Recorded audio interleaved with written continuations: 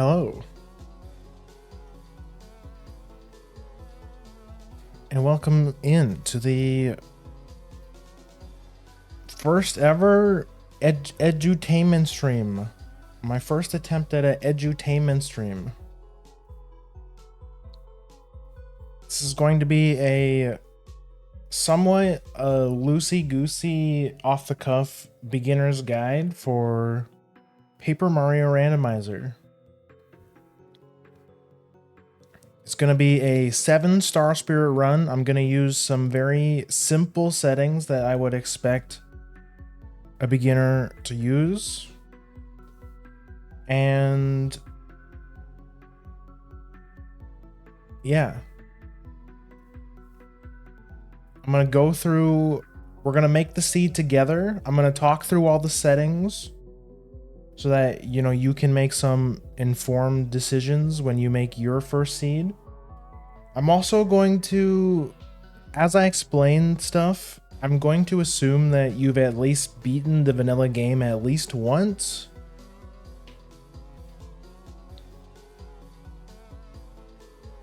Just so you have like like somewhat of a foundational knowledge on what everything does, where everything is.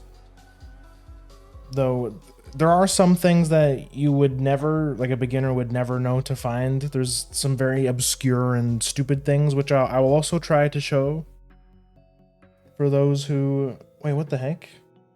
Why is there 2 Grim Chibis? What the heck?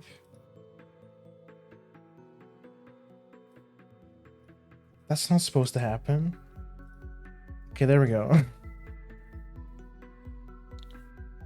But yeah, anyway, sorry, that's just the intro. Hi everybody, how's everyone doing? Welcome in Kuro, welcome in Morty May.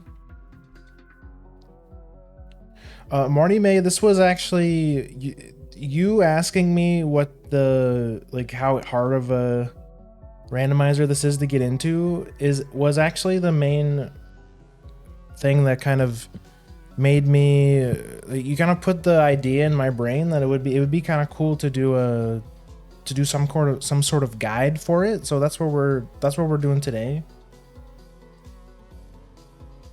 I think it'd be cool to put this out on the YouTube, and, you know, so I can reference it. I can reference it to, you know, when people like yourself come in and ask, like, hey, is this a hard randomizer to get into? I'm probably gonna make a command for it once I put it out on the YouTube and be like, yes, I do have my own resource for Paper Mario Randomizer. I just wanna give a little bit of a background since that we're on the topic. I've played vanilla Paper Mario almost 100 times just as a kid. Like, it's my favorite game ever. I played it to death as a kid. I know where everything is. And then once I found out the randomizer, I played it to death as well.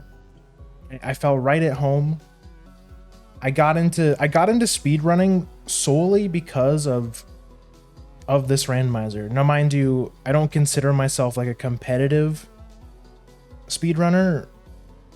I don't do any glitch logic. That's another thing worth noting.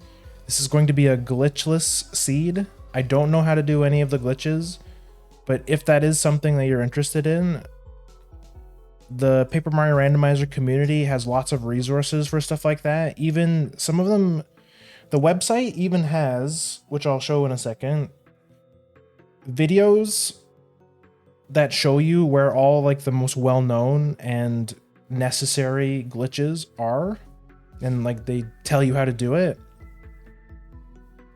So if you're into glitch speedruns, I think you'll also really like this randomizer, because it is like fairly broken. Like, you can do some pretty crazy stuff with the Paper Mario.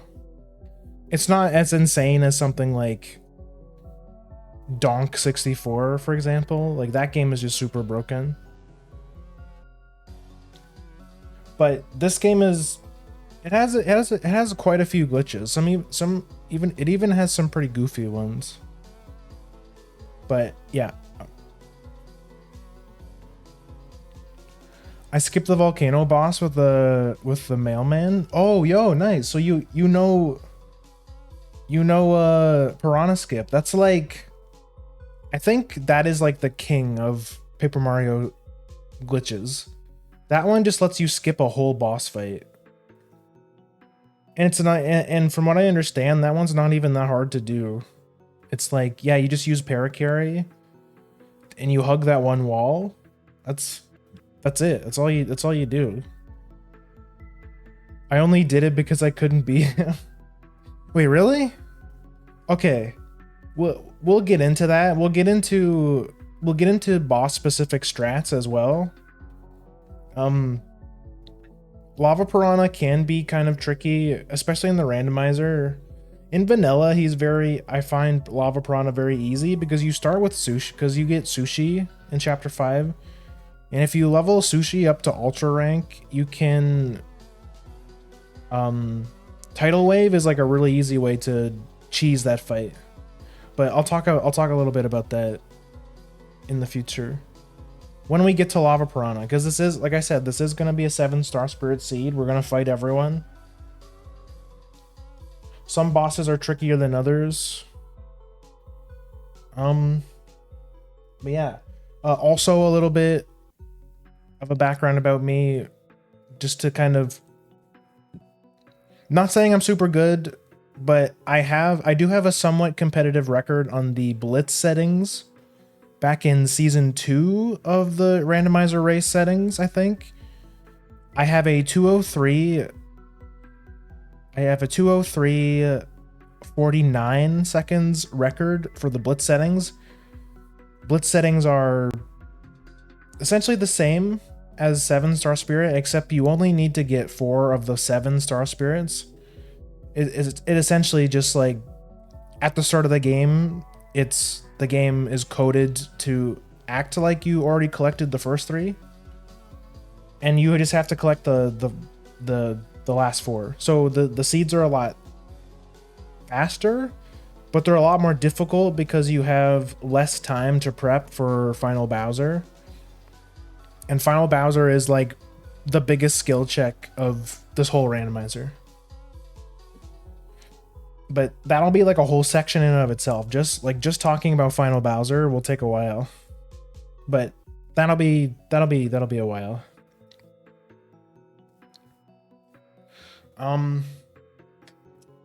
So yes, I have a 203 hour record, 2 hours, 3 minutes, and 49 seconds, I think is my record, my PB for Blitz.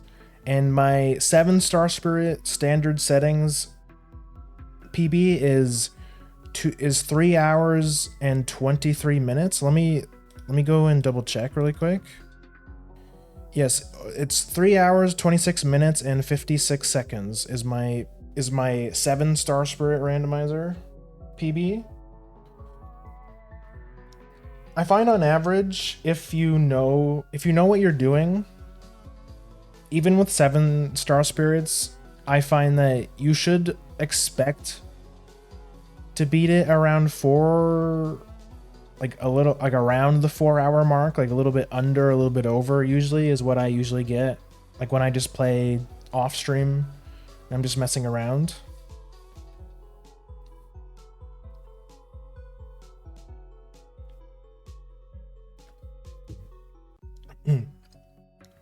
But yeah, I think that's enough. I think that's enough of an intro. Why don't we open up the browser? There it is. And let's talk about some of the settings. Yeah, let's close this.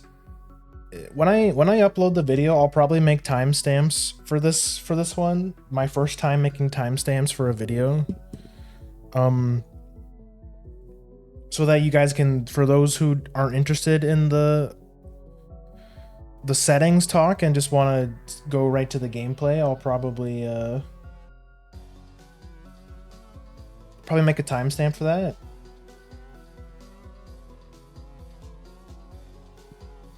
Okay. So this is the Paper Mario Randomizer website.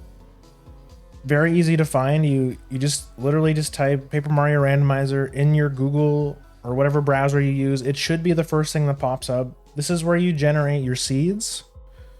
If you go up here, there are some presets like Blitz settings season 2. Those are the settings I did for my Blitz PB. But they've got some cool ones in here too, like open world, where basically all areas of the map are available to you at the start of the game. That one's pretty fun. Beginner settings, this is the preset I was talking about, where it was made with beginners in mind. And then extreme shuffle is basically like all random, like it's just like all sanity, like basically almost everything is turned on. Don't recommend it unless you're extremely masochistic, or you're doing some kind of you lost a bet or something, or you're doing a challenge. Don't recommend it. But I'll talk a little bit why I don't recommend it here in a second. But let's go ahead and load the beginners preset, because I'm kind of interested to see what they recommend for beginners. So we're gonna start here at the top, the randomizer settings. Shuffle items is obvious. This is the thing that shuffles overworld items, freestanding, given to NPCs, blocks, bushes, trees, etc. So anything that drops an item or any NPC that gives you an item is randomized. So, it's just what you would expect from a regular randomizer. Items you turn in for other items could give you, something you need, could be complete garbage. So that one's self-explanatory. Key sanity. Off means that all keys are in their vanilla locations. If you turn this on, the keys can be anywhere. I might be a bit biased, but I personally don't think key sanity is that bad. I think if you're a bit adventurous and you're willing to give it a try, I think you should mess with key sanity. I'm personally going to mess with it for the sake of doing the guide. But if that sounds a bit scary to you, then don't feel bad about turning it off. It'll make the seed a bit more close to vanilla. Shuffle super and multi-coin blocks. Super blocks are the blocks that you find in vanilla that let you upgrade your partners. If you turn this on, all of those and the multi-coin blocks, the blocks that you hit 5 times and give you, or 10 times and give you 10 coins, those will also become shuffled. It's just like, it doesn't really add that much. It just kind of puts super blocks and multi-coin blocks in like swaps their locations with each other. It's not that interesting to me, honestly, but if you think it'll add something to your seed, then go ahead. If you want to have a little bit of fun. This is the big one. Include hidden panels. So what this does, all the little hidden panels that are around the Paper Mario Randomizer can also have items. So in vanilla, if you leave this on, if you turn this off, all of the hidden panels will have star pieces, just like they do in vanilla. But if you turn this on, then hidden panels can also have like progression items, like, hammers, key items, anything. I recommend you turn it on if you're a beginner, because eventually you're going to want to learn where all the hidden panels are. But keep in mind, it does add a bunch of star pieces to the pool, so it dilutes your pool a bit. So it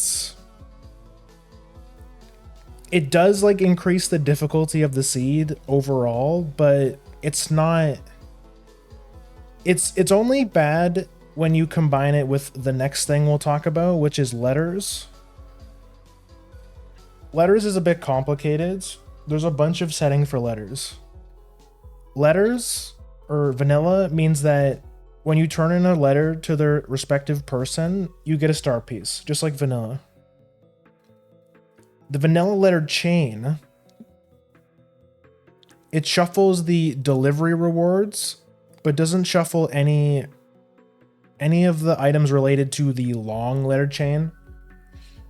If any of you have done the Goompapa letter chain where you have to go back and forth and do a bunch of backtracking in order to get the lucky day badge, that's what this is referring to. So it'll add the star pieces for the letters into the shuffle pool, but it won't shuffle the lucky day badge or any of the letters related to the super long letter chain. So it's a nice balance between you wanting letters to be important, but it's not like, it doesn't add like all of the letters. Final letter chain reward, I'm pretty sure just shuffles lucky day into the pool.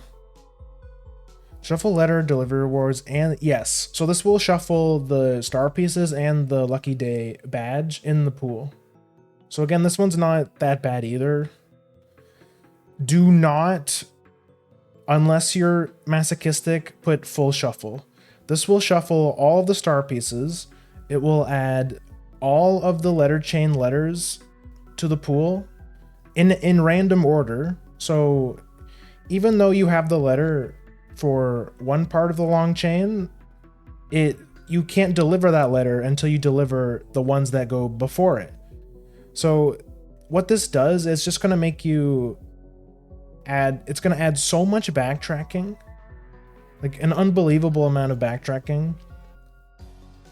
I personally, when I play seeds, I do not like letters. I always put letters on vanilla because keep in mind, you can't even turn in letters until you have paracarry. So if you find a bunch of letters in the early game, you can't even turn them in until you get paracarry. So you could have seeds where you go through the game, you get lots of letters, and then you get paracarry like when you're like 5 or 4 star spirits in, and then you're like, oh, okay, I just have to like go everywhere and turn in like 6 letters. So for that reason, I don't like letters. I think panels are fine. I'm okay with just panels. Panels adds a little bit of backtracking, but not nearly as bad as letters. Because the only thing you need to get panels, you either need super boots, which you're expected to get pretty early anyways because there's a lot of stuff behind super boots. So I don't think panels are that bad. I'm okay with panels. And as a beginner, I think you should also experiment with some panels, but like even for someone like me who I've played a lot of Paper Mario, I don't like letters. I keep that shit vanilla. Just keeps the seed nice and simple. It doesn't dilute your pool very much. I did before the last stream, the last Paper Mario Randomizer stream I did last week, the stream I did before that was like a hell seed. I basically turned everything on. And I instantly regretted it exactly because of fucking letters.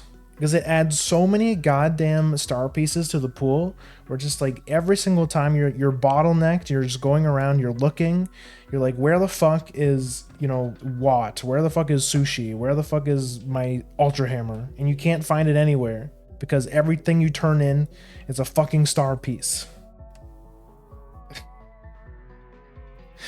So that's letters. I don't recommend letters. Don't you absolutely hate backtracking? I'm okay with like some mild backtracking, like as long as it's not too bad. Like a little bit of backtracking can be fun if it's like, going to a new area with a new ability. or something, like the way that Banjo-Kazooie does it a little, or like Banjo-Tooie does a little bit. But even that's like kind of, because that game has a lot of backtracking too. There's definitely, it's like a case by case thing. A little bit of backtracking can be good, if not even a little bit fun, but Letters is not a fun form of backtracking, in my opinion. Trading event. This is for that one really obscure, weird quest in the vanilla where you have to keep trading stuff to the toad that appears in a bunch of different spots around the map. Again, I don't recommend this one either, for the same reason I don't recommend the long letter chain. It's just a lot of like going back and forth. It just overall reduces the quality of your seed. Don't bother, again, unless you're doing a challenge run or something. Gear shuffle. This is your hammer and boots upgrades. Vanilla, the boots and the hammers will be in the exact spot where they were in vanilla. So you'll find the regular hammer in the bush outside of Goopa Village. You will find the super boots in the basement of Boo's Mansion. You will find super hammer inside Dry Ruins. Ultra hammer will be in the volcano, and ultra boots will be in the sewers. I think this one is more of a personal preference thing. I personally really like full shuffle. I like my hammer and boots just being anywhere. Because even on full shuffle, you're likely going to get them pretty early anyways, because especially super hammer and super boots, they block a lot of progress, so you're most likely going to get them anyways pretty early. So I don't find full shuffle to be that bad. The gear shuffle location just swaps the upgrade within the same spawn location. So for example, you could find boots in the Junior Troopa bush, or you could find a hammer inside or you could find boots inside the volcano chest, like stuff like that. I encourage you to experiment. If you wanted to keep it simple, you could just keep it vanilla. That's totally fine. But again, I think you should turn on full shuffle because I think it's more interesting. We already talked about letters. Partner upgrade shuffle. So this one is a fairly new setting. It's pretty cool. If you leave it off, all the ultra stone, all the super blocks will be in the same location. They do the same thing. You know, you use them to upgrade your partners. Super block locations, it swaps. It turns all the super blocks into item blocks that when you hit, it drops an upgrade for a specific partner. So this is a bit of a fun upgrade that doesn't make the seed any more complicated. It just kind of forces you to have maybe a little bit more partner variety, because I'll be real with you, there are like a couple partners in the game that you use like 90% of the time over the others because they're just way too strong. Main ones being Watt and Sushi. Watt being like mega OP, and you use her for like most of your fights. So if this one's more of like, if you want a little bit of a challenge or maybe a little bit of extra variety, then you could turn this on. But it doesn't add anything extra to the pool, so I think it's fine. The full shuffle is a bit more interesting. Super blocks are replaced with item blocks, which can be any item, you know, in the shuffled item pool. So, you know, it could be key items. but instead the upgrades for partners are also put into the item pool. So this means you could open a chest that usually had super boots in it, and then it actually gives you a partner upgrade for a specific partner. So this adds a lot of stuff to the pool. You know, there's what, 8 partners in the game? Is it Goombario, Cooper, Bombette, Parakarry, Sushi, Watt, Bo, and Lackluster? 7 partners. 7, and each partner has an upgrade. Each partner has 2 upgrades, so that's 14 items that are added to the pool. So even though I do think this is a really interesting and fun setting, it does add a bunch of bloat to your pool, because like half of those upgrades you're probably never going to even want anyways. Like the main ones being Goombario. Like, Goombario sucks. He doesn't gate any progression. He's literally just a brick. He doesn't do anything. He's not even very good in combat. So like, it's actually, I would argue that the Goombario upgrades are actually worse than a star piece. So again, turn this on at your own discretion. It does add a bunch of bloat to the pool, but I do think it is a lot more of a fun setting than letters, for example.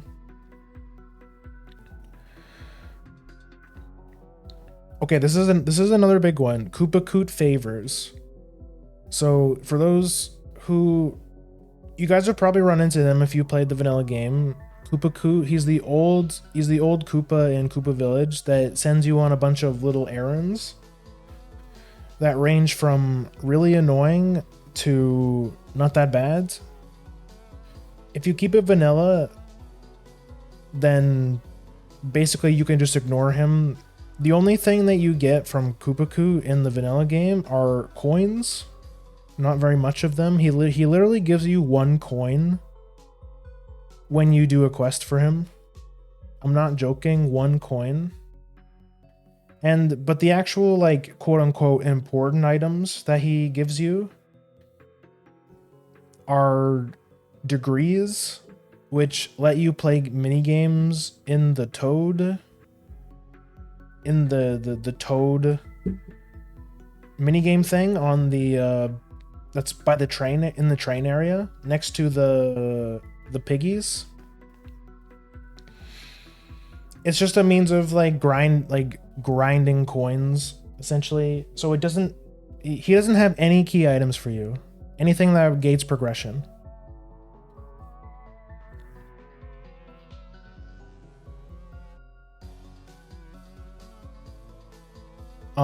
Shuffle rewards means that it means that Koopa Koot can have items that you need for progression, but it doesn't shuffle those gold cards that he gives you for the mini games.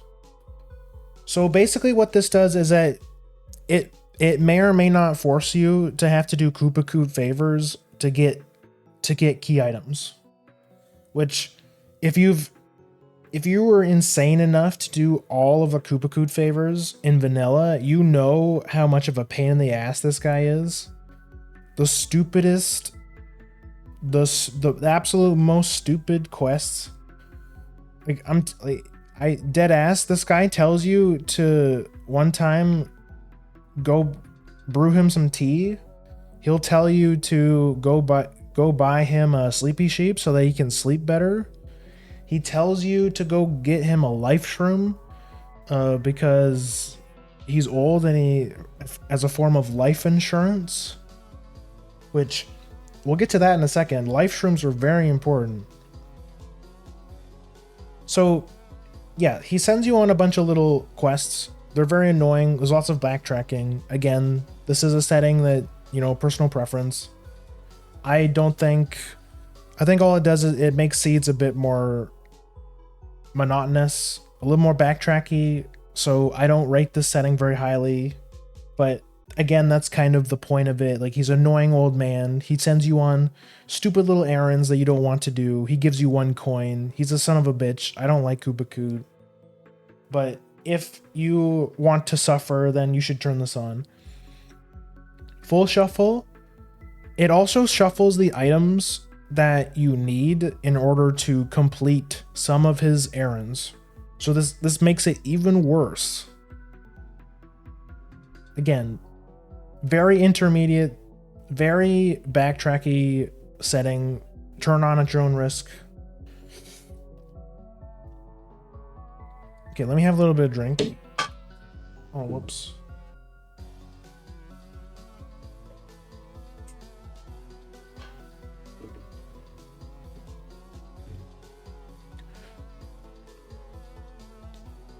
This is like I apologize this is taking a while. This is like the real meat and potatoes of the settings. Everything else won't take as long. Rip Cheeto items. For those who don't know who Rip Cheeto, you guys have probably met him, if again, assuming you played the vanilla game. Rip Cheeto is the guy in the sewers that will sell you items, random items. This setting means he sells you 10 items in total, with each item costing more than the first. I think it starts out, it's like 6 coins, then it's like 12 coins, then 16 coins, and then 32 coins. You know, it goes up. And at highest, the last 2 items I think are 64 coins. So he's really just a bit of a money sink. You should always keep in mind and have like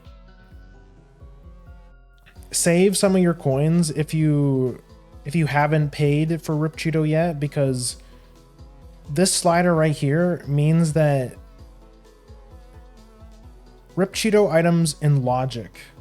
That means the logic will expect you to buy the first 6 items that he sells. And everything after that is just random stuff. Could be anything, could be nothing, could be a really good badge at most, is like what you can really hope for, or maybe some good items. But you can adjust this as you want. If you want, you can turn this off. I don't think it changes that much, but I like keeping it at default, which is 6. I think you have to spend like 60, like a little over 60 coins, I think, to get the 6 items. This is, I feel like, more of a personal preference thing. I wouldn't turn this all the way up, because then it's just kind of because you could run into situations where you didn't get a lot of high or really expensive items to sell. So you might run into a situation where you just don't have enough coins to pay for him, but you also don't have all the items you need for that may or may not be in logic from him. So I think 6 is fine. I personally wouldn't go any higher than that, but if, again, you can turn this off, and I don't think it would change that much, but just because I'm an intermediate, I like to leave it as default. 6 is fine. It's just what I'm used to.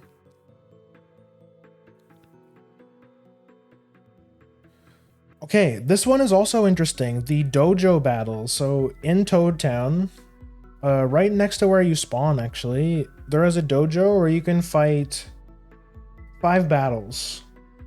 There's Chen, Lee, and Master. The first fight is super easy. Like, is like literally a Buzzy Beetle. You could just keep stunning him by jumping on him. Like, he literally you can't lose this fight. It's super easy. The Master fights are a bit difficult though. But basically what this does is, if you leave this at 0, then you can ignore the dojo. Because the only thing you get from the dojo are those degrees, which are basically just bragging rights. It doesn't actually do anything. It's just for you to say, like, I beat Super Ultra Instinct Master. But if you turn these on, then the dojo rewards can actually be included in the randomized item pool, which I think is a pretty interesting setting, honestly. If I remember correctly, the way that the logic works is that if I were to set this to 5, for example, the game expects, if you turn this on, Chen is the first guy. The game expects you to be able to beat him right at the start of the game, which you literally can't lose, so it makes sense. This means that the reward for Chen could be a key item that you need to beat the game. And same goes for the rest of the fights. There's the first master fight, the second master fight, and then there's the final master fight, which is really tough. It's a really tough fight.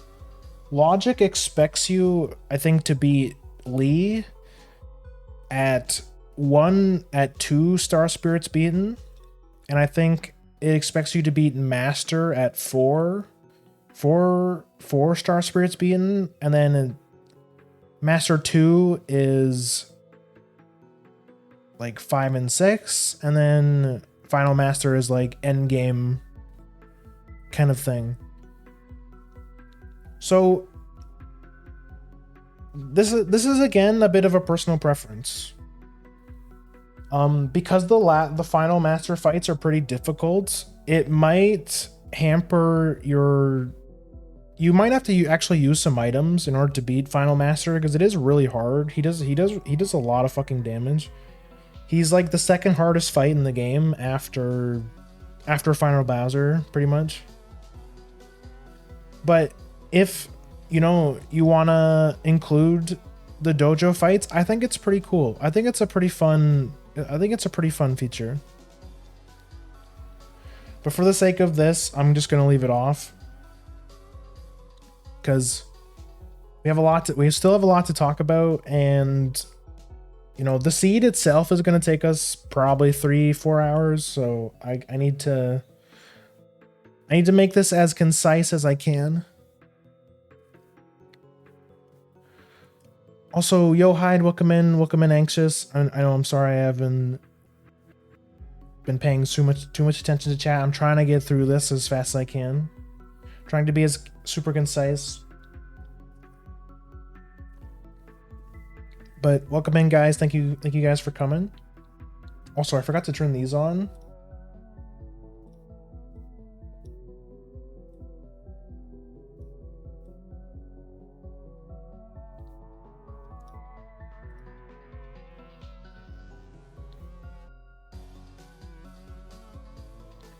Been up since 5 a.m. Damn, that's rough. I hope you can get some good sleep.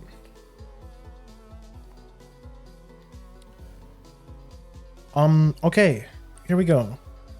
Talked about dojo rewards. Okay, Shop Sanity. This is another big one. If you turn it off, this will shuffle the items that are sold in shops as well.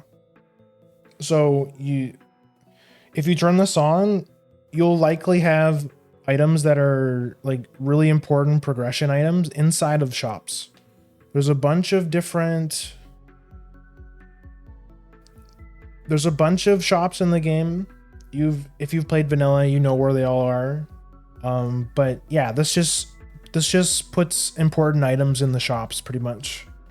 Or it includes the items in the shops in the randomized pool.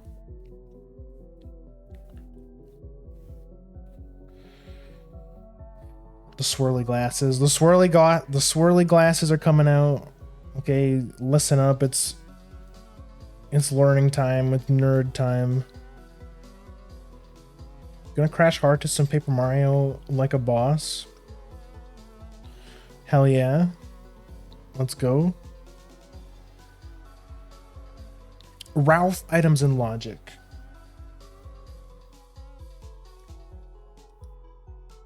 So I'm going to turn this on because this is a setting I'm used to. I'm used to having this on.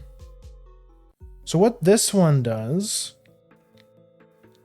is so Ralph has a set of 3 items at the start of the game, which if you turn Shop Sanity on could be important progression items.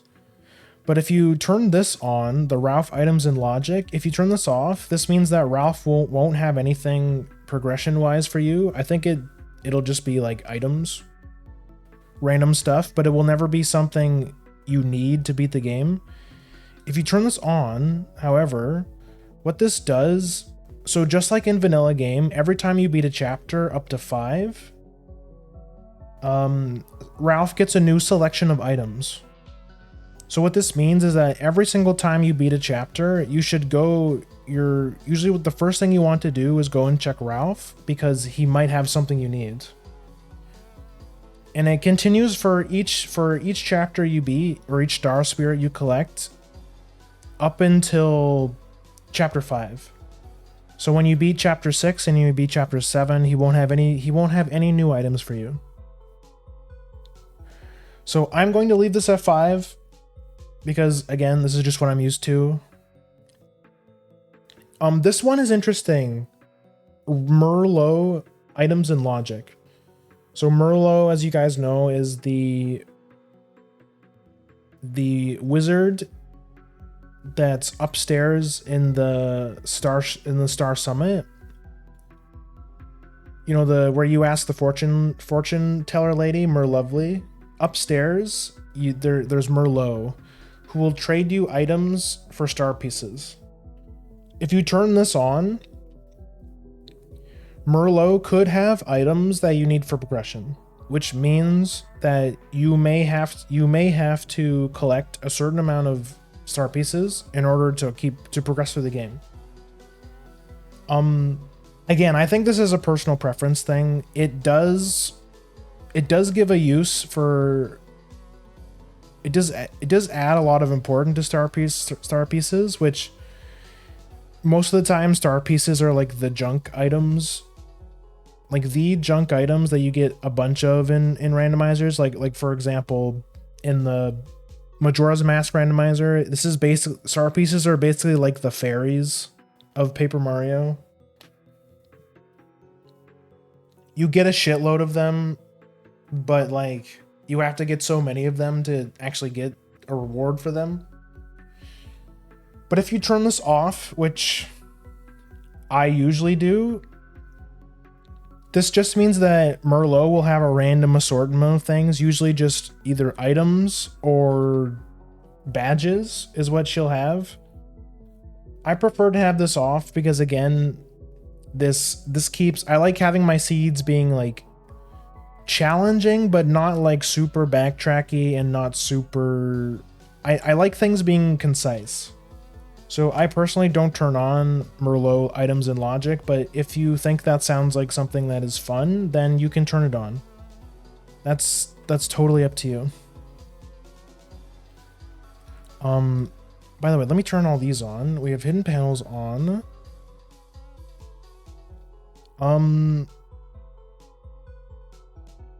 That's off. Okay, yeah, we're good.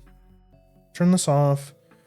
Shuffle overworld coins. So there are a couple coins just like sitting around in the overworld. And again, it's pretty self-explanatory. If you turn this on, this will include those coins in the randomized item pool. Again, don't recommend. Adds a bunch of coins to the pool. Again, just bloating your pool. Don't recommend it unless you're a crazy person. Favor coins. These are the coins for Koopakoot. Again, just painful setting. Don't turn it on unless you're crazy. Coin blocks. Again, adds a bunch of coins. Don't recommend it. Foliage coins. The coins that you walk up and where you go up and shake a random bush and it produces 1 coin, that adds those to the item pool. This makes seeds a lot more. Not only does it add a bunch of shit garbage to the pool, but it also makes even for veteran players, a lot scarier. Because after you've played so many seeds where, you know, foliage coins weren't shuffled, and then your brain just like assumes like you know which coins, which bushes actually drop items.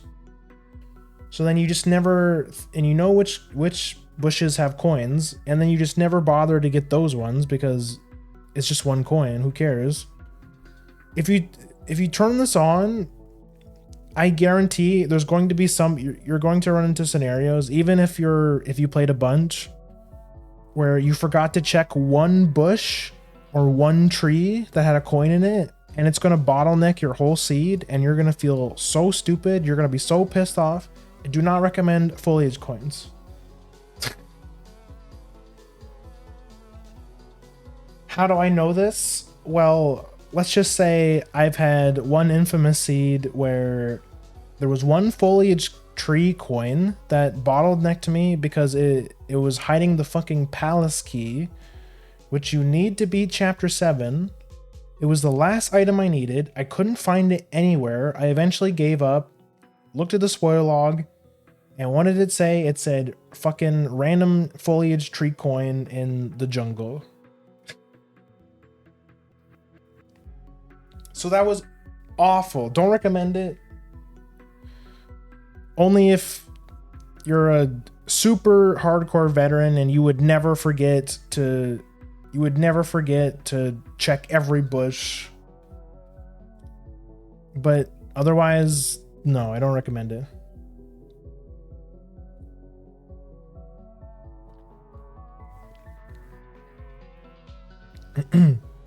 Bean, what about that bean?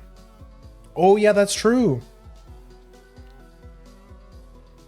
We did have that other seed where I was the bean was bottlenecking me.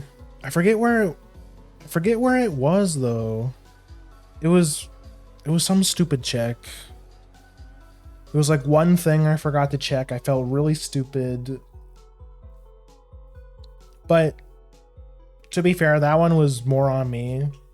I know for sure it wasn't because I turned on foliage coins. I think it was just I forgot. I just had a brain fart, and it was just some silly check I didn't do because I'm dumb. Okay, partners. Shuffle partners. This is just like the gear shuffle. If you leave it off, all your partners will be found in their vanilla locations. So to find Goombario, you go talk to him in Goomba Village. To get Cooper, you have to go kill the fuzzies and give him his shell back. If you Bombette, you get from Koopa Fortress. Paracara you get for 3 letters. Bo you get for talking to her at the top of Boo's mansion. Watt you get from beating Lantern Ghost. Sushi you get for knocking her out of the tree. And you get Lackluster from beating him up in Flower Fields.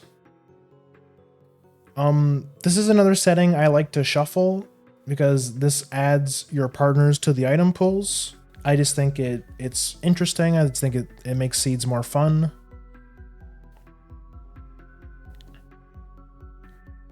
Partner locations. Buttons are shuffled, but amongst, yeah, it's the same as gear shuffle. Partner locations just means like you could go talk to Goombario and you could get Bo for something. You know, you get the idea. Full shuffle is your partners can be anywhere. I like full shuffle. I think you should too. You should try it. Makes seeds interesting, makes it fun. It was like an hour of madness. Yeah, looking for the fucking bean. It's always the bean. You know, I was watching Morch because she did her randomizer seed way back, and I remember when I was watching the VOD, the only item I could spot that she missed was the bean, and it was in that one area to the east where the cloud machine is, where the Lakitus are, with those like log things. There's like a little item that's sitting in a bush, hidden by the flowers.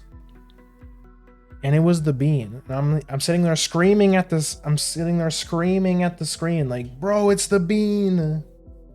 The bean's right there. But no, it's fine. I eventually told her about it and she figured it out. I sent her a screenshot.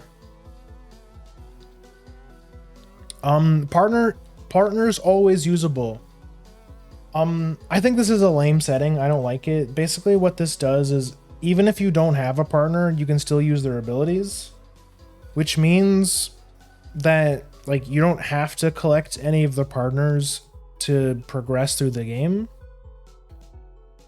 I personally don't like this setting. I think it's kind of boring. Like what's the point of even collecting the partners if you just have them all at the start, basically? Other than for like combat, obviously, you still probably want Wa to beat the game because she's OP. But yeah, this basically just means you don't have to collect partners. I don't like it. Like, what's even the point of playing a randomizer if you're not gonna randomize things? Start with random partner. This is a standard setting even for beginners. Usually you start out with a random partner, any one of them. This is the thing. Usually your starting partner is what dictates like your initial plan when you start a seed. So for example, if I start with Wa, then I know that I can immediately go to Yoshi's Island and I don't need Sushi to get to Yoshi's Island. Or if I start out with Bo, that means I can immediately go to Shy Guy's Toy Box. Or if I get Bombay, I can immediately go to chapter 2. Like, a lot of chapters are gated behind partners. So if you get any of those partners I just mentioned at the start of the game, you have even more options in terms of where you should go at the start of the game.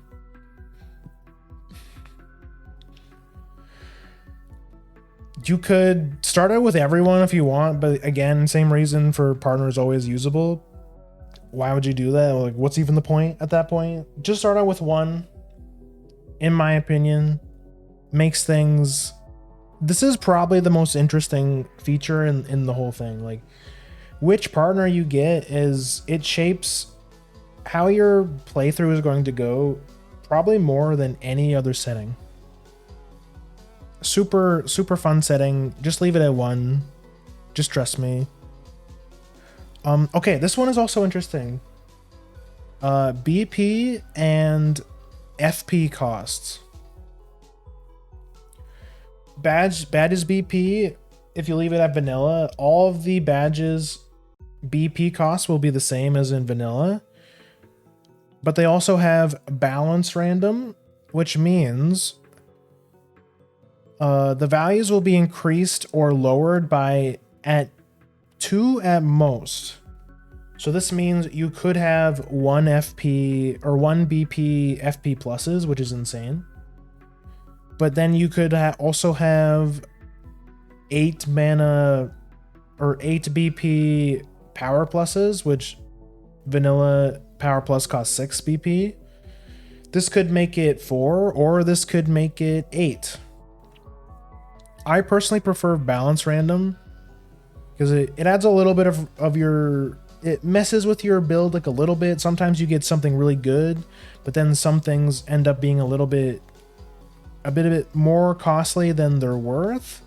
So I personally like balance random because it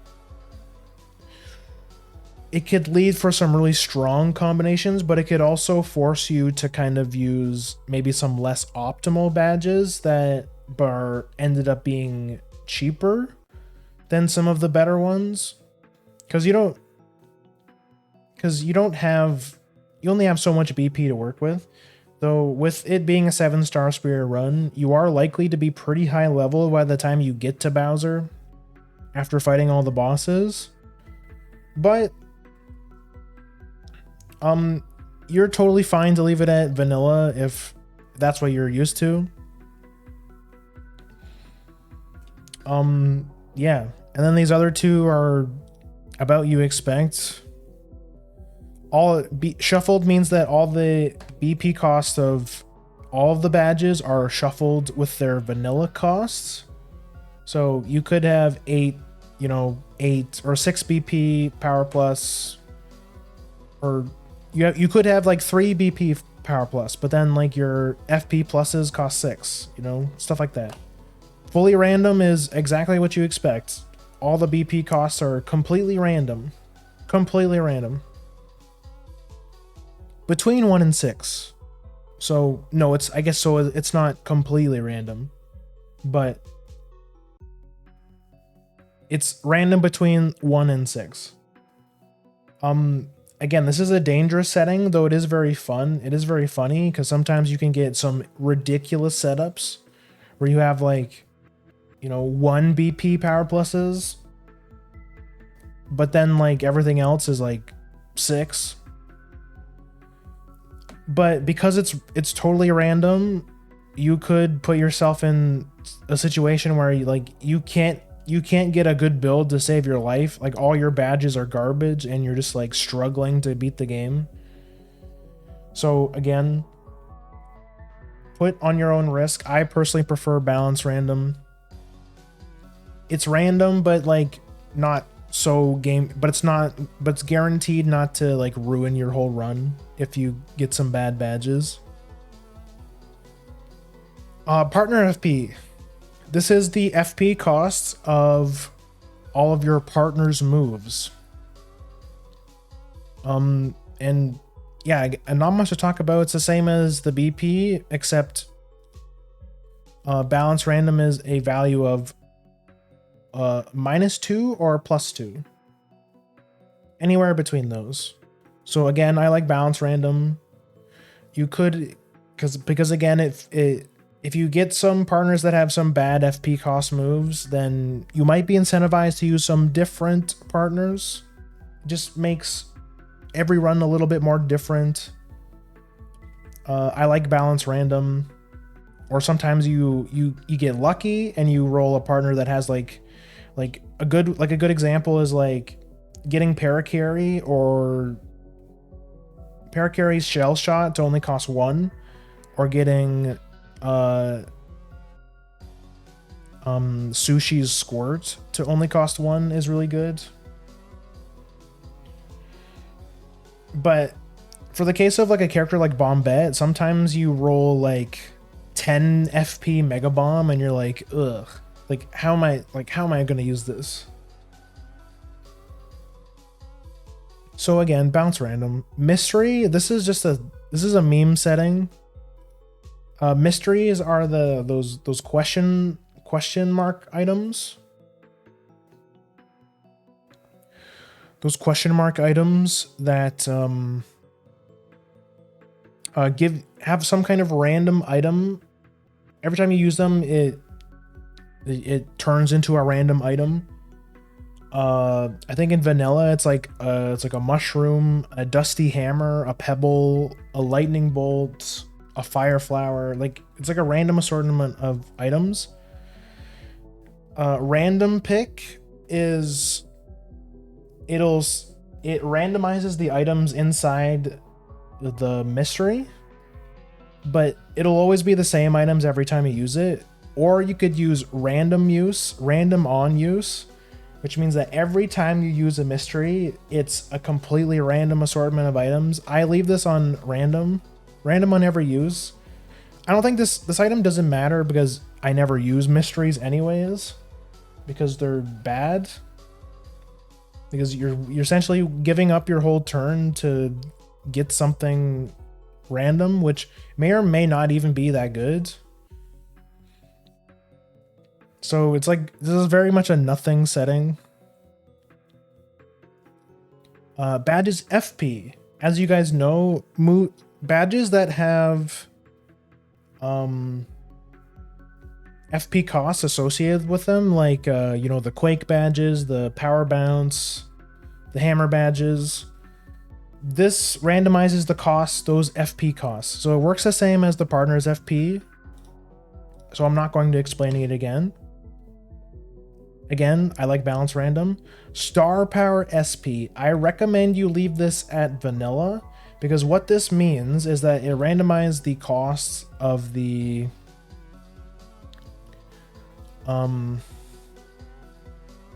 of your Star Spirit moves. I recommend you leave this at vanilla because if you turned it on anything other than vanilla, you could run into scenarios where you beat chapter 3 and you can't use Starstorm because it costs 4 instead of 3. So it feels bad getting, like, beating a chapter and expecting to be able to use the ability immediately and then you can't. It feels even worse when you beat your first Star Spirit and you can't even refresh because it costs 2. I think this is I always leave this at vanilla. I think the Star Spirit costs are balanced in such a way for a reason. So I think you should leave this on. Just leave it at vanilla. Shuffle battle formations. This randomizes the battle formations of enemies. So in vanilla, a lot of the encounters are scripted. Like in Gusty Gulch, when you run into the green Goomba, it's always a green Goomba and 2 Paragoombas. Stuff like that. This randomizes that. This means every time you run into an enemy, the enemy formations are random. You know, you could spawn with like one enemy, you could spawn with like 4. So in the spirit of a randomizer, I like leaving this on, just makes things a bit more interesting, a bit more different. Randomizes the puzzles. Again, self-explanatory. I don't recommend it because the whole premise of me giving you this guide is so that I wanted you to at least play the vanilla game at least once, but if you randomize the puzzles, that would throw all of that out the window. So yes, this randomizes the solutions of the puzzles. So I don't recommend it unless you're a veteran and you want an actual like different solution to the puzzles. Boss shuffle. When you run to a boss, let's say you're fighting the Koopa Bros, and then instead of it being the Koopa Bros, it's actually, you know, General Guy, or it's, you know, the Lava Piranha. So again, you might like this setting. I tried it last stream and it is a bit, I do like it. It is fun. And it does add a little bit of variety, a little bit of spice to the randomizer. It even lets you escape for free, which normally you can't escape from a boss fight, but because it's random, the developers let you be able to escape, because you could run into a scenario where you run into a boss and then it's like you can't beat the boss. So it's just to it's just to add a little bit of variety. Cosmetics. Now this is the thing that everyone likes. Everyone's favorite part about randomizers. You can customize the colors of Mario. You can randomize the colors of the bosses, your partners. You can randomize the color of your hammer, enemies, the status menu, Roman numerals. Turns all of the text turns all of the HP into Roman numerals. This is such a weird setting. I don't know why it's in, but you can do that if you want. Random text. It makes all of the text in the game random. I don't recommend it, especially if you're doing letters, because this will randomize the text of the letters, meaning that you won't even know where the letter is, who the letter is for. I do not recommend this. Shuffle music. This is another fun setting. I recommend shuffle by mood. This will shuffle the songs based on like happy battle music or like sad music. I don't recommend shuffle by type unless you like annoying music, because this will shuffle the music amongst themselves. So it will shuffle all of the battle themes amongst themselves. It will shuffle all of the overworld themes amongst themselves. It will shuffle all of the jingles amongst themselves, even if those jingles were meant to only loop once, which means you could have like what we did the last seed, where it's like the star power, the power up song, which has like which is like a 3-second loop as one of your overworld themes. Don't recommend it. Don't recommend it. I like shuffle by mood. You can randomize the pitch of the game, of the sounds and the music. You can randomize the jingles, like the badge pickup jingle. Mute danger beeps. This is the best quality of life feature of the whole randomizer. When you click this, if you guys have ever been below 5 or 1 HP, you get that really annoying beeping sound when you're in danger. This totally removes it. So huge recommend that you click this. Glitches. This is the thing I was talking about. If you want this little blue button right here, you can click this button and it'll open up a video on YouTube that will show you how to do this glitch. But so it's an incredible resource. If you are into glitch logic, I think you will really like the randomizer.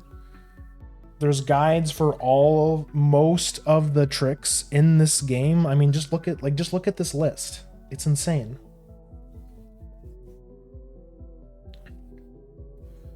But yeah, I'm not gonna talk too much about it. I don't like glitch lock. I don't like glitch logic personally. But if you do, then you should check it out. Plandomizer. This is another. If you've come from different randomizers, you probably know what this is. I personally don't know anything about Plandomizer. It's basically like, it's randomized, but except the person who makes the seed can like plan where certain things will be guaranteed. So this is something that lots of speedrunners will do. Like they'll make a seed for another speedrunner to play as like a fun thing. That's what this is for. I don't know too much about it, so I'm not going to talk too much about it, but you should. But if you, so you might know more about it than I do. I hate that sound. I hate that sound. Bro, my mom hated that sound so much. Like sometimes I would be playing Paper Mario and she'd like get up, she'd like tell me it was dinner time, so I would like, and you can't pause mid-fight, right? So you have to like put my control, so I had to like put my controller down, go to eat, but then like but I was still in danger, so it just, there's this constant beeping sound in the background. And she was like, what the fuck is that noise?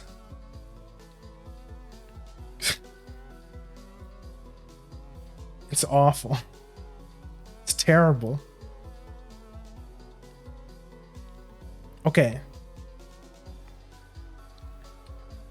Difficulty settings. Progressive scaling. So this, some people might argue with me, but I personally, I am not a fan of progressive scaling. Basically what progressive scaling is as you pick up key items, there's a difficulty slider that keeps increasing. Partners are worth 3 and key items are worth 1. The more key items you pick up, the higher the difficulty of the enemies you fight goes up. The reason why I don't like this setting is because I ran into scenarios where I found a lot of key items at the start, but not necessarily have the badges or the levels to be able to do the fights. And what this will do also is that once you collect a certain amount of items, which is around like midpoint of the game, basically the second half of the game will just be like really hard. Like, not hard, but everything will have a lot of HP. Yes, you'll be high enough level to be able to beat all of it. Like with this setting on, you'll be like max level by the time you get to Bowser. I would only recommend progressive scaling if you're doing a 7-star spirit run. I would never use this on blitz settings. I think it would be just bad. But I personally prefer shuffle chapter difficulty. This setting makes it so, which I'll talk a little bit more once we get into the game. This randomizes the difficulty of all the chapters. So for example, you could have the Koopa Bros be chapter 7 scaled, which means they all have, like, you know, a lot more HP. They do a lot more damage. But then you could have chapter 1 scaled Crystal King, where he only has like, you know, 25 HP.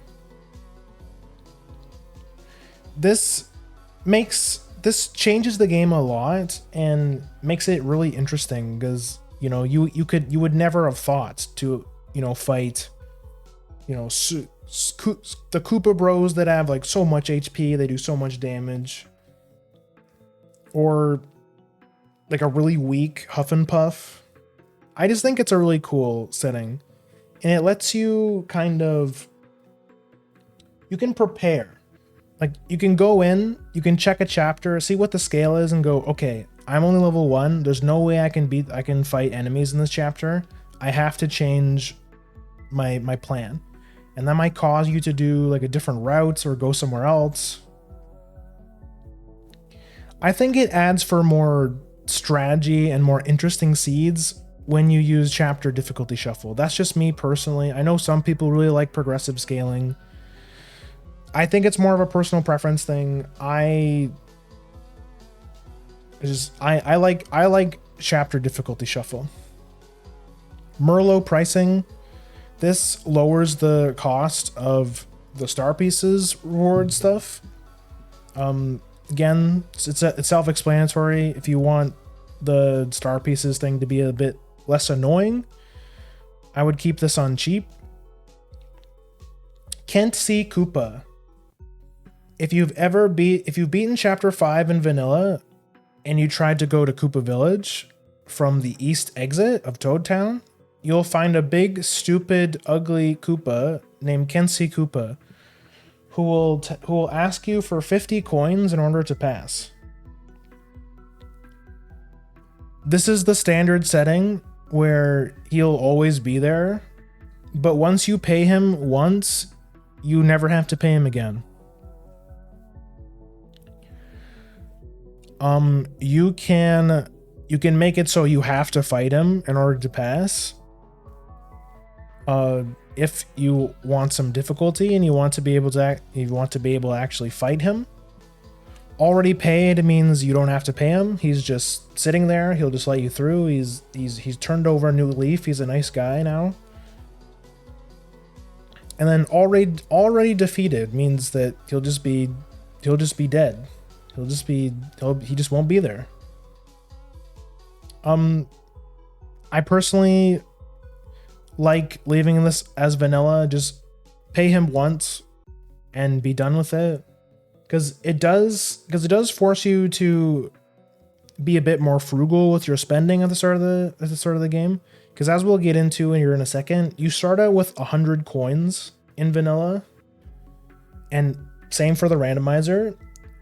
And because we have shop sanity on, you might have to spend some coins in order to get some really important items from the shops in Toad Town.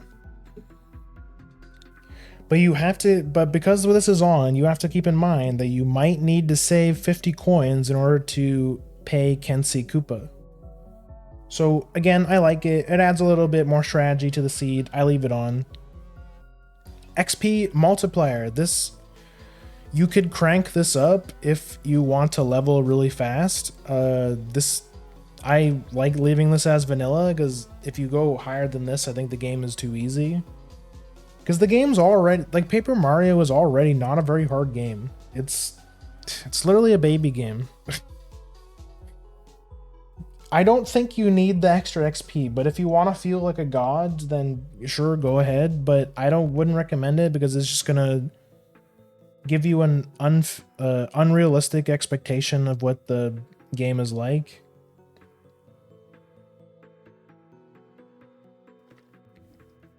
Don't recommend. No save blocks. Again, self-explanatory. This will remove all save blocks from the entire game, basically turning it into a no death run. If you die, you start from the beginning. That's it. You cannot save.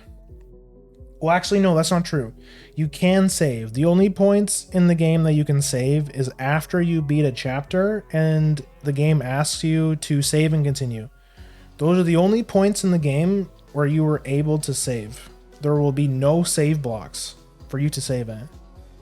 So again, this is like a challenge thing. Turn on at your own risk. No healing items is, again, self-explanatory. This will remove all items from the pool that are able to restore HP. Drop star pieces. This is a very divisive topic in the Paper Mario Randomizer community. The developers love this feature. They say it's very good, very cool feature they added. I wholeheartedly disagree. I don't like this feature. What this does is, when you run away from a fight, you will not only lose coins, but you will also lose experience. You will literally bleed star points. They liked this feature so much that they even put a badge in the game that basically removes this, forcing you to use a badge in order to not drop star pieces when you escape. Because I like beating seeds as fast as possible, and most of the time it's faster to escape from a fight than it is to fight it. This is just like this is like a no fun allowed feature. I don't like it. I think it's boring. I think it's stupid. I turn it off. But I guess if you want some extra difficulty, you could leave it on. I personally don't like it. Enemy damage. That's right. You can double or quadruple the damage that enemies take, or the enemies deal. This is like hard. This is like Paper Mario hardcore difficulty.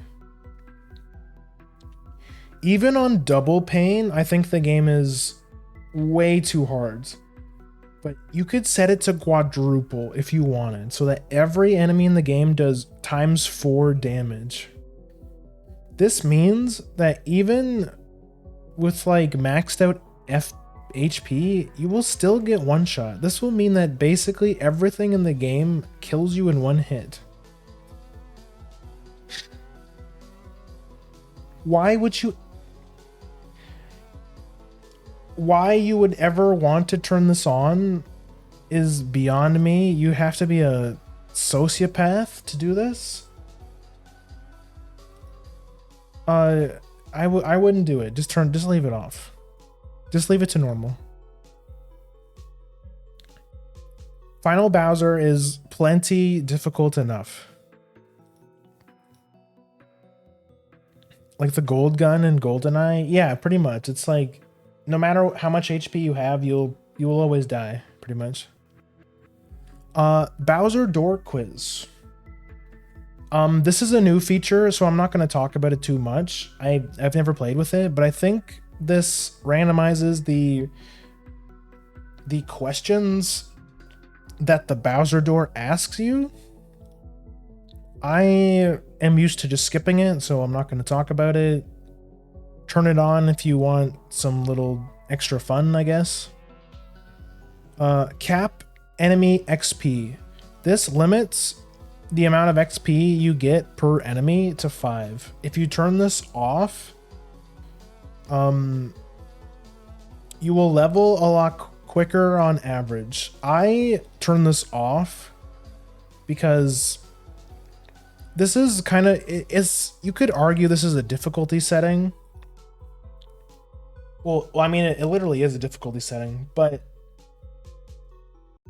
I personally think you should get all the XP you're entitled to for beating a really hard fight.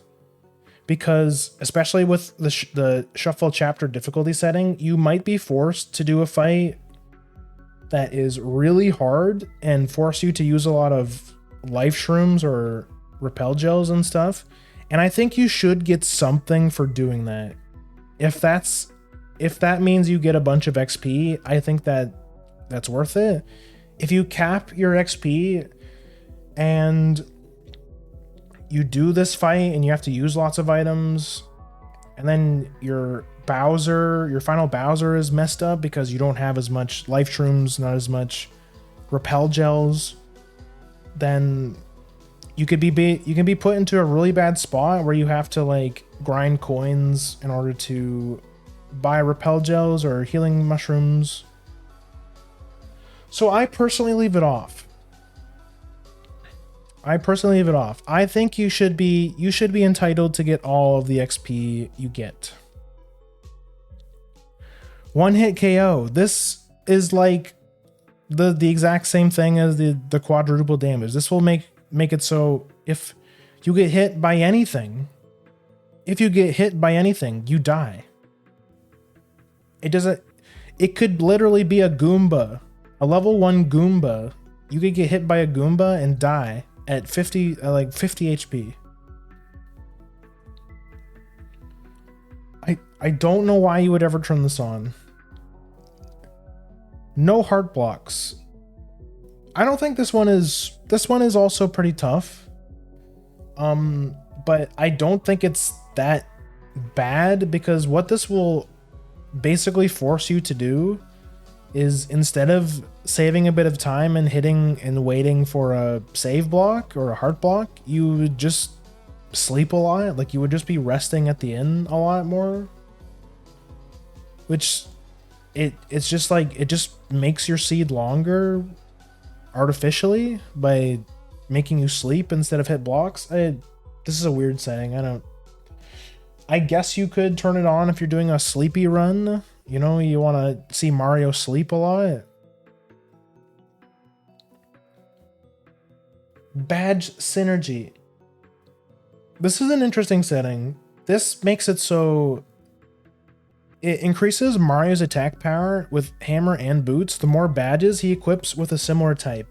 I think what this means is that if you equip 3 hammer badges, it increases your hammer damage by 1. And if you equip 3 boots badges, you get your boots do +1 damage. I think this is a pretty neat feature. I don't think you necessarily lose out on anything by putting it on. You can turn it on if you want. It adds a little bit of like build variety, I guess.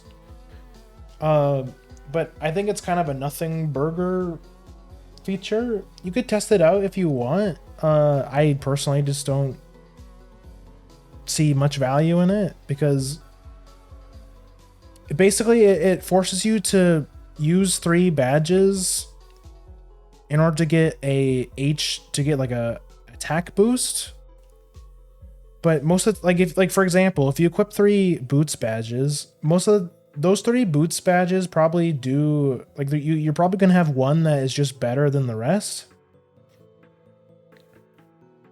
And you're just going to end up using that one, which means the other 2 afterwards are just there for the stats, which I guess this kind of lets you make up for weaknesses. Like, if you can't find a power plus, or if your power pluses are overpriced, then this is kind of a neat way to get around it. It's kind of a cool feature. I think it's cool. You should test it out.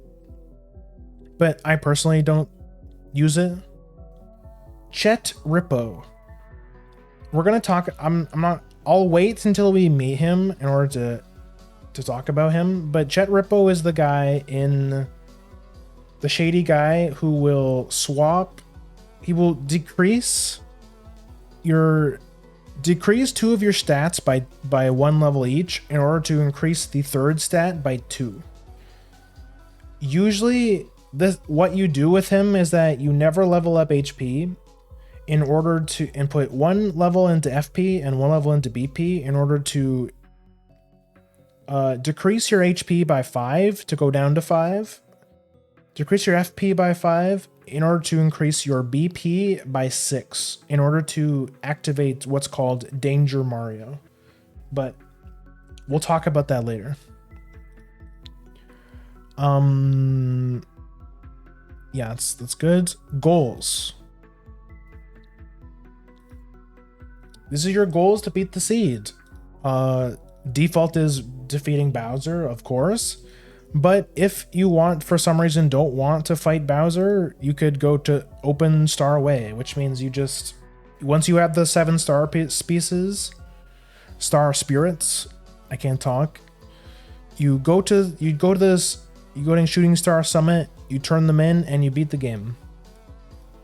Since that you're a beginner and you're trying to learn, I don't recommend you turn it off. I think you should.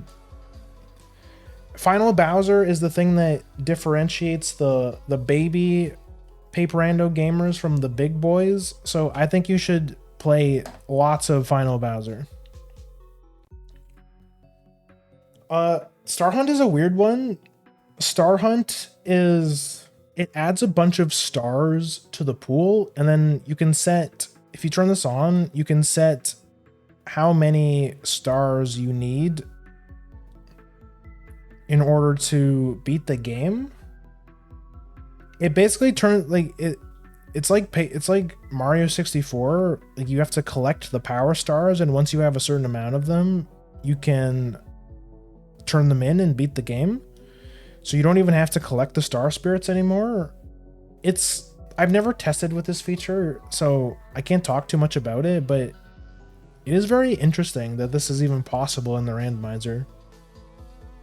So that's that. If you want to do that, you can shuffle the star beam. The star beam is what you get, is what the item you need to remove Bowser's shield. You can shuffle that item too. It's kind of interesting. This is another fairly new feature. But you can shuffle the star beam. Yeah. It basically just adds 1 more progression item to your pool. It's not that bad. You can test it out if you want. Stats and gear. I wouldn't recommend touching anything in here unless you're doing a challenge run and you want to you can remove Mario's boots so that he can't even jump. You can remove his hammer. Because as you know, at the start of Paper Mario, Mario does not start out with a hammer, but he does. Obviously he's wearing shoes.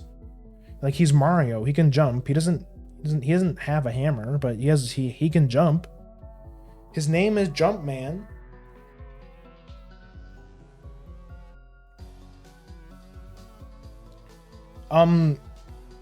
So I've seen some streamers do hammerless or bootsless runs.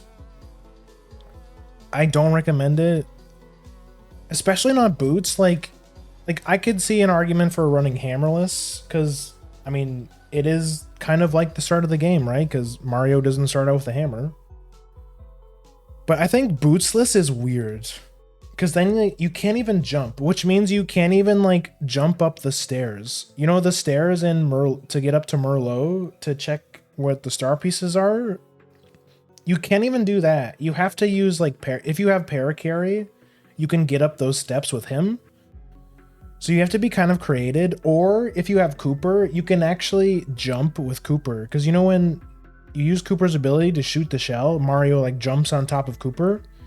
That's the only way you can jump until you get your boots. So it is kind of interesting, but also a huge pain in the ass. I don't recommend it. I like my seeds being nice and concise. I like starting with default hammer and boots.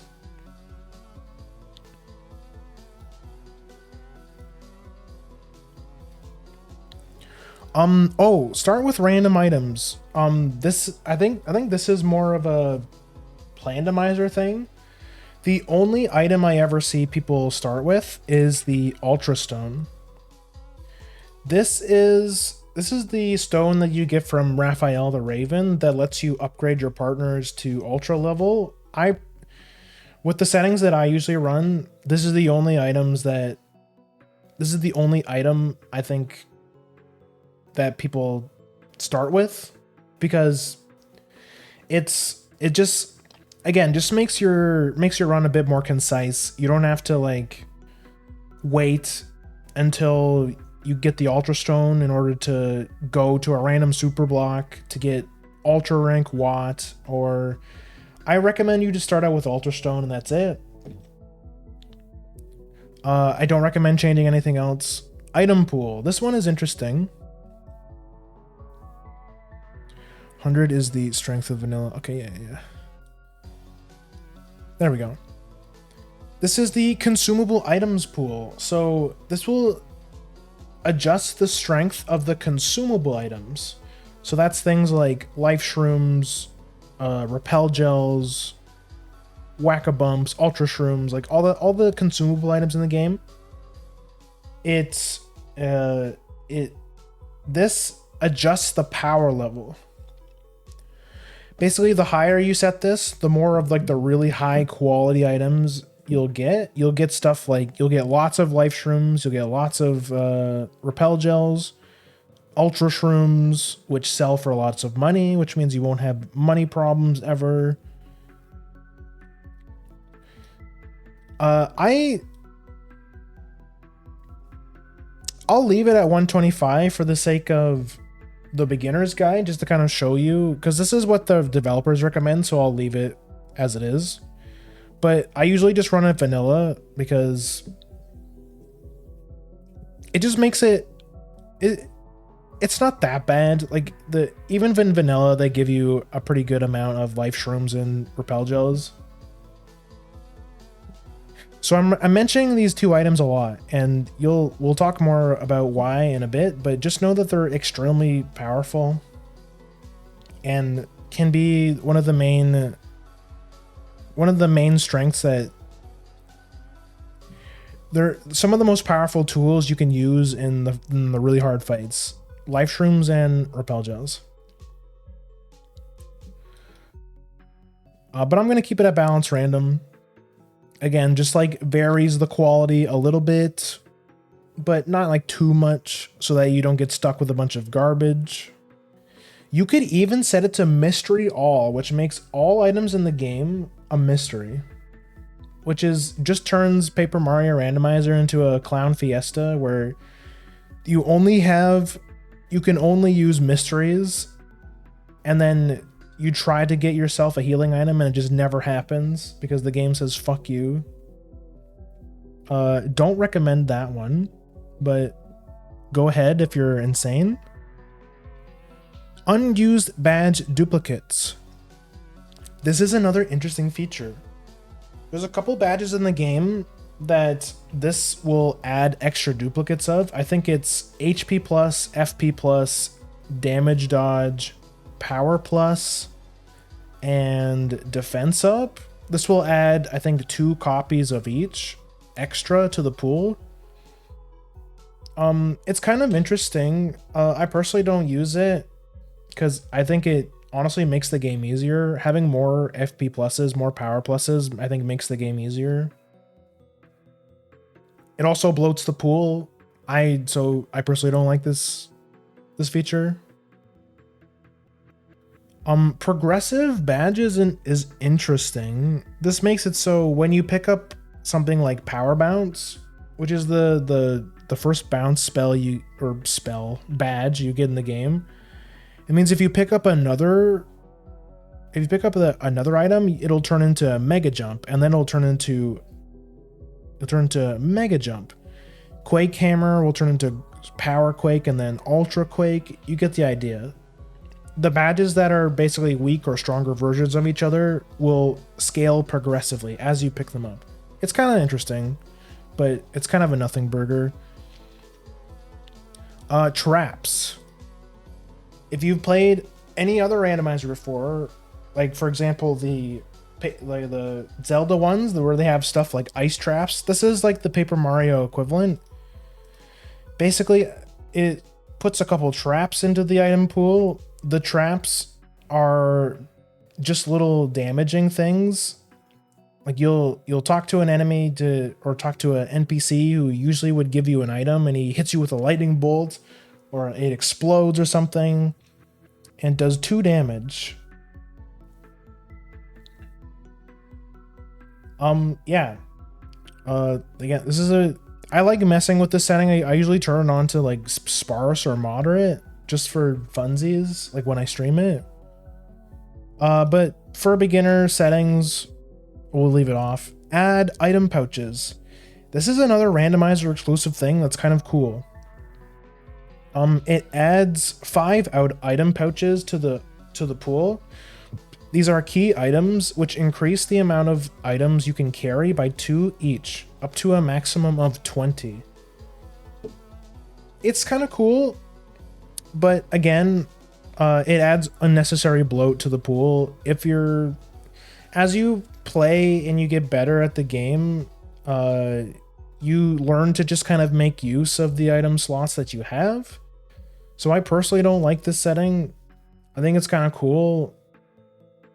And on average, it does make the seed a little bit easier because you can carry a lot more life shrooms and healing items and stuff.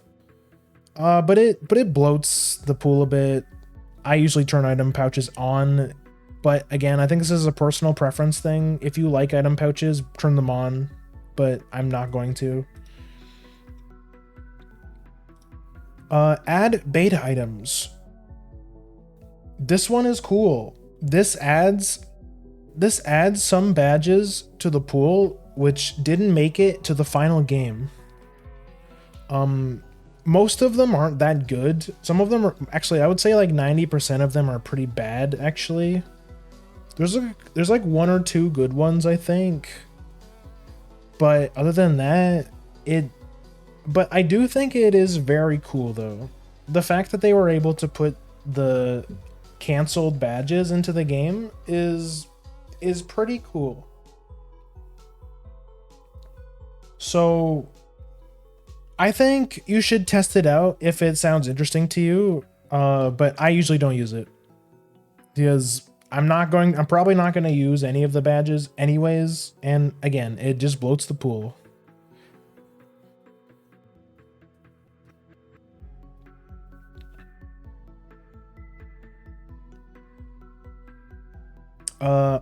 Badge pool limit. This limits the amount of sets the amount of badges that can be in the item pool.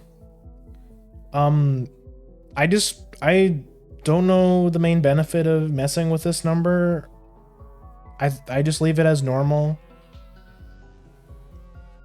I guess the vanilla total is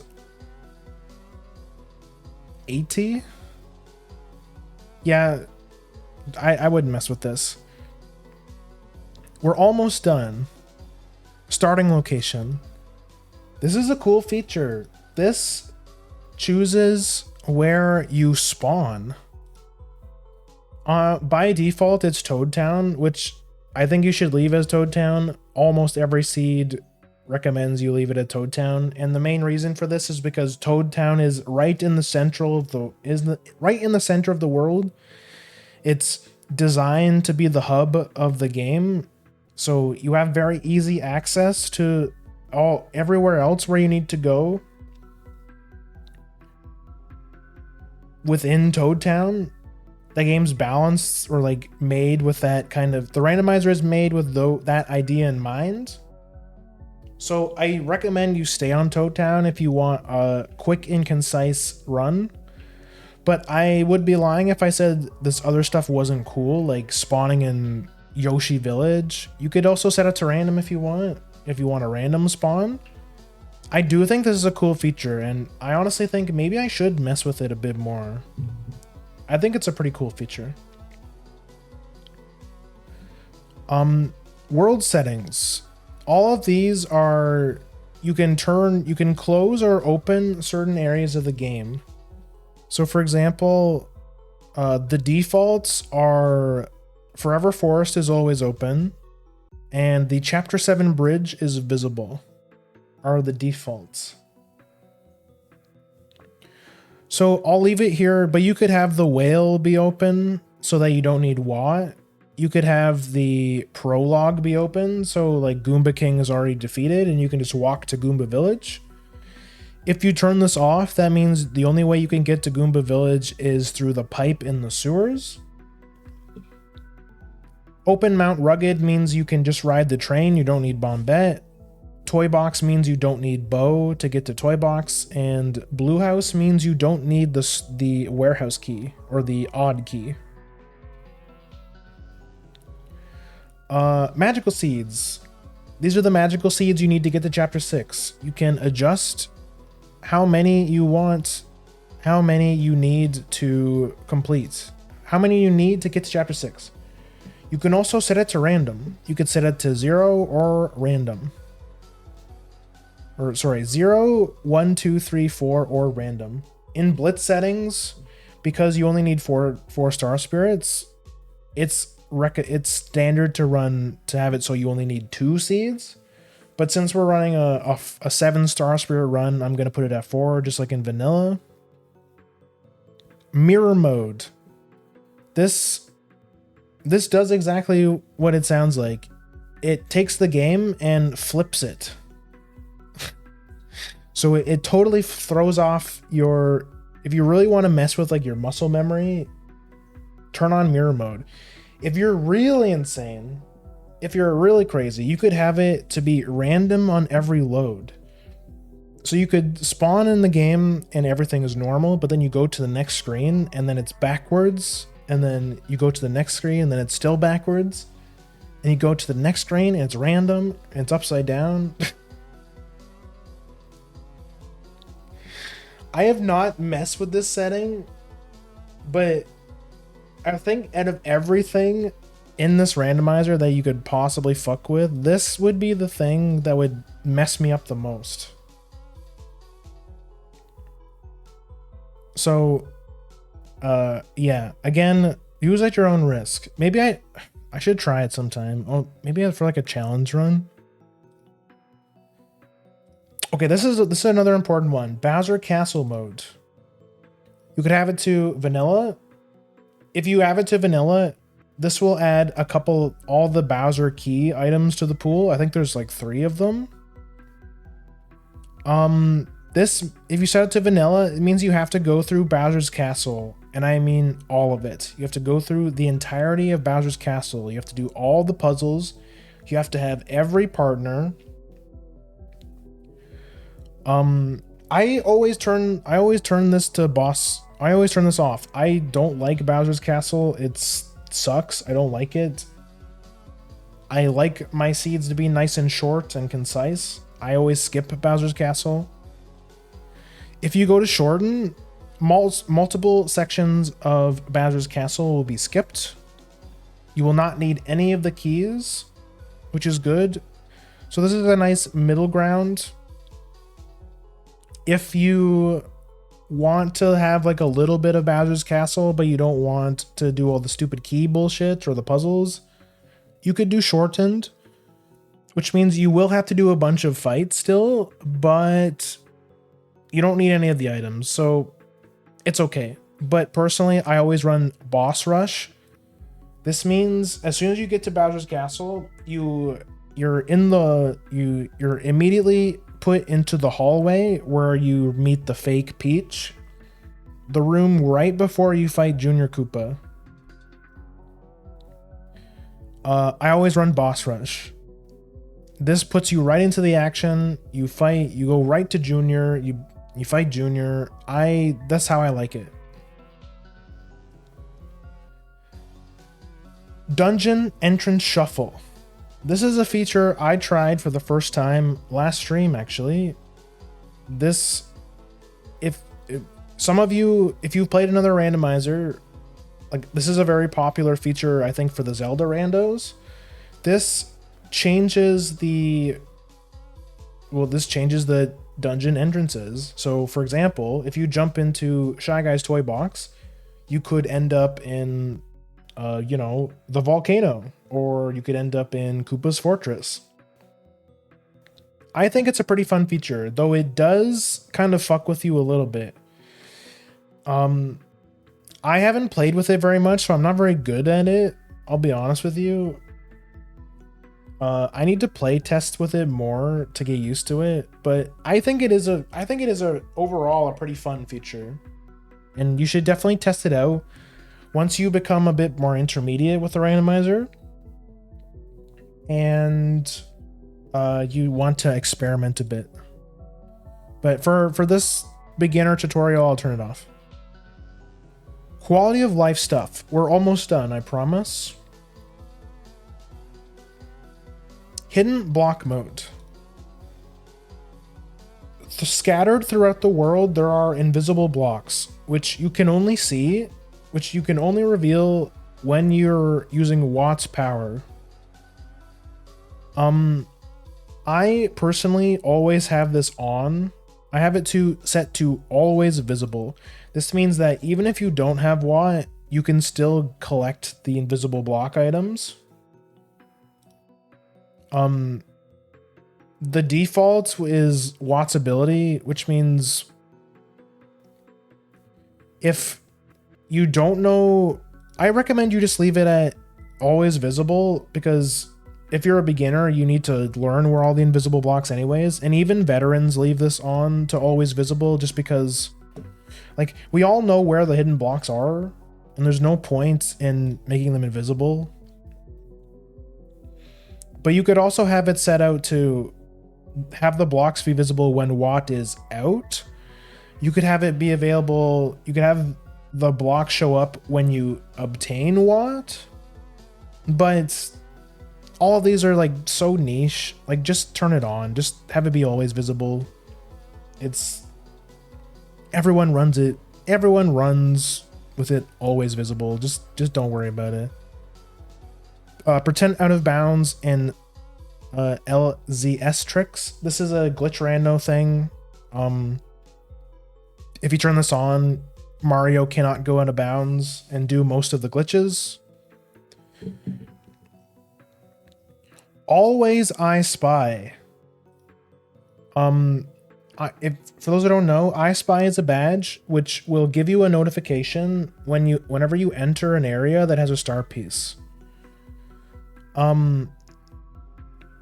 If you want, since you're a beginner, you can turn this on if you want to learn. But for me, I know where all the star piece locations are. Wait, no, this is... Hidden panels will always be indicated to be in a present room without needing... Yes, okay. So this shows you where all the hidden panels are. If you're learning, you could turn this on, or if you want a bit more of a challenge, you could use the visible hidden panels, this feature right here. Basically what this does is it makes the hidden panels in each room stick out a lot more so that you can visually see them. But if you want to be extra safe, you can turn them both on. I'll turn this on just to show you, I guess. But keep on visible hidden panels. It just makes the panels easier to spot. It doesn't add or detract anything. It's just a nice quality of life thing. Cutscene mode. This will shorten the cutscenes. You could have it at vanilla, or you could have it at minimal, which means most of the cutscenes will be removed completely, or the ones that are still in are much quicker. So I recommend minimal. Skip epilogue. Please, for the love of God, leave this on. The prologue in Paper Mario is infamous. This is my favorite game ever, and I still dread the fucking prologue of this game. It takes so long. Do not do the prologue. Just don't. Just don't. The prologue in this game is so ass. I hate it.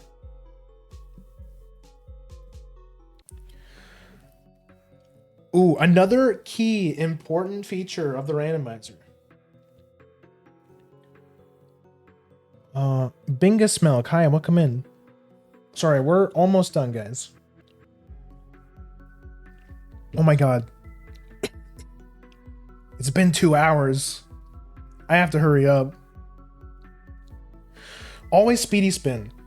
Speedy Spin is a badge that you can equip that... So, for those who don't... When you press the Z button in Paper Mario, Mario does a little spin that you get like a little burst of speed with the spin. Speedy Spin, if you add Speedy Spin, the badge on, it makes... Mario moves really fast and you get a lot of distance. This is one of the core features of the randomizer. You can have it to be always Speedy Spin is on so that it just lets you get around really fast. I don't know why you would ever want to turn this off other than you want to suffer, but you should always keep this on. It lets you get around the game much quicker, saves you time. Leave it on. Always Peekaboo. Peekaboo is another badge that makes it shows you the HP of all of the enemies in the game. You don't have to tattle. You don't have to use Goombario's power to tattle. This is a must-have feature if you're running the shuffle, the randomized chapter difficulty shuffle, because this will let you, in combination with a really useful document, which I will talk about here in a second. Oh, whoops.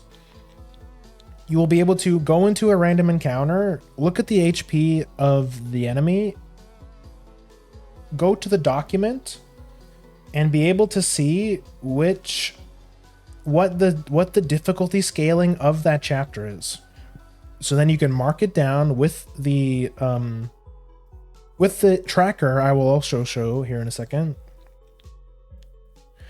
And this will kind of let you plan. You're like, okay, is this too high scaled? Is this too difficult? You know, do I need to go somewhere else? It's a must-have feature if you're running difficulty shuffle. Skip quiz. I turn this on. This lets you so Chuck Quizmo, the guy that gives you star pieces for doing quizzes, this will let you skip the quiz and make it so when you go up and talk to Chuck, he will just give you a star piece and disappear. Again, this just adds unnecessary time to the randomizer. I like turning skip quiz on at all times. I also like to turn on Chuck Quizmo always appears, so that whenever you go into an area where Chuck Quizmo can spawn, he will always be there, as long as he has star pieces to give you. Again, just like greases up the randomizer a little bit more, lets you go through the game faster. You don't waste any time. I always turn skip quiz on. Foliage item hints. Another really good feature you should leave on if you're a beginner. This will make every tree and bush that is able to drop a coin or an item sparkle to indicate that there is something inside it. Huge quality of life thing for beginners. Cook without frying pan. I actually recommend you turn this off. So normally in vanilla you need to give Tasty her frying pan in order for her to be able to cook for you. If you turn this on, you can start cooking from the start of the game. I'm actually not sure. I think maybe as a beginner we'll leave it on, but in general I think this is a good feature to turn on for beginners. I always turn it off just because, you know, it's, I don't think it's that hard. Like, it adds like a little bit of difficulty to the setting, but not like a ridiculous amount. It's like, it's kind of whatever. But for the sake of the beginner setting, I'll leave it on. Koneko, thank you for the hydrate. Yes, I do need to go refill my water here quickly. Here soon, because I'm talking. I've been yapping a lot, and we haven't even started the game yet. We have so much to do. I spy hints. Display a generic item sprite based on the type of item inside the panel. Display an item sprite. Oh. Always be indicated to be in the present room.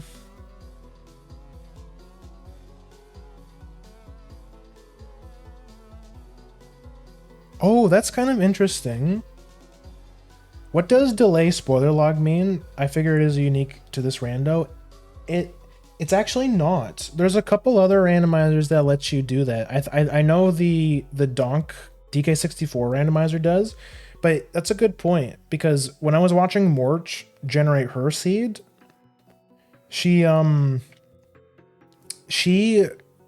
really surprised by this too, because she's never, because apparently this isn't a thing in the Zelda randomizers, which is kind of weird, because like,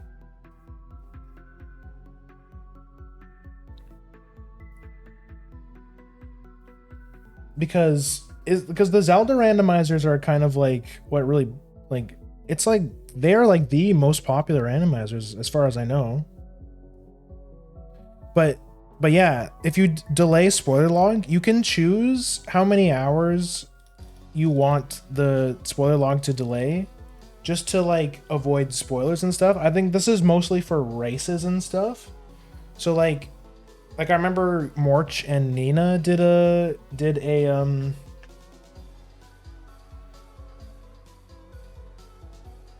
they did a randomizer race for Majora's Mask, and I think I remember her saying that this would have been really cool for the race, because she could set it to like 3-4 hours or like 2 hours or so, just so like they know that like people like aren't cheating, or like, yeah, I think it's really cool. But this is a new feature too. This one, so when you get the I Spy notification, it'll also tell you which item is hidden, which I think is kind of cool. Do I turn this on? I think, display item sprite in the exact item inside the panel. That's kind of cool. Well, let's test it out. Maybe for your first seed, we can test it out. But yeah, skip epilogue. Merlovely item hints. This is another important feature you should leave on if you're new. This will let you spend some coins and go talk to Merlovely, and she will tell you where a key item is. She'll give you hints for items. So I'll leave it on. And I think that's it. Let me quickly go through and make sure everything is how I like it.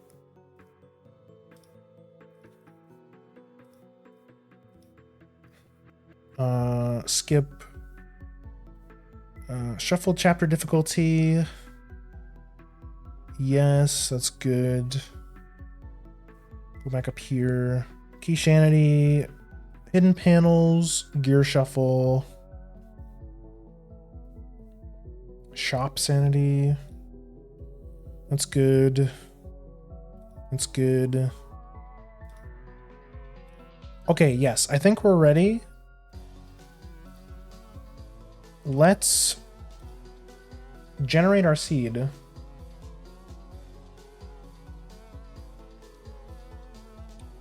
Basically, he's He's showing us noobs how to get into randos.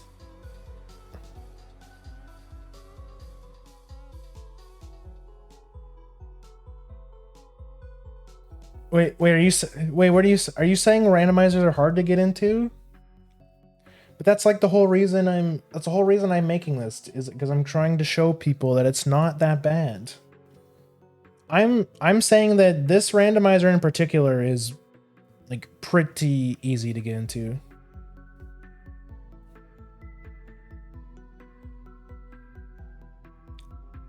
I do. Oh, you do Twilight Princess rando? Yo, that's cool. Yes. No, but from what I've heard, or from what I've seen anyways, I totally agree. I think Link to the Past. Oh, okay. Well, still is a Zelda randomizer.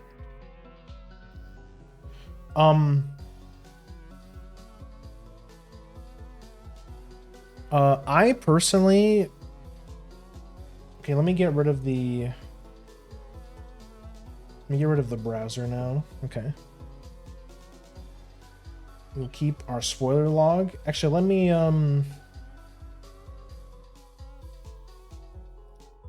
me download the spoiler log just so I don't forget.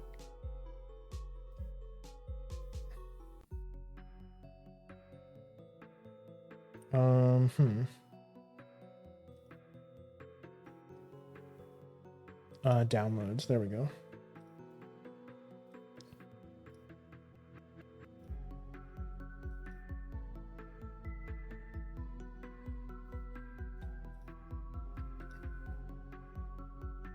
Four, 7, 2, 1. Okay. Let me close this.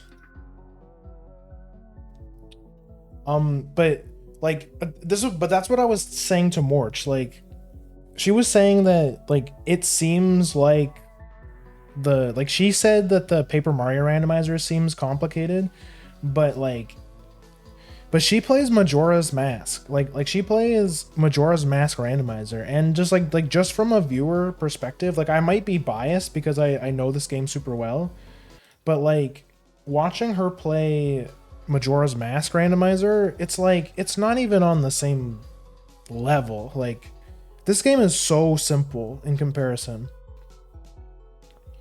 Only somewhat recently, well, actually shortly after I got my PB, my Blitz settings PB with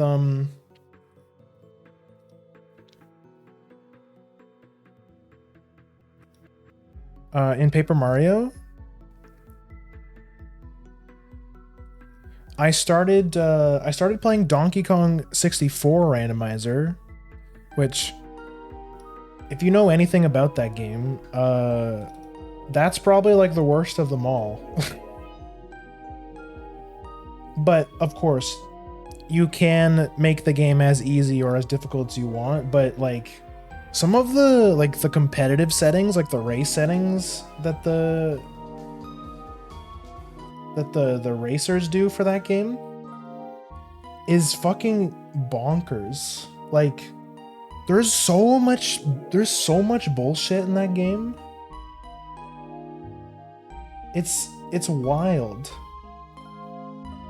Like, the intermediate settings for that randomizer is ridiculous. Stuff like the path hints, like the path of the hero stuff. I can't even.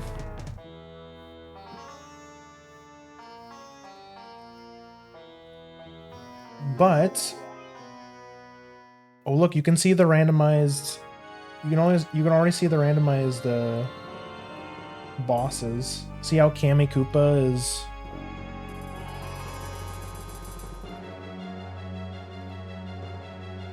There we go. See how Kami Koopa is red?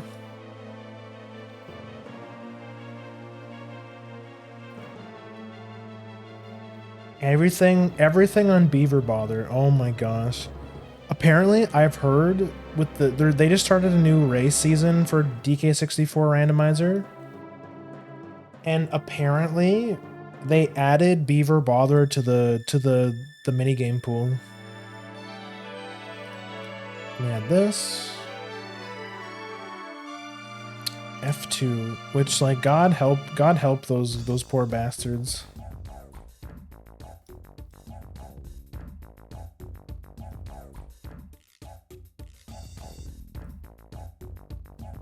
Let me, is it, it's window capture, right?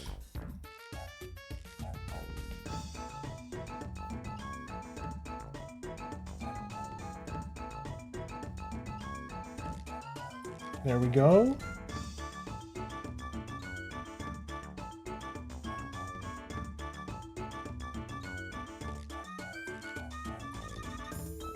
I think I'm a little bit small here, hold on.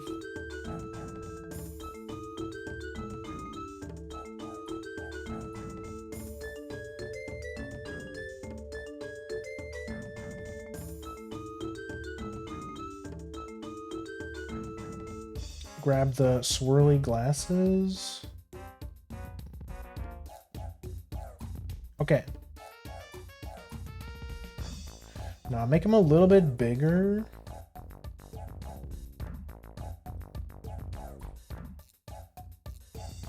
Yes. Okay, I think we're good.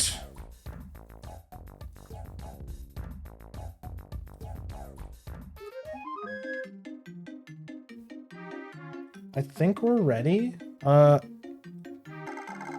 Yes. Okay. Yes, I think we're ready. I'm gonna take a really quick break I need to quickly use the bathroom, go grab some water because I've been talking too much. Give me a couple minutes. I'll be right back and we'll start our randomizer.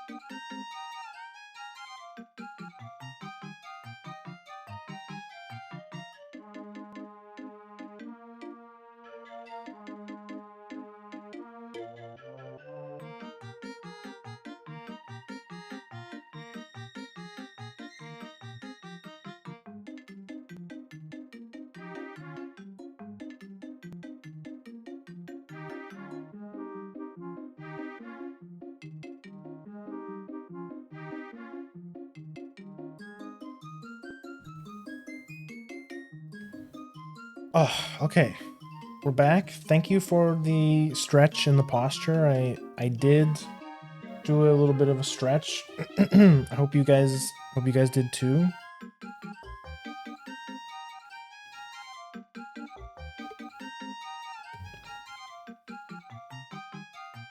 Okay. Before I start, does anyone have any questions so far?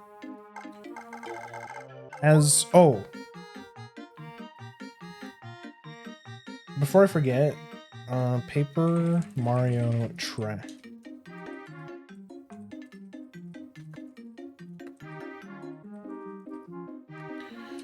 Oh,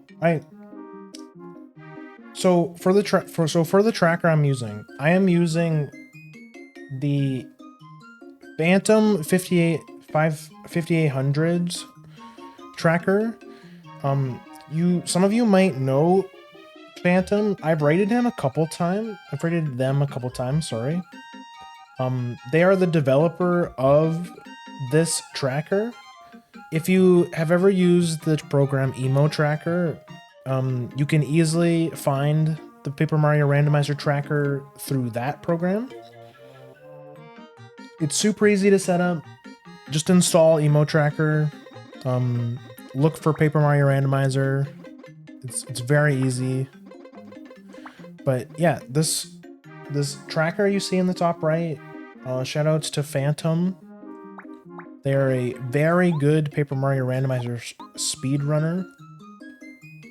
I think he has world record. He has a couple world records in Paper Mario.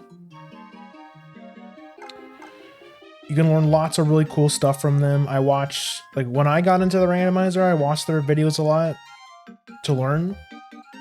So if you want to see somebody who's like actually really cracked at this randomizer, you should definitely go check them out. But yeah, so that's the info for the tracker. Should definitely try it out. But without further ado, I'm not going to time myself because this is a educational. It's an educational stream. But okay, here we are. This is our start in Toad Town. This is where it's about time I showed you a other really cool, probably the coolest feature that the randomizer adds. The homeward shroom. If you've ever played Dark Souls, you probably have an idea on what this does. You can use this item from your inventory at any time, and it will teleport you back to your spawn. So for Toad Town, it spawns you at the Luigi's at Mario's house pipe. But if you started in a random location like Yoshi's Island or Dry Outpost, you would spawn there instead. So that's worth noting. Other thing we need to note down, we have Watt for our starting partner. This is very good. As I talked about a bunch when I was making the seeds, Watt is the most overpowered partner in the game. She can attack ground or air. She ignores defense, and she has some really insane special moves, which we'll talk about in a bit. Okay, let's look at our first shop. Nothing of interest in here. Shooting stars are a really nice item. 6 damage to everyone is pretty good. We do have the blue key, which is not necessary. It's not mandatory to beat the game. Unlike the red key, which you do need to beat the game. We have a star piece, which I'm not going to pick up because I don't know what Merlot has yet. Oh, interesting. Okay, so this is one of those quality of life beginner features that they turned on. This is the I Spy. This shows you which item is underneath the panel. I think that's pretty cool. Next thing I'm going to do, I'm going to talk to Chuck, who gives us a star piece. I'm going to hit this tree, which has an item in it. It gives us the calculator. That is an item we can turn in right now. by talking to Ralph. He gives us a Wacka's Bump. That's a very good item. He also has the Lunar Stone, which we're going to buy because that is a mandatory item that we need to beat chapter 2. We also have Cooper's Shell, which I will buy because it's not needed for progression, but it will give us another check. So, since we have Watt, we have a lot of options. I think our best bet with what we have now is to go to Yoshi's Island, because Yoshi's Island is probably the most check-dense area in the game. As long as you have Watt, you don't need much else.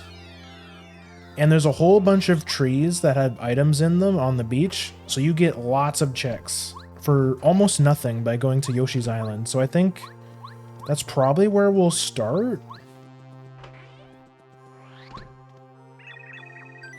I'm gonna check and see what Merlo has. She's not gonna have anything we need to progress because of the settings we use, but sometimes she might have some really good items. Like she has a repel gel, so if we give her 15 star pieces, she'll give us a repel gel, which for only 2 star pieces I get a repel gel. That's a really good item, so I'm gonna scoop that up.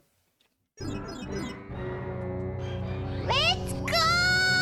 Yay!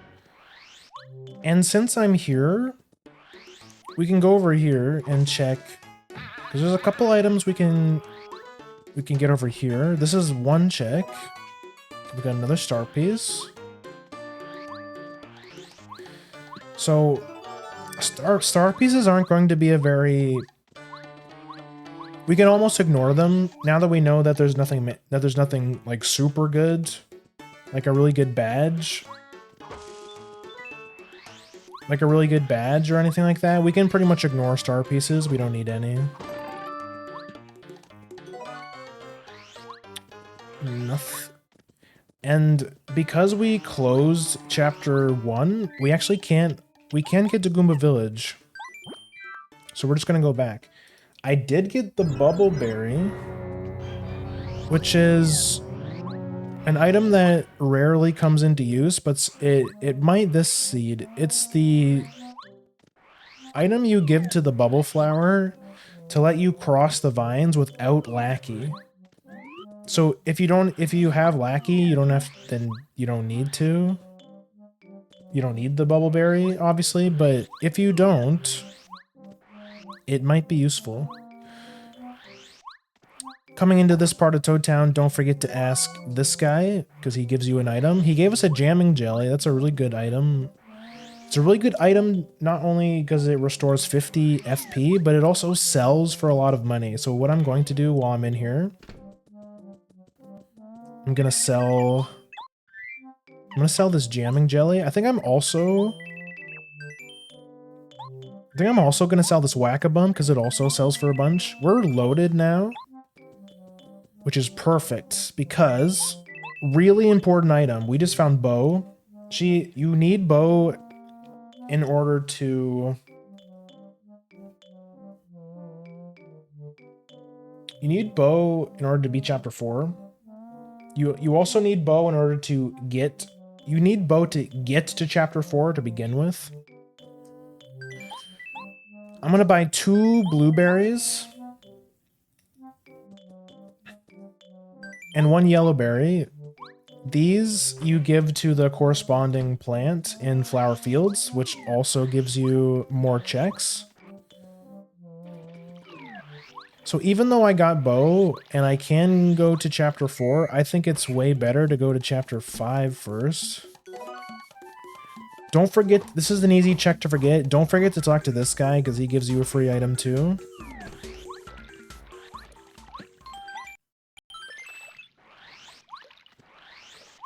Again, making sure to use the speedy spin for optimal movement. I like to come up here and grab the multi-coin block just for some extra coins. And we don't have any badges yet, so I don't know how hard this fight's gonna be, but since we have Watt, it should be pretty easy. I'll show you why here in a second. So typically how I beat Fuzzipede and what makes him so easy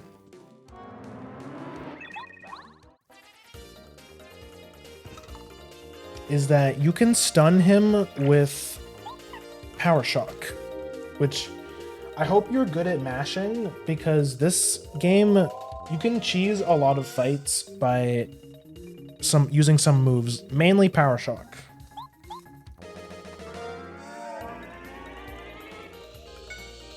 Which I totally fucked it up. But now this is our first hint for the difficulty scaling for Chapter 5.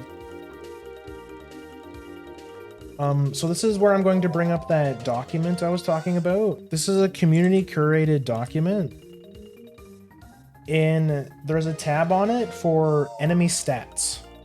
And it will give you the chapter scaled HP for every item in the game. So if I scroll down to Fuzzipede, and I look that he has 22 HP, which means chapter 5 is either chapter 6 or chapter 7 scaled.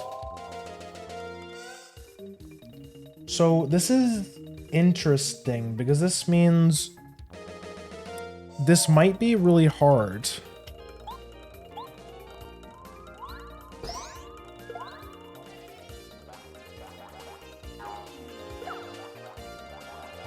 Okay, now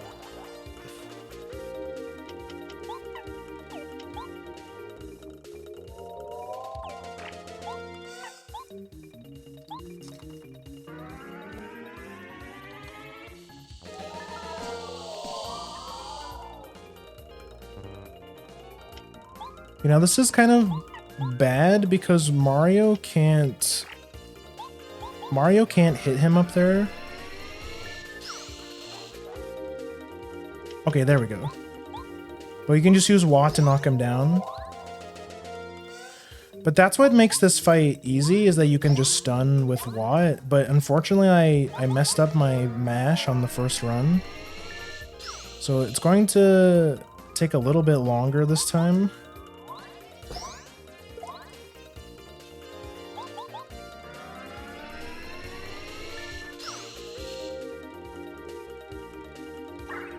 I forgot he had a heal. You almost never see the heal.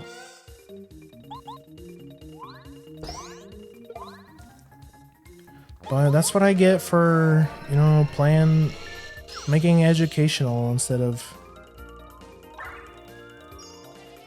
Bro, you're wasting so much of my time.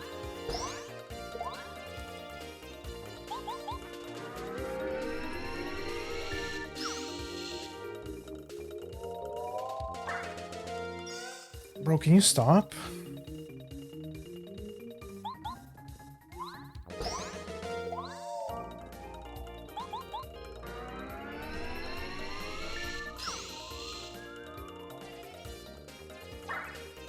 Can you just heal infinitely? I mean, we're doing more damage to him than he can heal. So still, he's dead after this, but yeah, it's been a long time since I've seen this.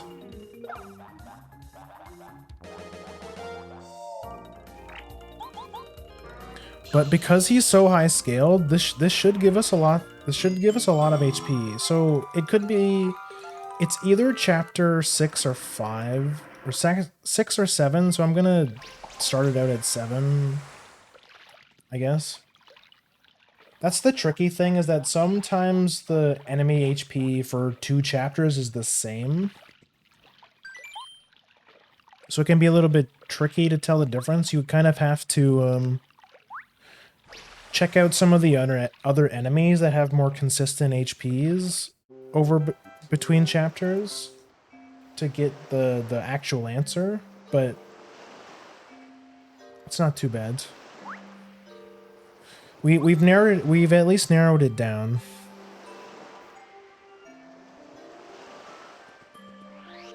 What do we have here? Sleepy sheep. Let's go. That's huge. Sushi is a huge important character. Not only because she's really good in combat, she's like second most OP partner in combat. This fuzzy is very annoying because there's a lot of items around here that you need to check. And he's constantly on your ass. We got a life shroom.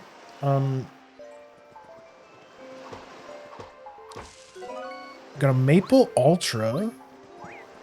So it's safe to assume that mistake epic. It's safe to assume we're not gonna have issues with money this seed because we've gotten so many strong items.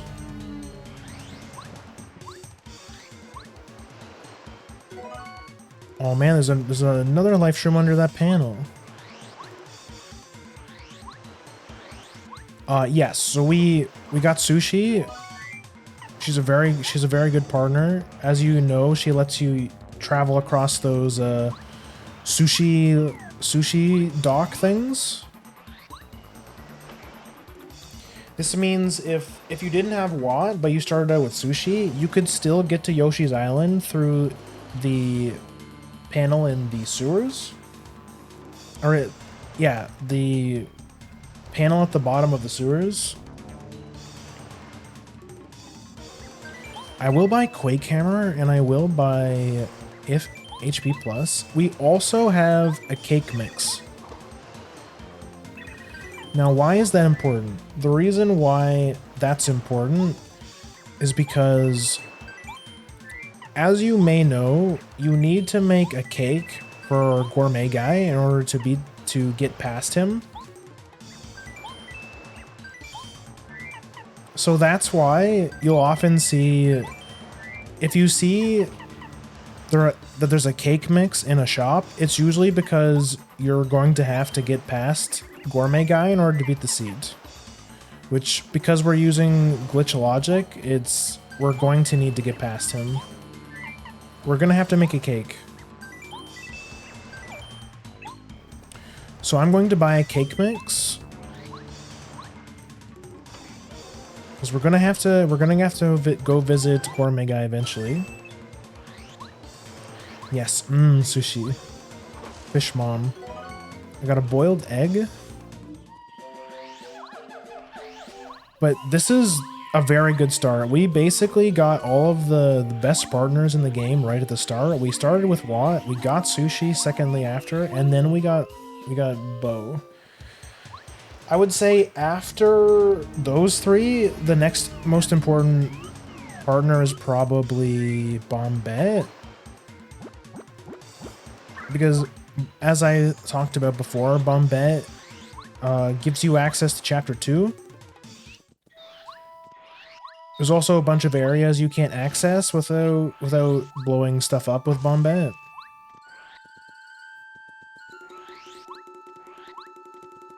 Which, again, if you've played the vanilla game, you know what all of those are. Another jamming jelly. We have almost 300 gold. This is a pretty good start, but this is the effect of setting the item scaling, or the item power level above vanilla. That's why we're getting so many insane items. That's usually why I tend to leave it at vanilla, because I think this makes the seed a bit too easy by giving you so many good items at the start.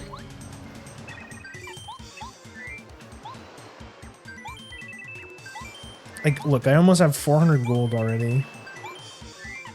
I'm even gonna sell my frozen fries.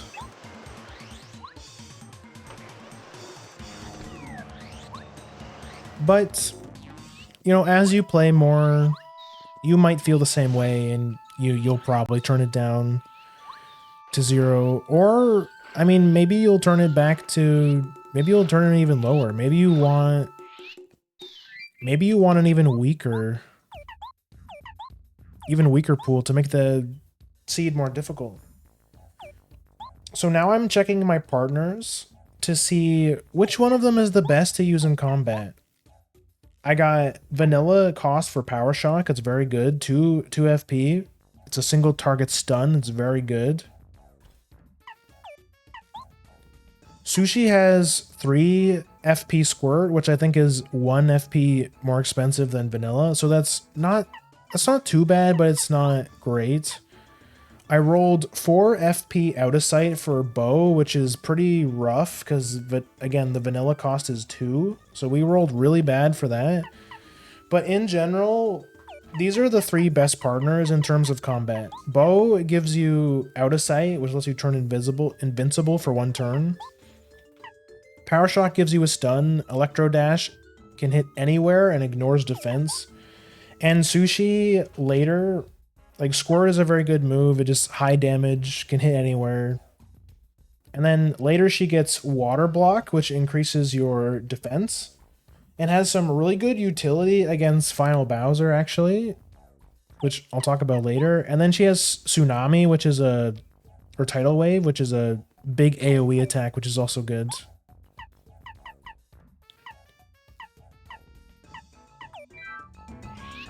No, this guy's kind of tricky. I'm gonna switch back to Y because I think she's our best partner, to be honest. Just gonna check and see what that is. It's just a Koopa Leaf. We don't need that. Though, Koopa Leaves can be useful because if you combine a Koopa Leaf with a Ultra Shroom or with a Super Shroom, you get a Life Shroom. So it's pretty good, actually. There is a Yoshi kid over here that I could save, but with the items I have now, I actually don't think I can fight that. Though I guess I could go check. No. So this is our dilemma right now. So in order to save all the Yoshi kids, you need to do 2 mandatory fights. And because this is either chapter 6 or 7 scaled, I don't think we're strong enough to do those fights. So this is what I was talking about before, where I like the progressive scaling, or not the randomized chapter difficulty setting, because it puts you in situations like this where you might have to change your plans a bit. Even though I would like to save all the Yoshi children to get the village chief check, I don't think it's possible. Because we're still level 1. And we don't really have any good badges. We have Quake Hammer. That's insane. We got the best possible Quake Hammer. We got 1 FP and 1 BP. Which means it's very spammable. And I did see that there was a Repel Gel. I'll take that.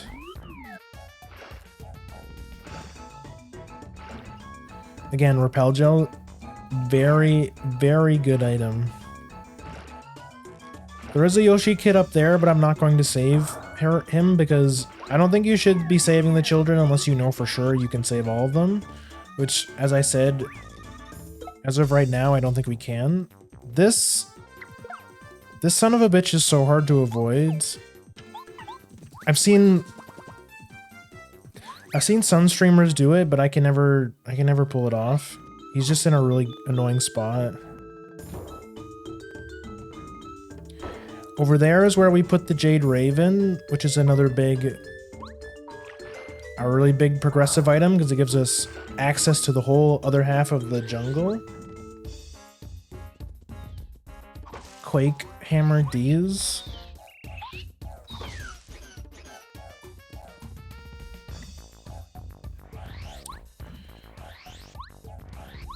We've got a comedian over here.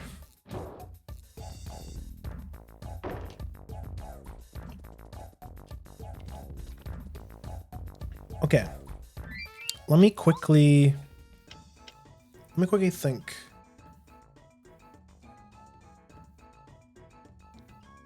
with what I have, I definitely cannot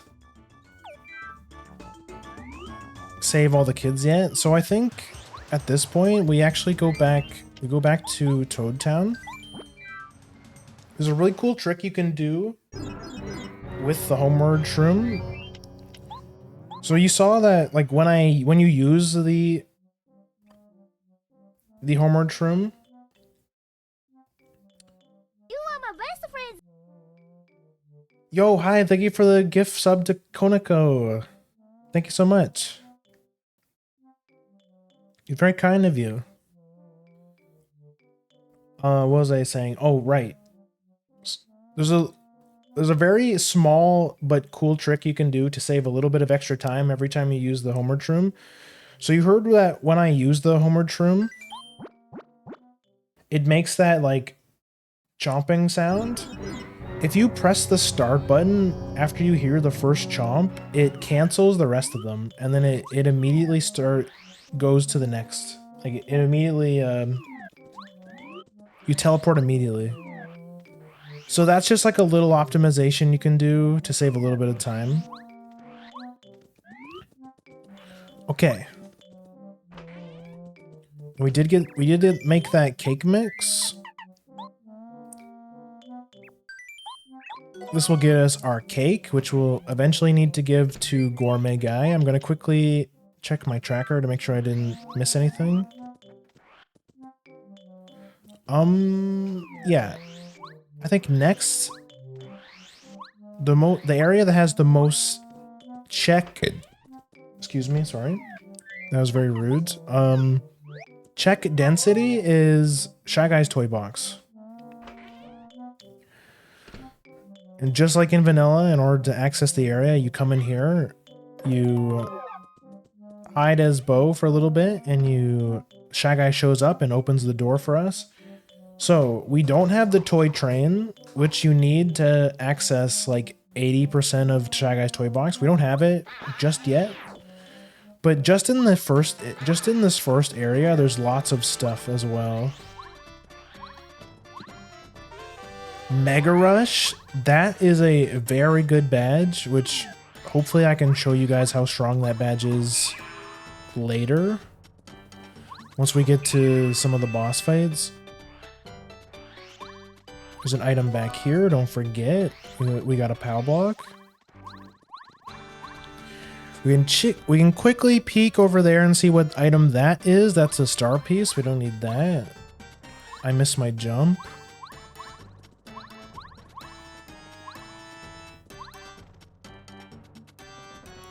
I apologize for the salt emotes a few streams ago. No, you know, it's fine. That was a couple streams ago. It's fine. You didn't. I wasn't really upset. I was just messing with you when I timed you out. Oh, we got the water stone. That one is interesting. The water stone isn't a progressive item, but it does give us a couple checks, so it's definitely worth picking up.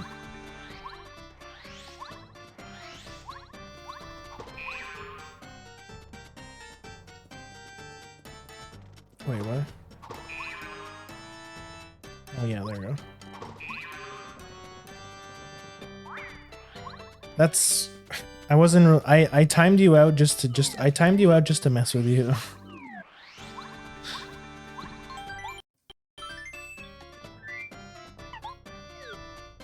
That's in the past. Another Maple Ultra. Okay, so this son of a bitch, this is a very hard fight.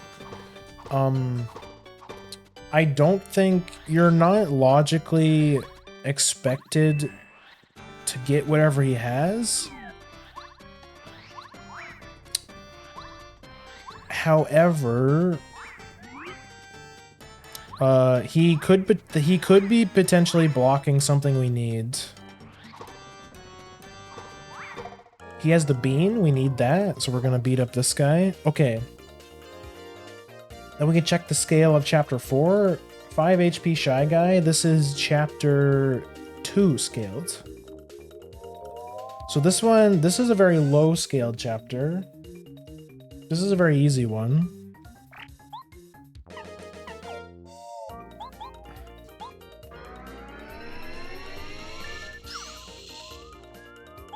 Which is good. It's very good because the general guy fight is one of the harder fights when it's really high scaled, because all of the minions that general guy spawns also get increased HP. So it's actually a pretty hard fight when it's really high scaled. But this will give us the bean. Of course, we need the bean in order to get to Huff and Puff. There's also 2 items over here. I do want this repel gel.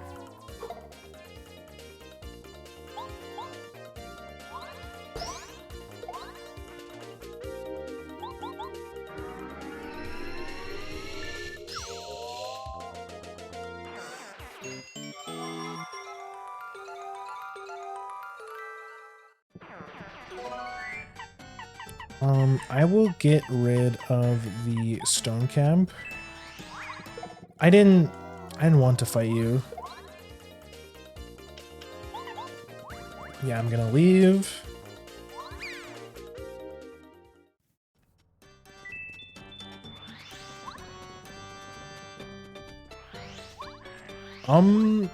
So I could fight anti-guy.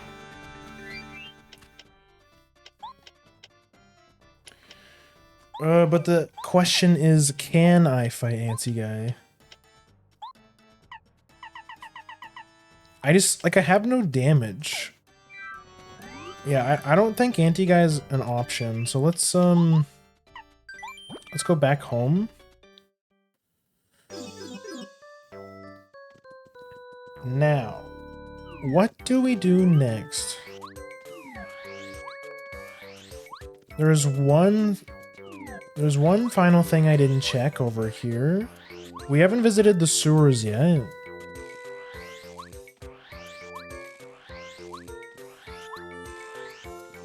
So let's go check out the sewers. Will you be covering lackey skips? Oh, no. So you probably missed when I talked about earlier in the seed. This is a glitchless run. I don't know anything about glitch logic. So if you're looking for glitch logic stuff, I am not the guy for you. The streamer I mentioned before, Phantom, who made the tracker I'm using, knows a lot more about the glitch logic stuff than I do. So I encourage you to go check them out if that's what you're interested, but unfortunately I can't help you with glitch stuff. We might have to fight the blooper. I'm going to save here. Oh, actually, no. We don't have to fight the blooper yet. Because there's another chapter we haven't visited yet. We have to go check out chapter 3.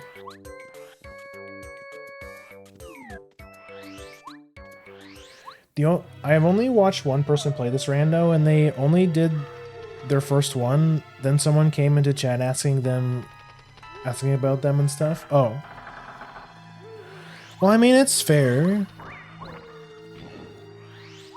Like, I get it. Some people really like the glitch stuff, and I honestly think the people who prefer glitchless are the people on the outside.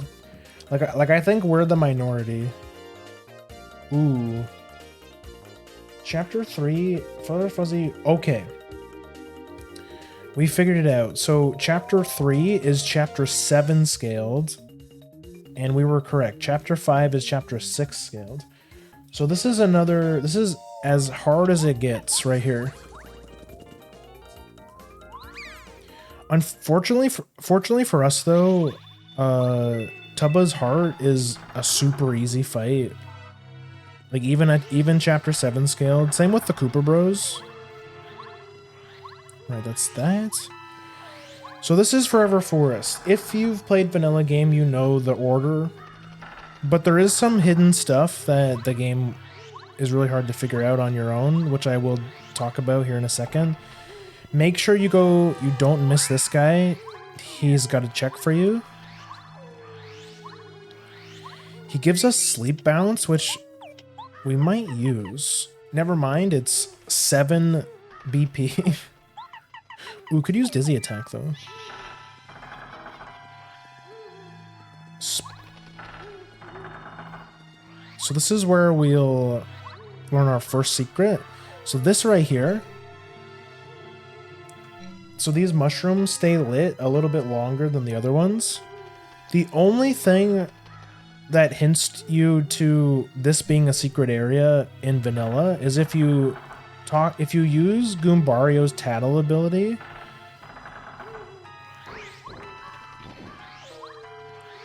In the vanilla game, he says something like, what's those 3 mushrooms right there are a bit different than the others, or something like that. And that's the only hint you get for this area having a check for you. And it's a good thing we did. This is one of those checks in the game that's like you wouldn't know as a vanilla as like it's very obscure. No one playing vanilla would ever figure that out. Oh fuck. But we use our speedy spin. Get spun, idiot. There's a couple other checks like that where you would just never know playing vanilla, which I'll try my best to show them off when I get to them. But there's a couple here in Forever Forest. I think it's this one, yes. So he gave us the palace key, which if you did play vanilla and you didn't know that this check was here, you'd be stuck because you'd be bottlenecked because you would be able to get through the whole game. But then you'd be wondering, where the hell is the palace key? I need the palace key to beat chapter 7. And then you just can't find it anywhere. And then here it is in the middle of the forest where no one would think to check. Also, the fuzzies in this area are really annoying and they're hard to dodge. But it's fine. We have 400 coins. I don't care about running away, just in the interest of time. So the way you remember this check is it's the area immediately to the right of this sign, the one that says, if you have business at Boo's Mansion, come this way. Go and check this spot right here, because this will have another hidden check for you. Which is right here. Hello? Okay, it was just a Voltrum, nothing good, but it might have had something good for you. Like I said, it could have been that palace key. But for now, we're just gonna go check out Boo's Mansion. There's a hidden block right here. Another Voltrum. There's a item for you right here. More garbage, just an apple.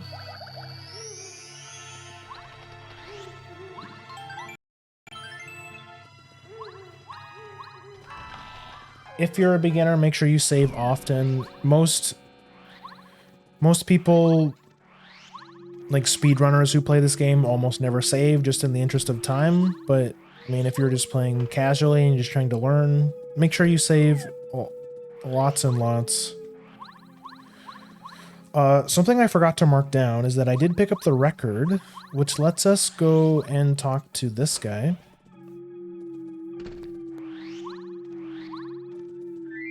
Nothing too much to talk about with this one, other than you're okay to let go of the record as you see that line in the floor. As soon as he walks past that line, that one right there, you're able to let go and go check the chest. We got the bucket. Okay. That is an item we need to beat the game, but it doesn't help us any right now.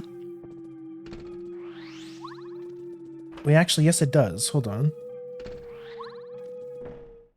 There's one more check for us here. Then we're gonna go back through the sewers. Okay, that is nothing. Just a stupid star piece.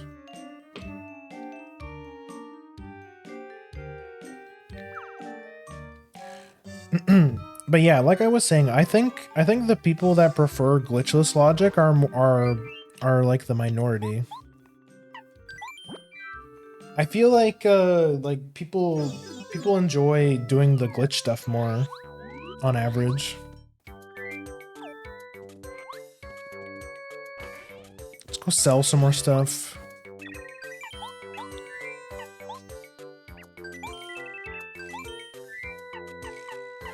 I will keep the POW block because there is a certain fight that it might be useful in. I'm also going to keep that maple super. I'm gonna put our cake away. I'm also gonna put away a couple repel gels because I don't think we need 3. And then I'm gonna buy some shooting stars. Since they're very cheap, I'll buy like 3 of them. Yeah. Because since we're so weak right now, it might be useful to have a really strong AoE item.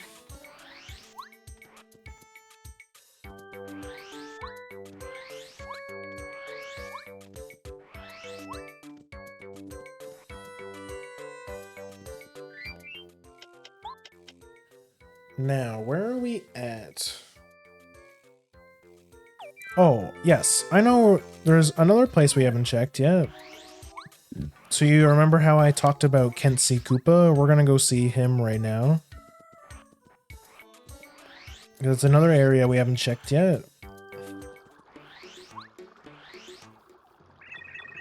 Give him 50. We're gonna spare him 50 of our 456 coins. We have a letter. And we have S jump charge. That is a very good badge. In combination with another badge, which hopefully we will get later.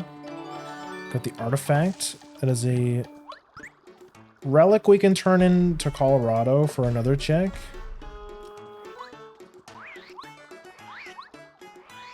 We can check down here, see if he's stuck on an island. Someone save him. Nah, I'm good, actually. I think he can just stay there. Super hammer. That's huge. That's a very good item for us. Super hammer is huge to get this early because not only does it make you do more damage with your hammer, but it also lets you break the gray blocks. The main one being the one in the sewers that gives you access to a bunch of those pipes, which lets you go to a bunch of different areas. It lets you go to Koopa Village, Dry Outpost, and Koopa Village, yeah. Goomba Village, Koopa Village, and Dry Outpost. Go check the shop, and holy shit, look at that. We got Ultra Hammer. And we know there's a shop that sells repel gels. So this is going to be the most baby seed we've ever seen in the whole wide world. I'm gonna buy as much of these as we can.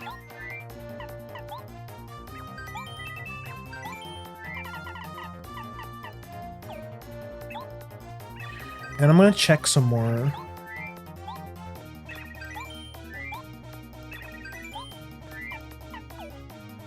We're so set, it's crazy. They're even selling some spaghetti, which is a pretty decent, like, healing item. Haha, stuck in an island, nerd. Right where he belongs. Because as I mentioned before, Goombario is quite literally a useless partner. He doesn't give you access to any checks. He doesn't. Super Boots. This is actually a baby seed. This is the biggest baby seed I've ever seen. We have Super Boots, Ultra Hammer, which gives us so much access to everything. Like, this is almost an open world seed at this point. We've gotten so many banger items already.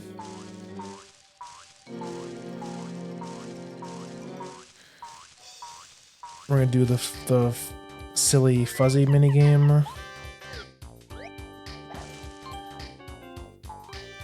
Which lucky for us gives us a pretty good item actually. It's actually not a trash item. It's a turn-in item.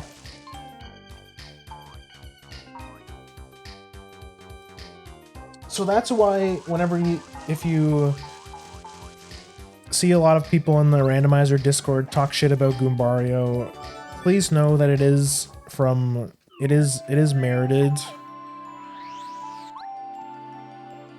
Because honestly, getting Goombario is worse than getting a star piece. Let's see. We have Fuzzy. This is Chapter 3 scaled. Okay. Chapter 3 pretty easy as well.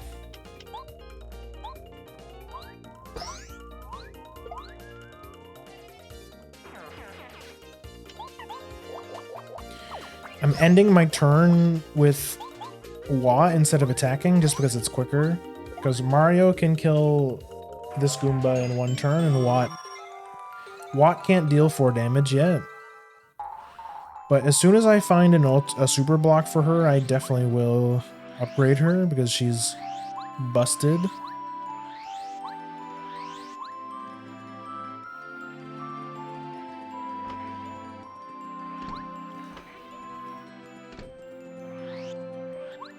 Ooh, another life shroom. We take those. This is an item that only shows up after you beat the fuzzies. So that's another easy check to forget.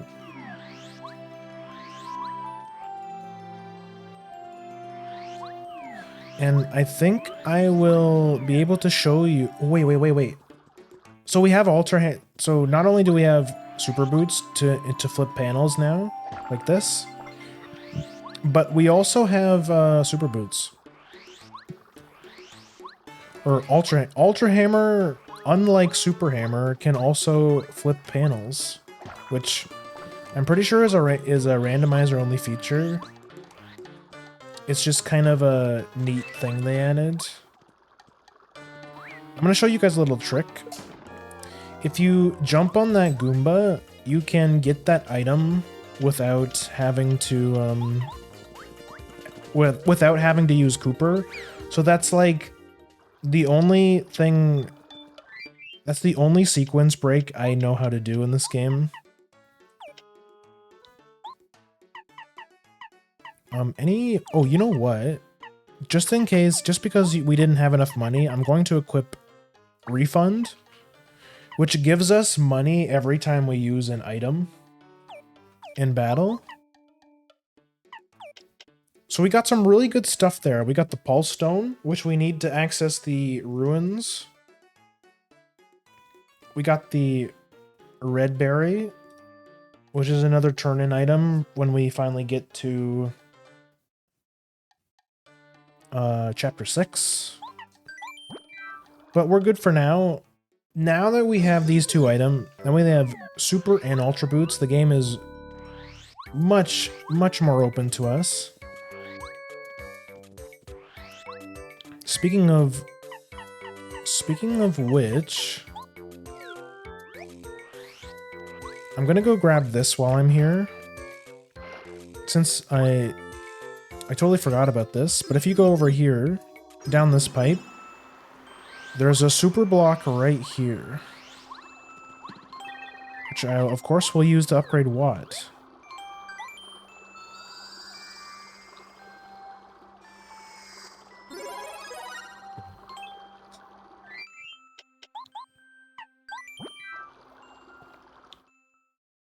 That was me using the trick I was talking about.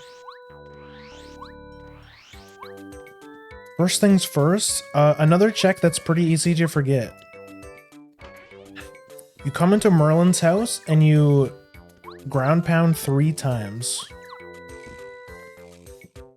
Which gives us the scarf. This is huge. We have the bucket and the scarf for the snowmen in chapter 7.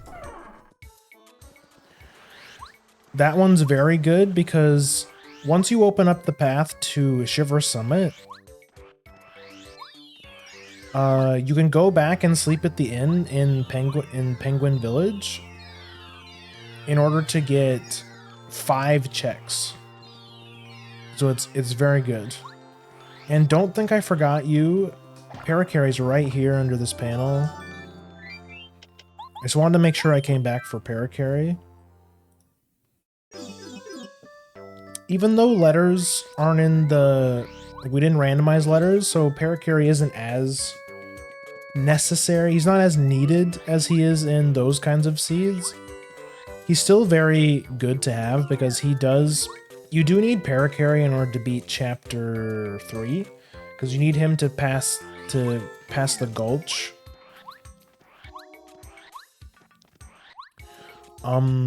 Right. Easiest thing for us to do that gives us the most checks is we can either go down here, which doesn't give us much, but it's actually better if we go over here. Do I have anything to help with Super Blooper? Not really. I literally have nothing for Super Blooper.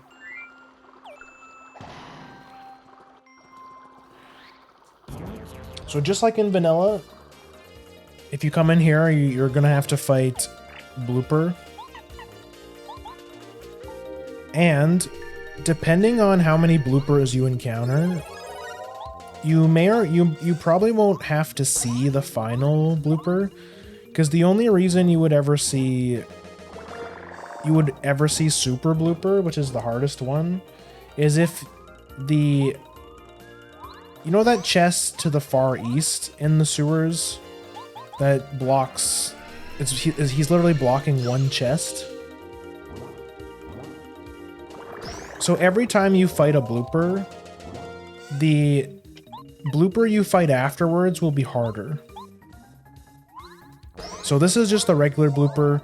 We're probably only going to see the electro blooper, and that's it. Unless that chest has something we need, which is unlikely, because it's just one check.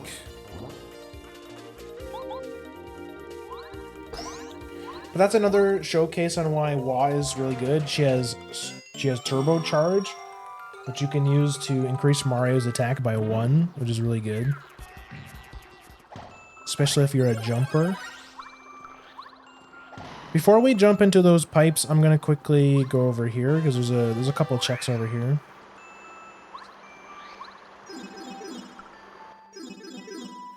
Go in here. There's a check on this pedestal. Chill out. It's a pretty useless badge.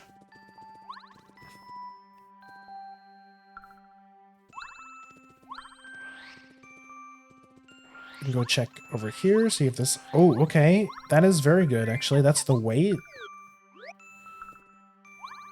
We might need that. That's the item that lets us hold the door open in Boo's Mansion.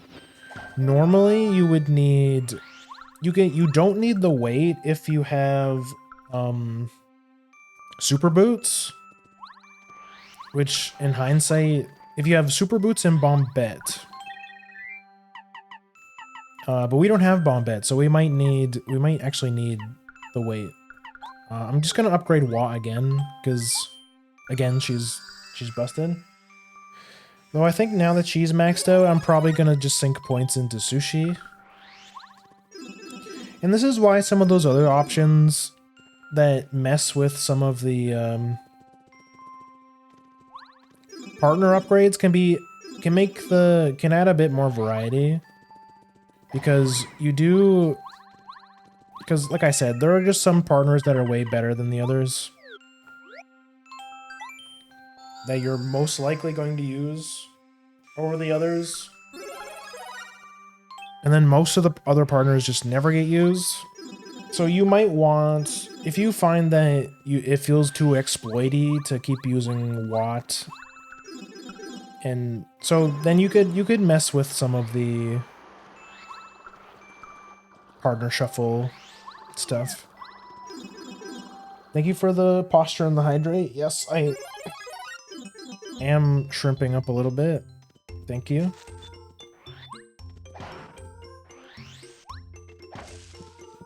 Get yet another life shroom. I am going to save because I am at 1 HP. Which, by the way, since we're at 1 HP, I'm going to equip Mega Rush. Oh. Actually, I'm actually going to use Chill Out. You can talk to Goombario to get a check.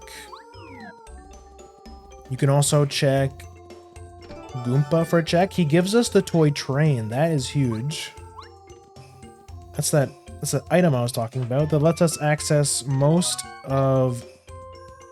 lets us access the rest of chapter 4.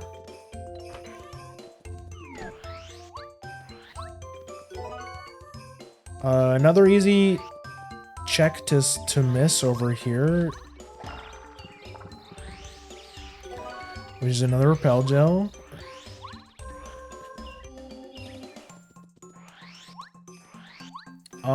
Before I go check over there, I'm actually gonna go over here first. There's a couple things. There's a couple checks over here. Fuck.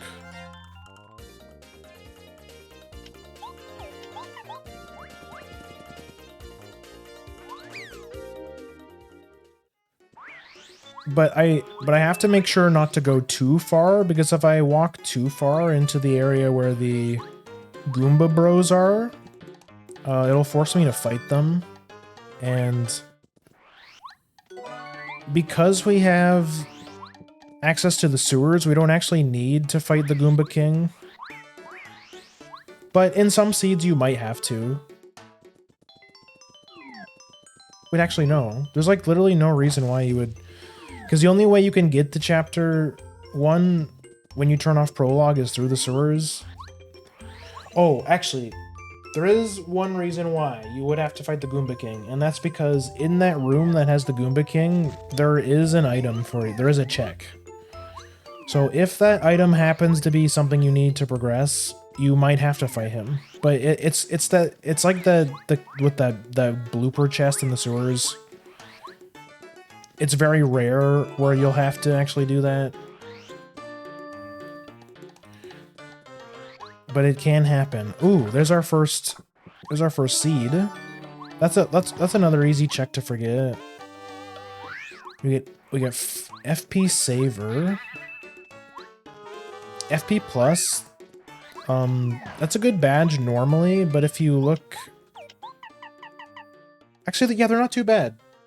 That's good. FP Plus is a very important badge, because it lets you essentially turn your BP into FP.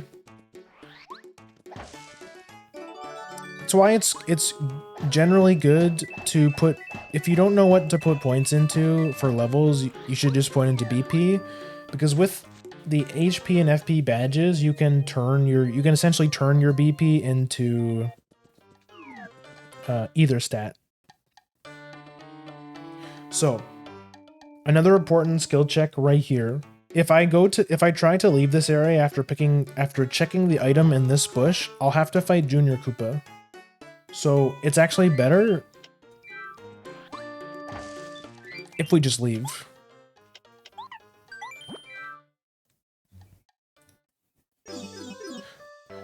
Okay.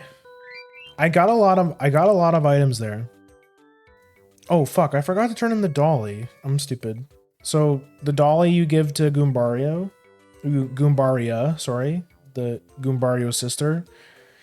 We got the storeroom key, which gives us 3 checks here in Toad Town, so we're definitely gonna have to check that out. We got the scarf. We got the Star Stone, which is a mandatory item because we need it to get to the Crystal Palace. So that was a very fruitful run.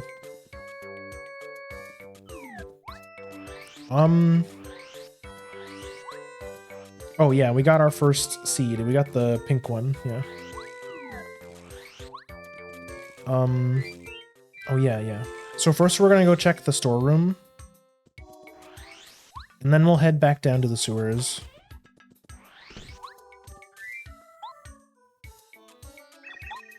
I don't know why I did that. It's actually quicker if you just go open the door yourself. Even though he gets mad when you do that in the vanilla game, it's still better. Okay, some good stuff in here. We got the red key, which again, we need that to be chapter 7. So it's looking like we might have to... We're actually pretty close to being chapter 7, I think. Before I go to chapter 4... Oh, we also got Tubba's castle key. You need 3 of those to be chapter 3. But we're not quite ready to go to chapter 3 yet because we need Boo's portrait. I'm gonna drink this, by the way.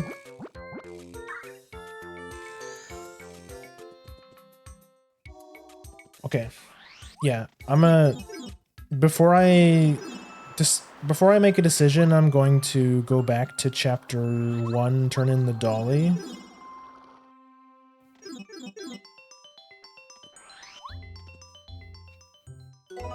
Star piece? Okay, it was nothing.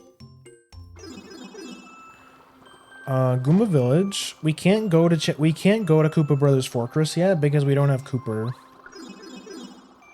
Because you need Cooper to hit the switch. So I think it makes sense to go check out chapter 2. Now,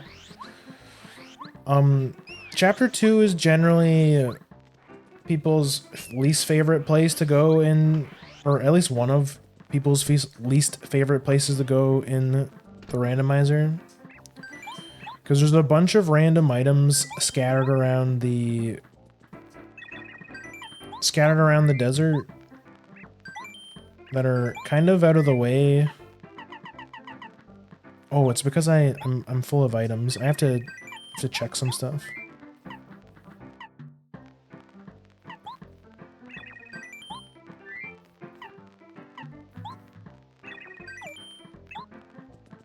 And just like in vanilla, you buy a dry shroom and a dusty hammer in order to go talk to Mustafa.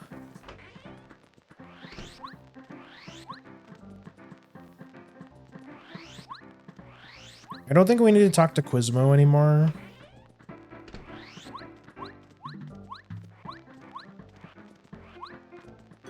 Yet another life shroom. This is actually a baby seed.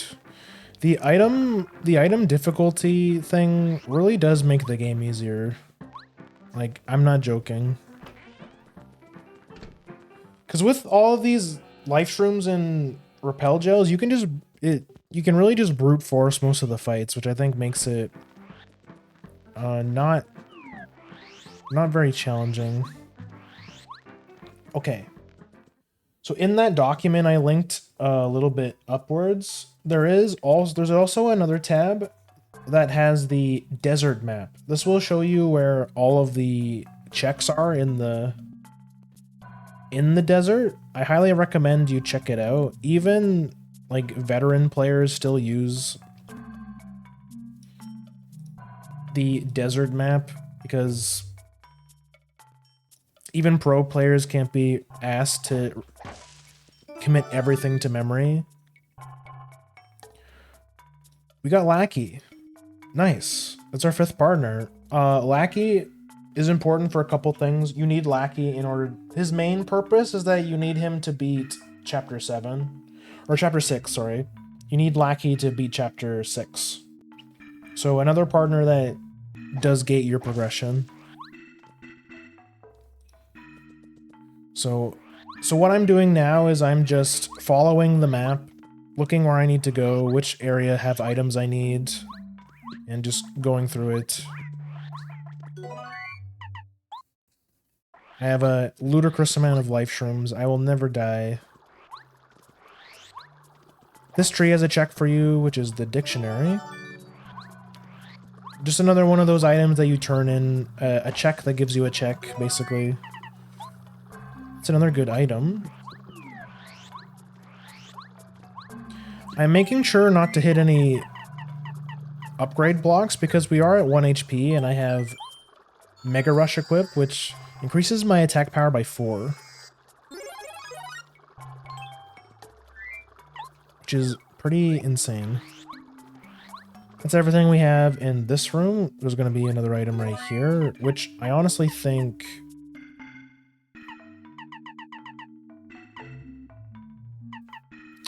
I'm actually going to get rid of the shooting star. I'm going to go over here, run into this twister, which puts you on this ledge, where there is another item, which gives us Boo's Portrait. That's a huge item. That gives us access to the second half of Chapter 3. Dusty Gulch, or I think that's what that level's called. I wasn't paying attention, I ran to a Pokey. But now we can check the scale for Chapter 2, which 7 HP Pokey is Chapter 5.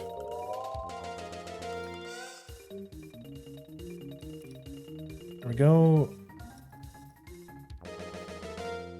Which leaves only Chapter 6 and Chapter 7, a mystery in terms of what their scales are.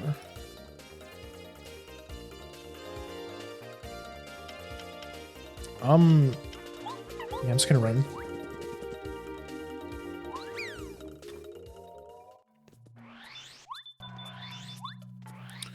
So I have to go all the way down here because there is a item. Yes. Wait. Yes. Now we're gonna hug the bottom half of the desert because there's an item way the heck over here in the middle of nowhere. Not that one. That block is just a coin. There's nothing in this room. Nothing in this room. Except Pokies, which I just stupidly ran into. No, I can't. Unfortunately, I can't kill them. Even with Ultra Rush, I can't. Can't kill those guys. There's going to be an item right here. Fire Flower.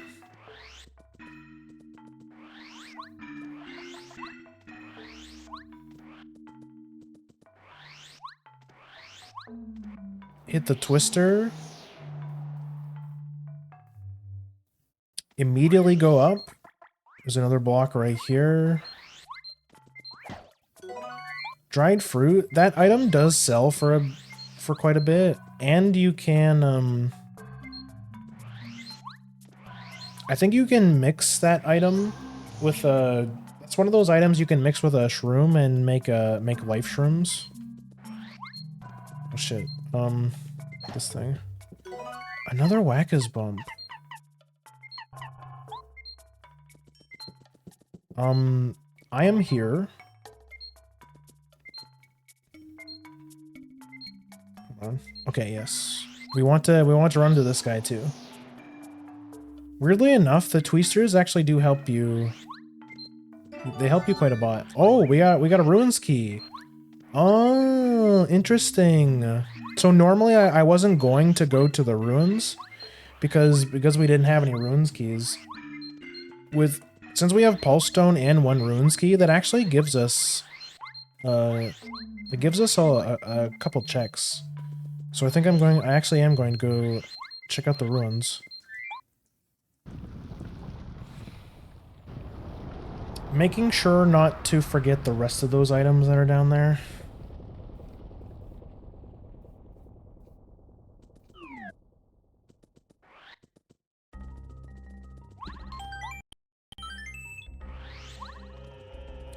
I'm gonna mark everything in a second. Just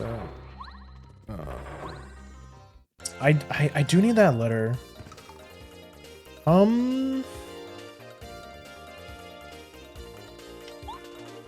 Like, this should kill. Yes. Okay, we're good. Okay.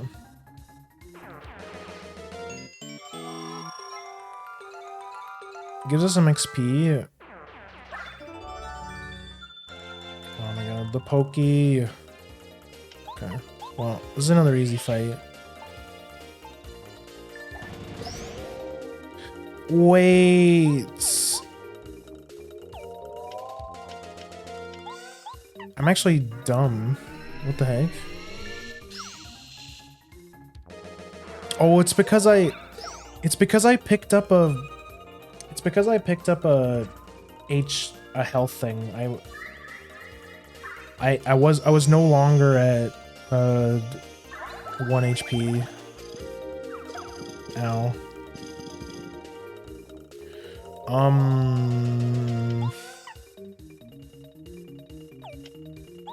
Yeah, I'm just gonna leave.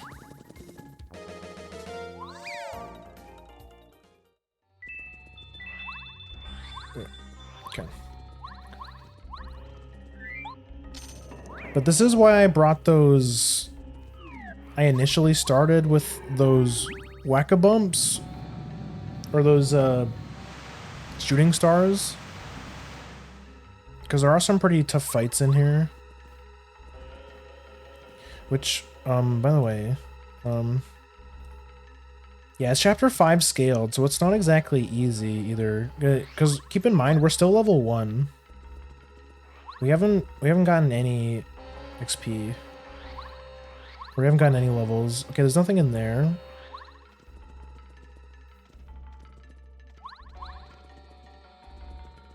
And check this. We do need that. That is a fortress key.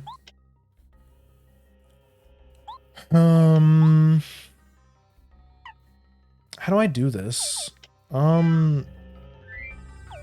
mean, I have so many items. Like, this is what I meant when we can just brute force stuff. Hitting that block puts you into a...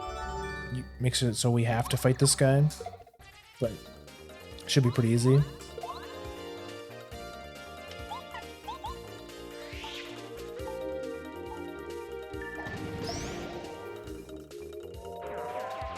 Have Watt kill this guy, because these guys do a ludicrous amount of damage.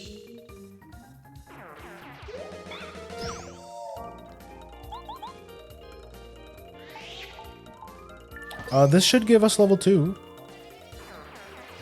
Which I'm definitely going to put into BP, because all of the moves we've been wanting to use have been super cheap anyways. This gives us 4. HP plus might not be a bad idea. Damage jaw is also very good. I think, yeah, FP plus and damage dodge. That's a good setup. Right. Okay, that's everything we can do in here for now.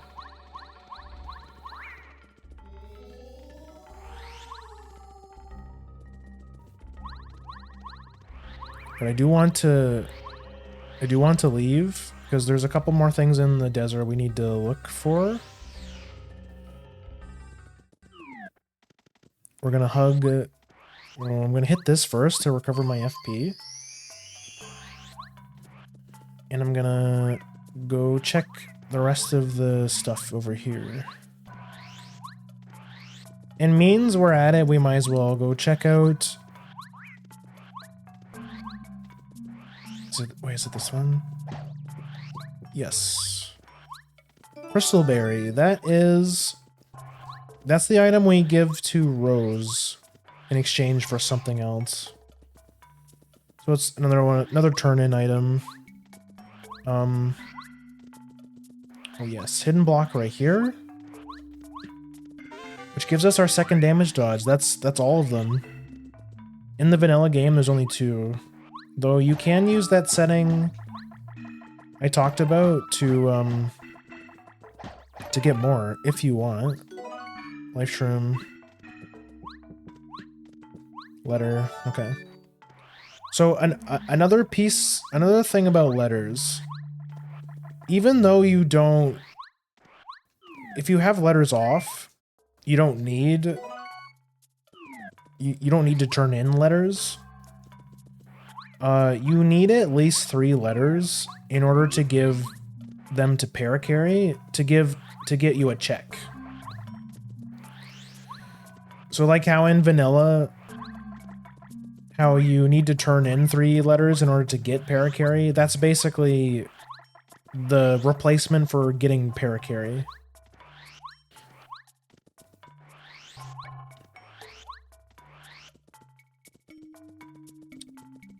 There's a twister. This is the last item right here.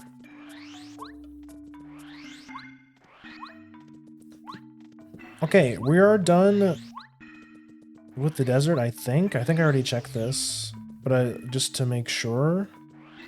Yes, okay. We are done with the desert. We don't need to... There's nothing else we need in the desert. Thank goodness. But yeah, the desert, a bit of a... I think it is an area that can... Oh my god, I forgot you were there. Can be an area that can really mess up beginners. Because there's just a bunch of random bullshit in the desert. And which you wouldn't figure out other than just wandering around and getting lost. Which is why, like I said, most people, even people who have played the randomizer to death, still use the map. Because it just helps you path most optimally. Don't forget to give your, if you have it, to give your artifact to Colorado for a check. Colorado's interesting because if you get the artifact after you beat Chapter 2, because after you beat Chapter 2, Colorado moves from that location. But you can give, but after that, you can just give him the artifact later. Where he shows up in Chapter 5. Also, this bird bitch, make sure you tell him that you're Luigi. If you tell him that you're Mario or Peach, he will attack you. And if he's really high scaled and you're not prepared for it, you could just screw yourself over. Because that is not a fight you can escape from. So make sure you don't just mash through the text and put yourself in an unwinnable situation. Though with this current setup, I don't even think we could lose if we wanted to. Because of like just the sheer strength of the items we have. This is another thing you need Paracarry for. This could potentially be a progressive item. This item I feel like is pretty easy to forget too. This will have something for you. And it gives us Power Rush. Another super overpowered badge. Which I hope I can show you guys how busted it is. If we can find its cousin, Last Stand. Which would give us the infamous Danger Mario setup.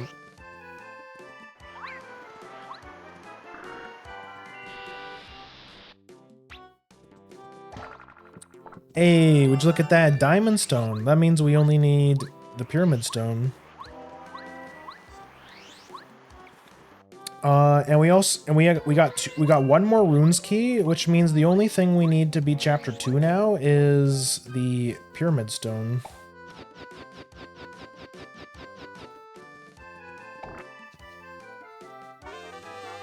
Feeling fine. Feeling fine can be a pretty useful badge if you have no way of flipping, like stun locking the Dark Koopas to get to the pipe in,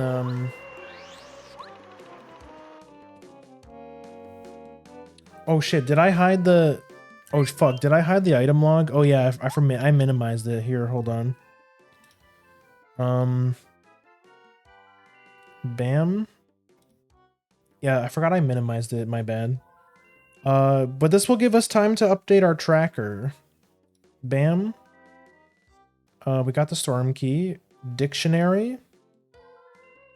We turned in our artifact. We got our third letter. Boo's portrait. Very important. And I think that's it. Oh, I got, yeah, I did mark down Lackey, okay. Yeah, I think that's it. That's it. But thank you for telling me. Yeah, because I don't need the I don't need the desert map anymore. Mom said we can have the item log back, yay! Welcome back, Navi. It's called a tracker. Throw out my spaghetti. I know Italians in shambles. We have to hit Waka, even though I don't like hitting Waka. I need to see if he has a progression item. But he did give us double dip, which is a super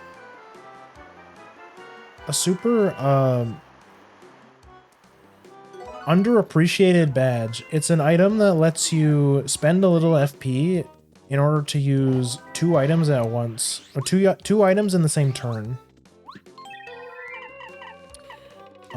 I will upgrade Bo. We're gonna upgrade Best Girl.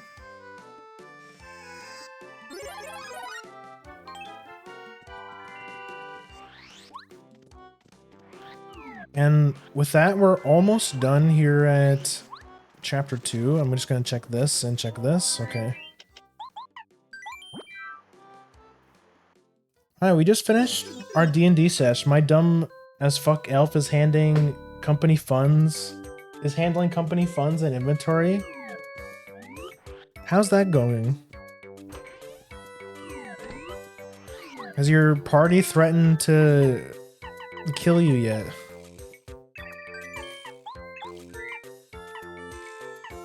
I will put away one of these, I think. Yeah. But yeah, how was D&D?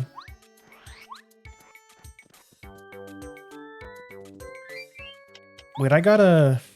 Oh yeah, I got a rune. I got one of these, and I got my second runes key. Okay. Wait, hold on. Yeah, right. Okay. I need one more runes key and a diamond stone, and we can beat chapter 2. No, but they threatened to kill me IRL because I fucked up the math IRL, not even in the game.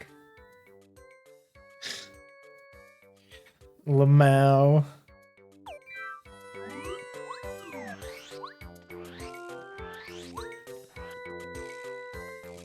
Bro, I fucking hate math.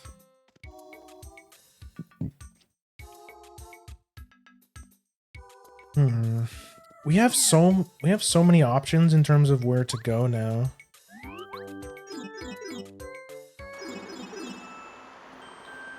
I think... Do I have the warehouse key? I don't have the warehouse key.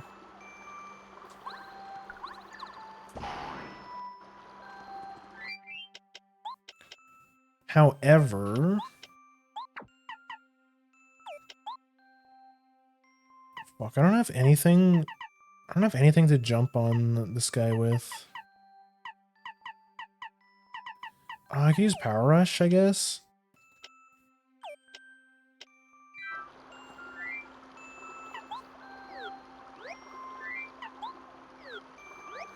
Okay, everyone, add 7 gold. Okay, now everyone add 10 gold. Okay, now every add 12 gold. Fucking which one is it? I thought you were good at math. What the heck?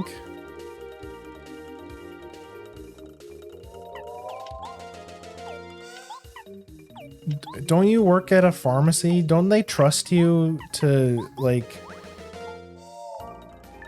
Aren't you in charge of people's medication?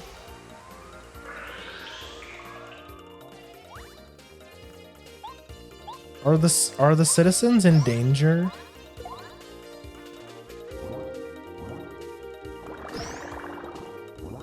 Three beers within 25 minutes said otherwise. Bro, how dare you mention beer? Now I want one. You son of a bitch.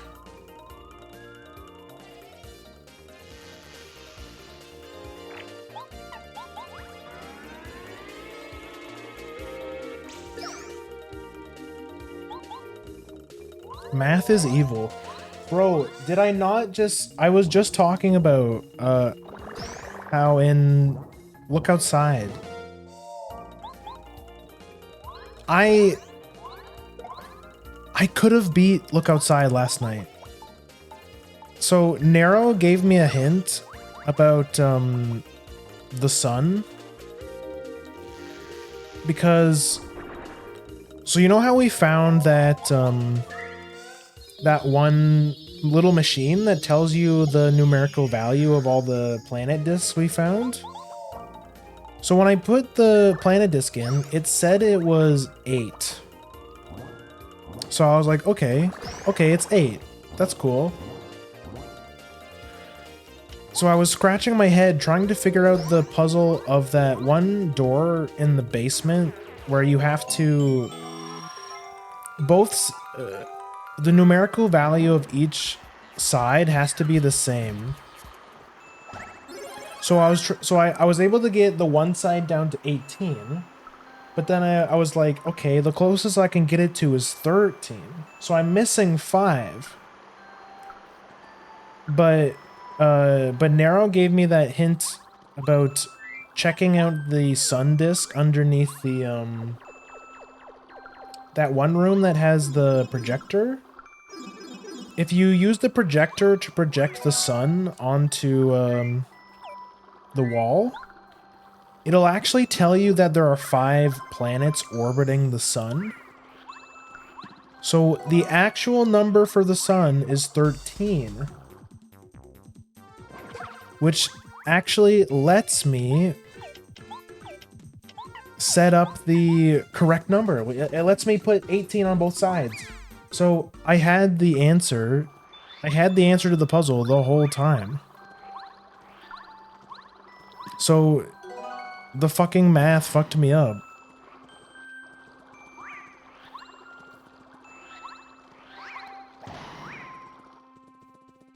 So now I'm sitting walking around like a dumbass for like a whole hour.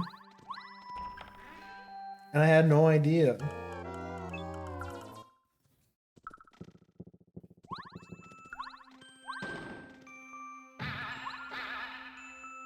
You want a beer? Ooh, you want a beer? Yeah, you're so right. I'm gonna go get a beer. Kitten, can you do me a favor? Go grab Daddy a beer.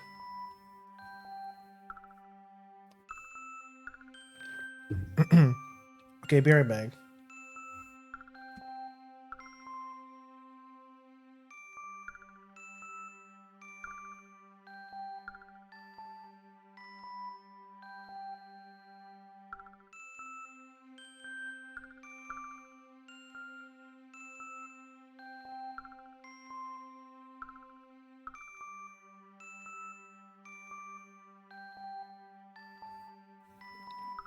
Okay, I'm back.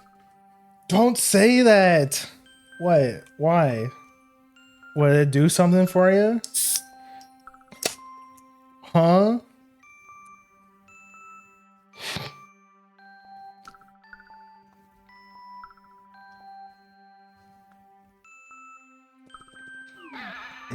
Okay, I'm sorry.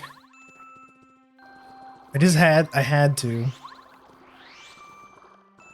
Okay, there was absolutely nothing down here, unfortunately.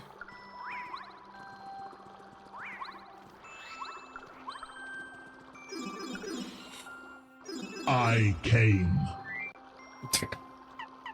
Bruh, no way you just did that.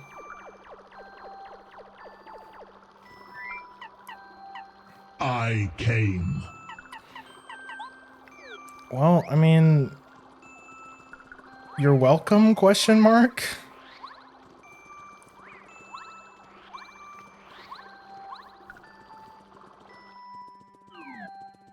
Don't ever say I never do anything for you guys. That's like your one... That's your one fan service you get for this month. I'm gonna level up bow. Thank you, Grim, for making that have no cooldown.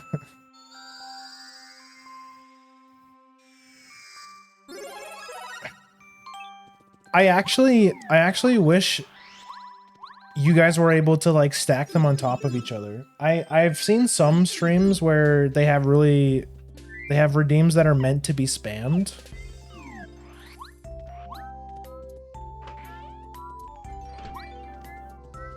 And like a bunch of people in chat just like spam it over and over and over again. I want that to happen with like the pinhead redeem. I think that'd be really funny.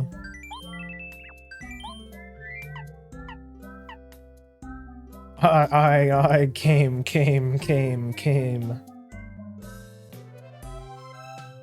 I came.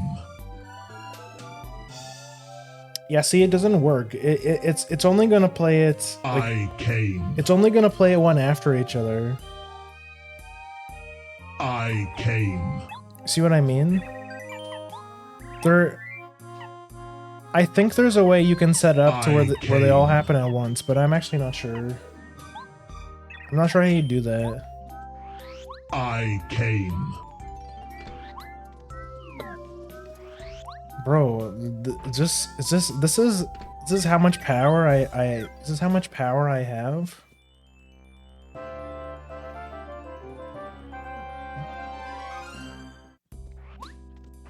People out here losing gallons to the Grimmer?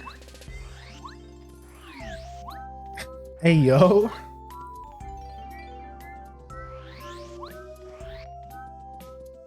Oh, that's our third runes key.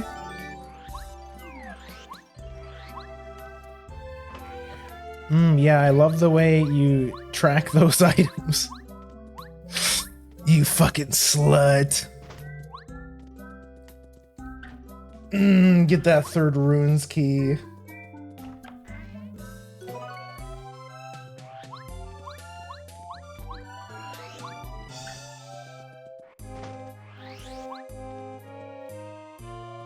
Oh, you're...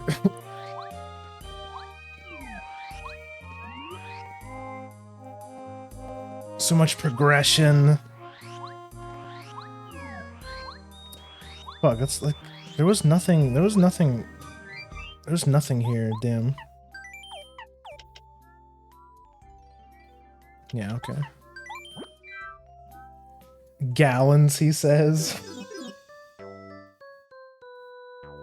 That's what people say these days. They say... Oh, you know what it is? It's based on that, I think this is like the funniest Gura has ever been, but there was this one time where a super chatter left a message and he was like, and his message was something like, I've lost gallons to you, and her response was like, I hope you get them back. Or something. She said, I hope you can find them. Bro, she's so funny. I hope you find them. Yeah. That to me, that was the funniest she's ever been.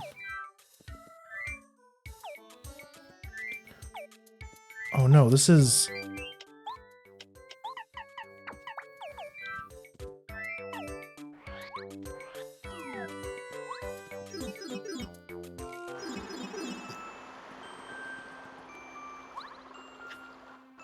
Okay, let's do Dark Koopas.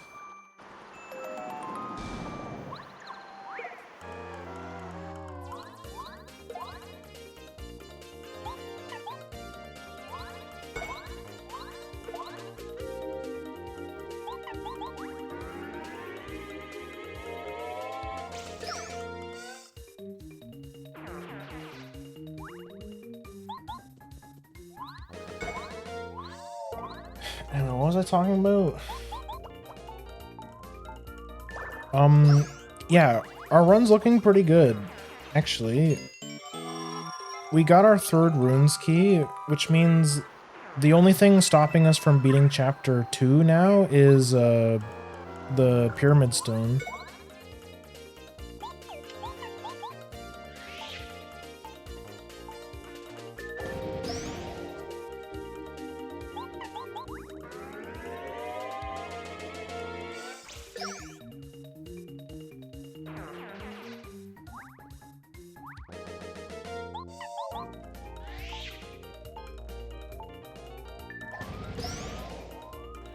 Oh, Quake Hammer, my beloved. So we have a couple we have a couple options. It'd be really nice if we had the warehouse key, because then we could almost complete chapter 7. But we need, in order to beat chapter 7, we still need Cooper and Bombette. So we're still missing partners.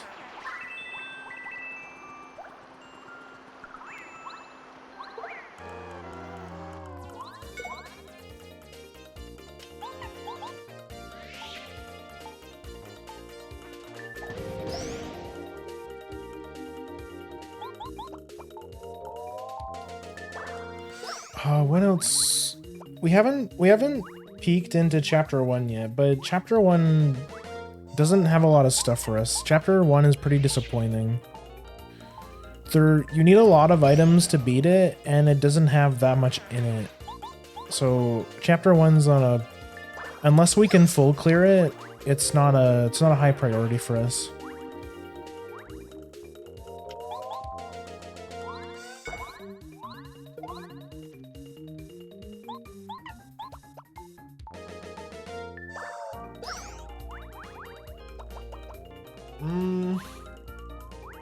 We're pretty close to beating chapter 5 too, actually. I think we literally just need the Jade Raven stat, the Jade Raven, and we can be 5. 3rd runes. Oh, 3rd runes key.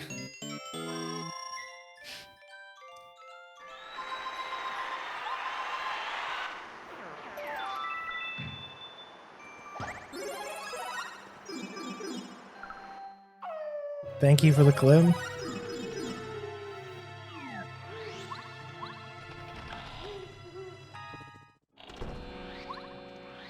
Don't need that. That's a useless item. Well, there's a couple things in here, though.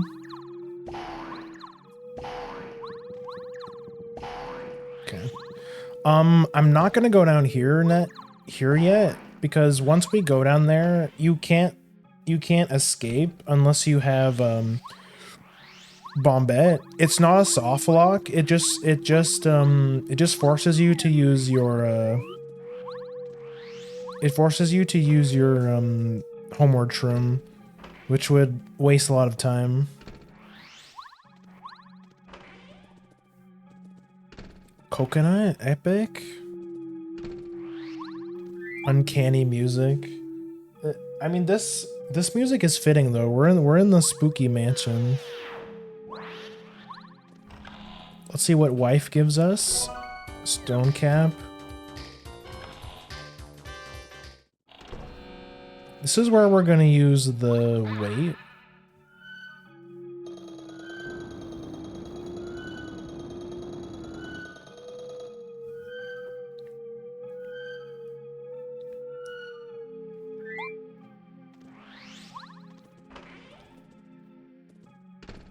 If you deserve me, then you have been forsaken. Ooh, no, another seed. Let's go. That's 2. I think it's just this one. 3rd seed. Can we get a 4th? 4th seed would be insane.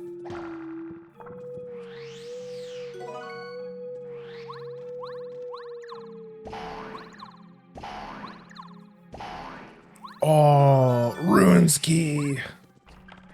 That one's not necessary though. You don't need that Ruins Key. The 4th one is... Well, that's not true. As we discovered last time, sometimes the 4th key is necessary. Because the 4th key does give you 1 check.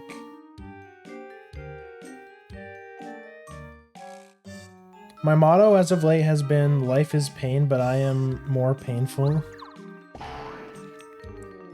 So true.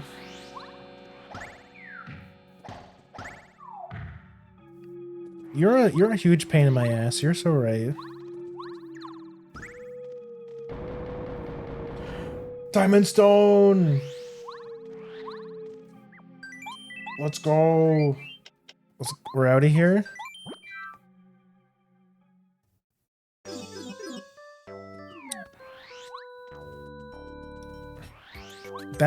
We've got our first chapter clear.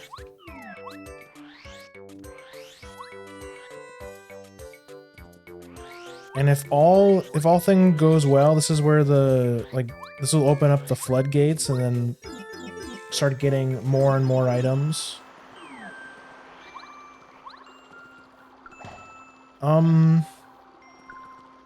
Yeah, this way.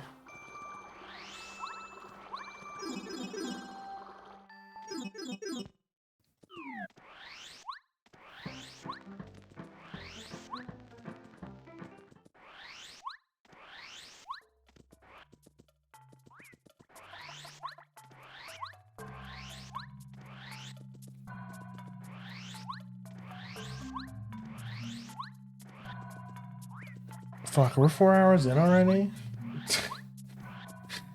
I think I started the seed at like a little after the 2-hour mark, and we're just now getting our first chapter clear.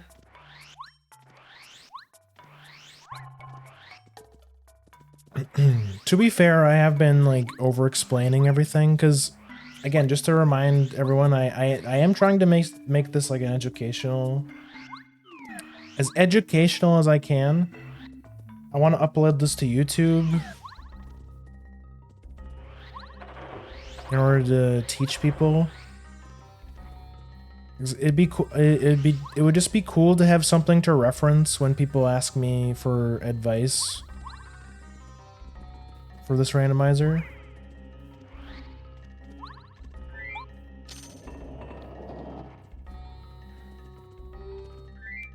That's the cookbook. We don't need that.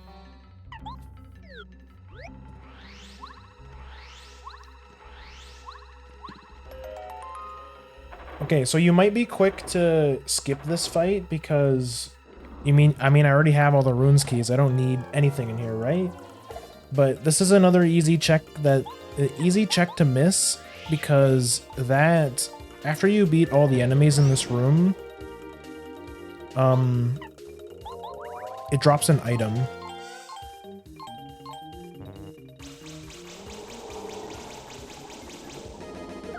Because in the vanilla game, that's how you get the second runes key. So it's a check.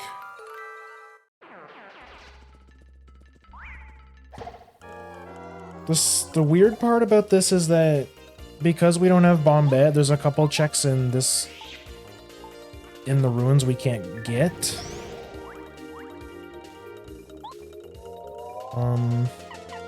Yeah, just tidal wave. Fuck.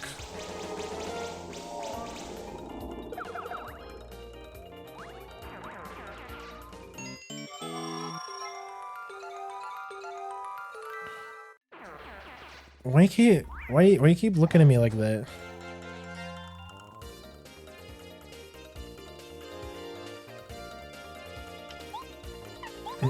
Apparently that comment that go get me a beer thing left a lasting impression.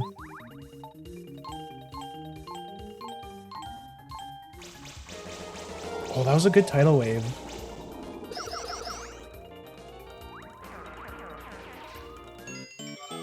Get looked at, get noticed, get perceived, get observed. No. Yo, for all that I get a potato? Epic. Oh yeah.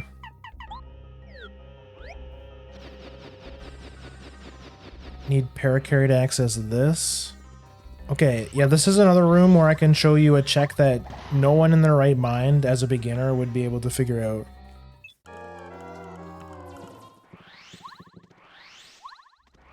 There is a secret check in this room, which I think in vanilla, the only way you would be able to know about it is if you asked Merlovely, who would tell you about this secret room. She would give you like a vague hint about this room. But that's about it.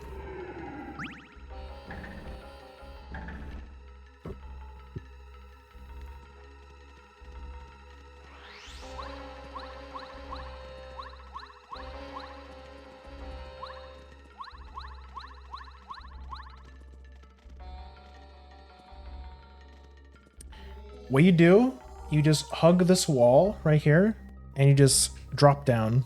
You land on this little ledge, you go around the outside, and you phase through this wall, and there's a hidden check right here. And would you look at that? It's our final magical seed.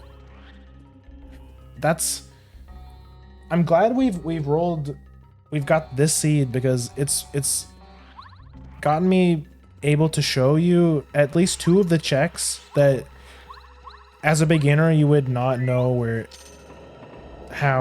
you would not even know it was here. But if you didn't, you would be totally stuck.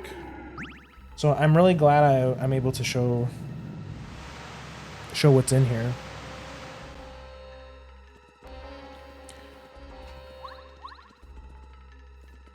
Also, yeah, that's if you had the randomized puzzles thing on, then the door code would be different. So in that sense, you might actually need, I think in that sense, the 4th rune key would be required by logic. But at the same time, you could also just guess.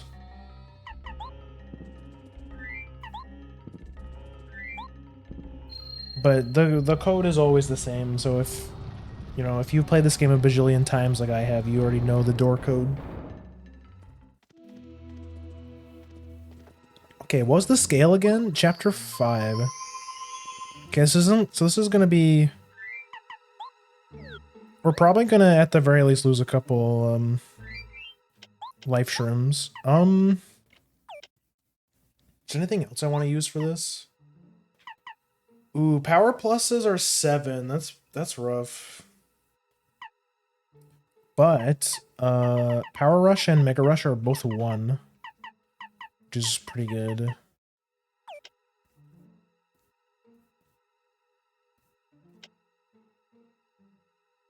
I have 15. I might as well use a mega quake. And then I'll save just in case.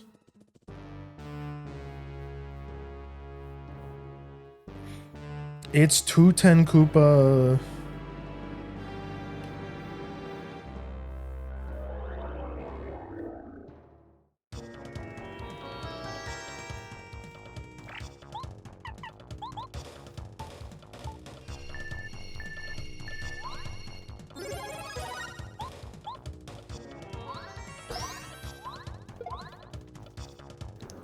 He summons Chompy. How much HP do you have? 5? I think I use a shooting star.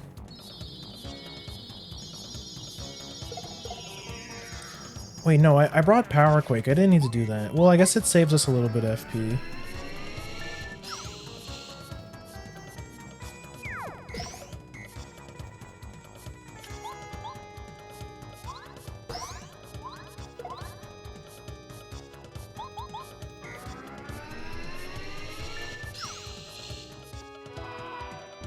Yeah, this move. It's hard to dodge. Yeah, I always mess up the second block, which unfortunately knocks out your partner. So you want to make sure you block that. Oh yeah, I'm not only talking about the boss fights. We're finally at our first boss fight. Okay, so Tootin' Koopa, he's generally pretty easy. His first turn, he always summons the Chain Chomp, which depending on the difficulty, the chapter difficulty, he could have upwards to 7 HP. He does have 2 defense, so you have to be pretty careful. You need something that can pierce defense in order to deal with him, like Watt. Generally, you usually just need a Quake badge and just to attack with Watt to get rid of him. If you let him live, I think he can do... Let's just have a look. Chapter 2, the Chomp. Oh, what about the damage? At chapter 5 scaled, he does 7 damage, the Chain Chomp. It's a lot, so you definitely want to kill the Chain Chomp. But other than that, it's a pretty easy fight. He throws a shell, which is very easy to block. That move that he just did is his most dangerous move, because as you saw, it can knock out your partner. The block is pretty difficult too. But if you practice a little bit, you should be able to beat it. Other than that, this fight's very easy. He's gonna summon another Chomp. He's always scripted to summon the Chomp on the first turn, and then 3 turns afterwards. I have Mega Quake, so I can just kill the Chain Chomp, because it pierces defense.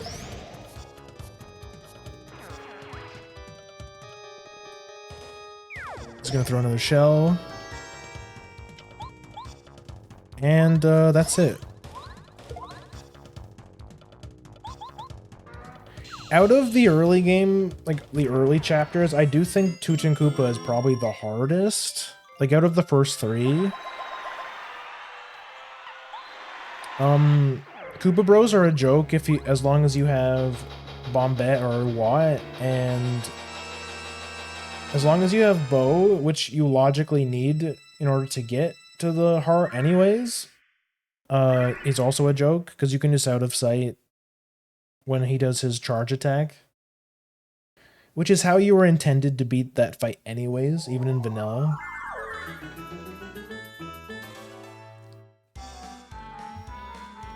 But there we go, there's our first chapter clear.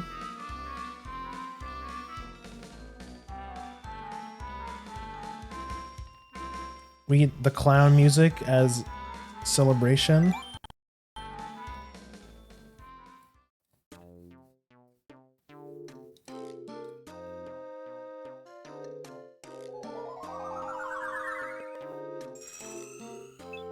But with that being done though,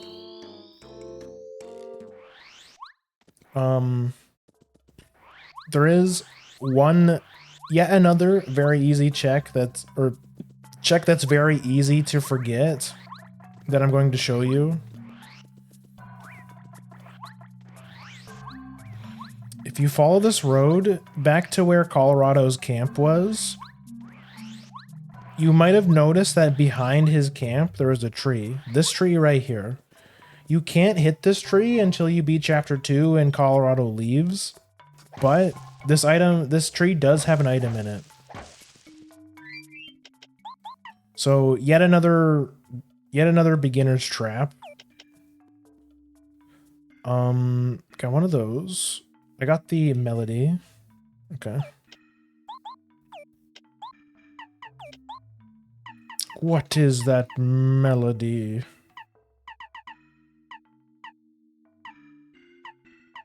I shrink stomp, I guess. Sure. Get validated, get loved, get Tamagotchi, get Digimon, get coerced, get godded. This music does not go well with the content on my second monitor. Emotional character death. Wait, what are you playing? What the fuck are you playing? Oh yeah, so this is what I was talking about before with Ralph. So we cleared our first chapter, which means Ralph has a new set of items for us. Which he had a very important item. He had the magical soil. Which means the only thing we need to beat chapter 6 now is the magic water. And we're just about to enter chapter 6, which has a lot of checks for free. It's another area that's very check dense, though it is very hard to get into, more so than other chapters because you do need 4 magical seeds. But once you get in here, you get lots of stuff. The clown music played literally as she started saying his goodbyes to his children. Watching Yuna on the second screen, oh my god. I assume she's playing, well, of course she's playing FF14. She can't not play FF14. She said she gave herself a challenge.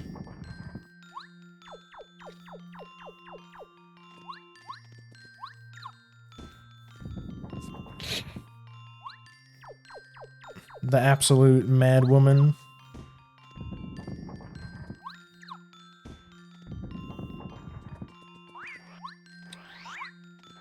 We don't have the fart cloud skin, unfortunate. I don't even think... I mean, I'm still here. I might as well just upgrade Bombette.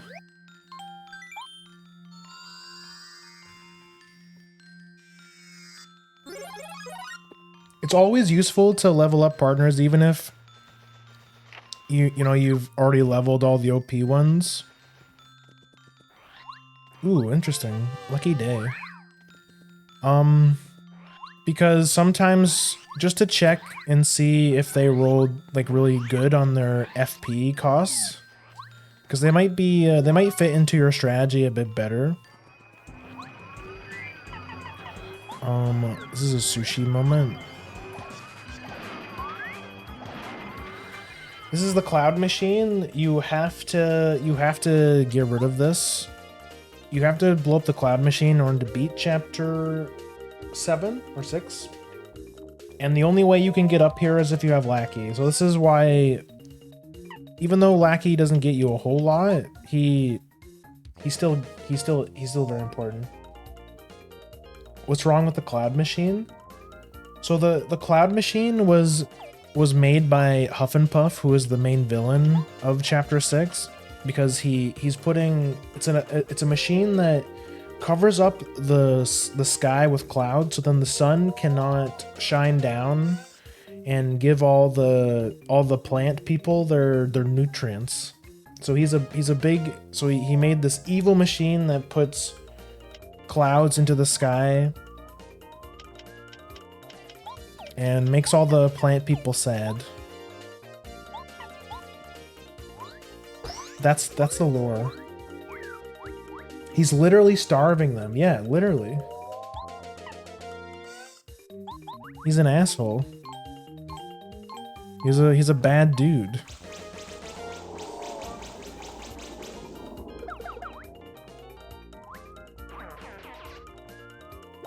Also, I can check out the chapter scale for 6. It is chapter 2 scaled, so another baby one, which means chapter 7 is chapter 4. Okay, we know now. We know what all of the chapters difficulty is. Okay.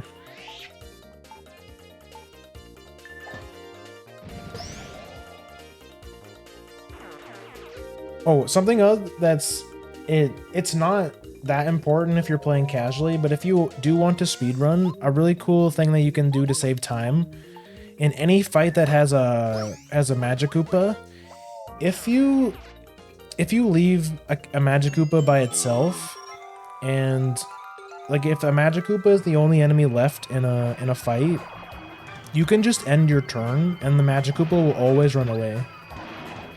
So you don't necessarily have to if it saves you time, you can just let them run away.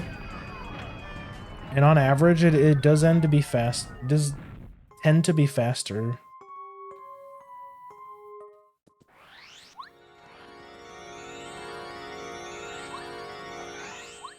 That's like a minor thing, but just something I picked up from watching Phantom play. In general, sometimes it is just faster to just end your turn.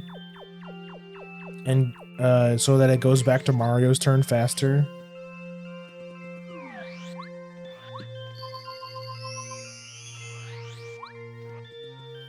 Okay, let's talk about another... Ooh, the melody. Speaking of, so the lyrics you turn in to the guy in the desert, he gives you a check, and the melody you turn back to that guy we talked at the very start of the run in the Club 64 on the dock. If you turn, that also gives you a check, so we'll have to turn those in. Okay, let me reset the AI.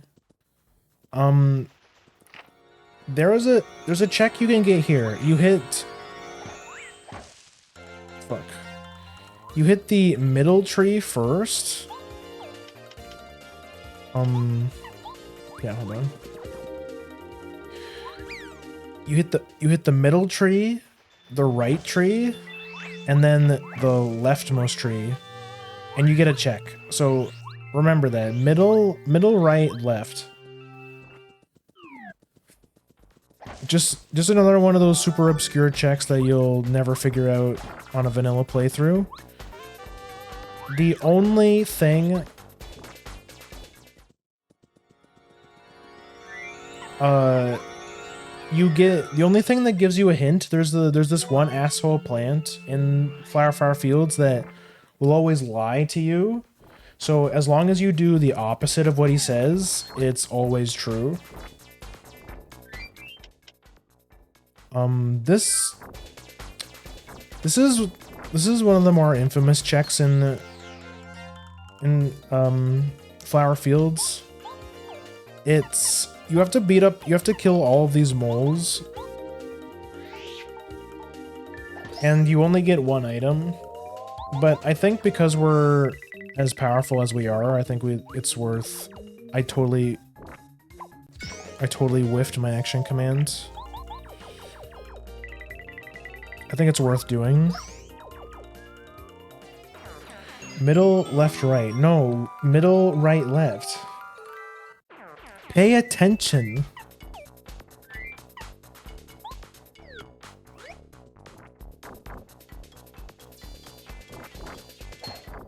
Because we have ultra level sushi, this should be pretty doable.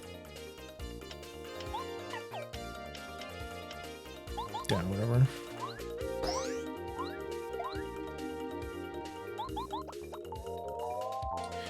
But the reason why this check is infamous is just because it takes a long time. Even at low scaled, keep in mind this is level 2 scaled, and the Monty moles still have 9 HP. It's a lot. They don't do a lot of damage. They just have really high HP. So that's why this check is very annoying. Unless you have lots of good AoE, these fights can take a really long time. So most people avoid it like the plague. But, as always, there is potential for it to be something you need.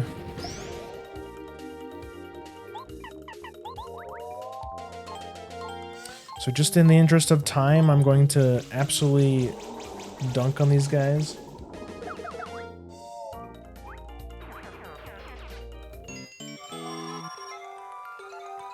Oh, gotcha. Right, middle, left. You ain't made for these. You aren't made for these flower fields, homie. Or however that meme goes. Fuck, I'm out of FP.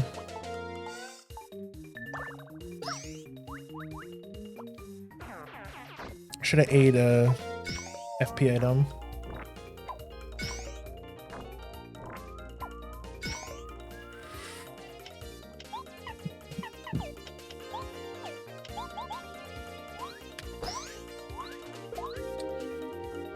Which, I mean, we're 4 hours in. This is educational. We're not speedrunning. Let's just fight the moles. But I'm saying if you are going to speedrun it, you probably want to save this check for last, because it takes us way too long. And you only get one thing. And look, it was a fucking FX badge.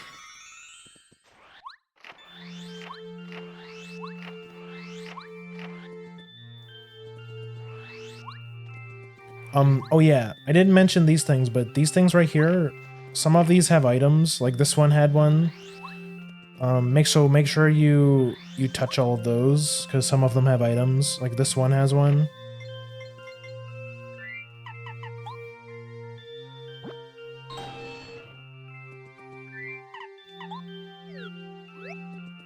That, don't go for that ultra block. In the randomizer, there's plenty, and like I said, only a couple of the partners are worth investing in anyways.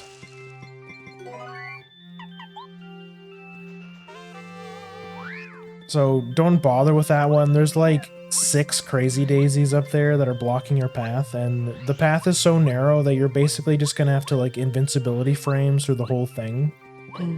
Yo, all or nothing. That's a very good badge. It's only 2. Let's go. We finally have a DPS badge.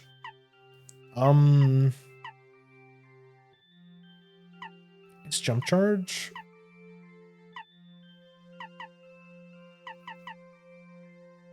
Use Mega Rush, whatever.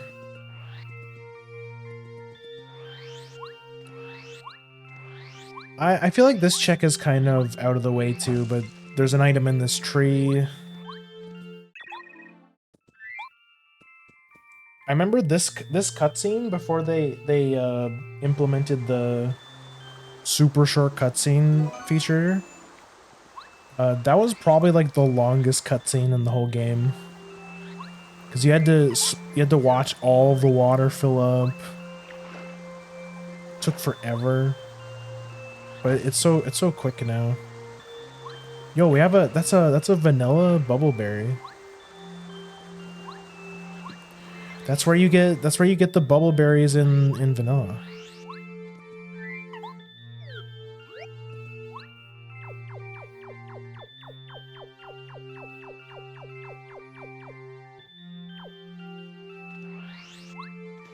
Hit the block again. It's very nice. It's nice central. That's actually new to the randomizer too. This heart block usually is in here. This guy is how you get the hint for the trees, that tree combination I was talking about. No, we want to go here first. Okay, watch out for this room. There's a fucking bee here. The bees are incredibly annoying to get away from. Those Huff and Puffs use Miracle Water. Let's go. We can beat chapter 6.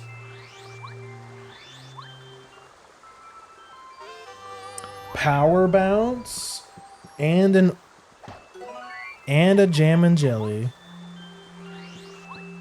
Holy shit, let's go. Ugh. But yeah, those bees are super annoying because if they hit, they do a lot of damage. They don't have a lot of HP, but they hit like crazy hard, and you can get absolutely jump scared by those things. Especially if it's high scaled. I think those things do like upwards to like 7 damage or something. Okay. This is a great segue. Where is it? Power bounce is 4. Okay, that's not great, but it's not too bad either. Take this off. Power bounce. I also need S jump charge. So I'm gonna be able to show you the most OP strategy in this game and how you cheese most tough boss fights.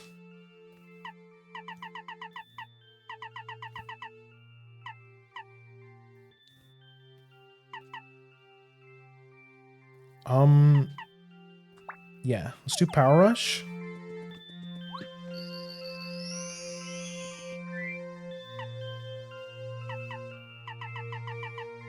Yeah, I think this is good. What is Lackey's? It's 6. It's 4. Okay, I think we're good. So let's go fight Huff and Puff. Oh, did you get flashbanged? What flashbanged you? I feel like this check is easy to forget too, but there's an item up here.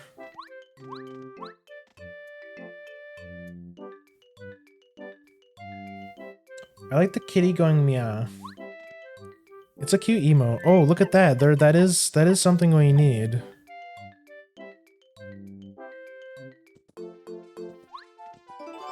We got our second castle key.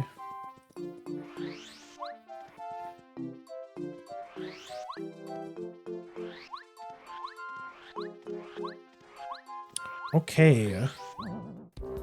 Huff and Puff. Okay, this fight's complicated. I'm glad that he's only 2 scaled. Because otherwise it would be kind of a pain.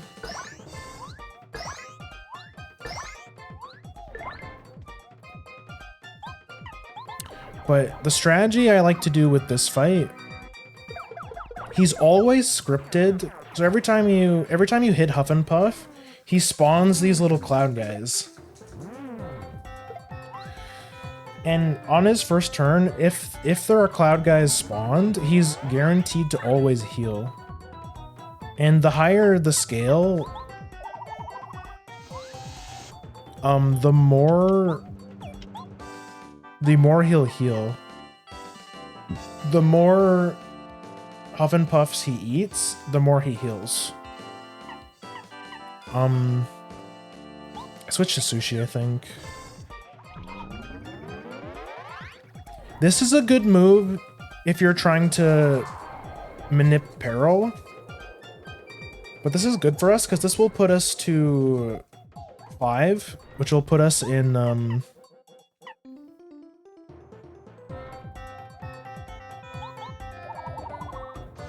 it'll put us in Danger Mario,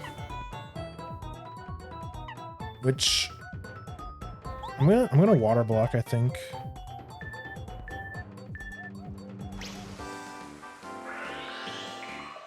This will make us immune to the I fucked up my block.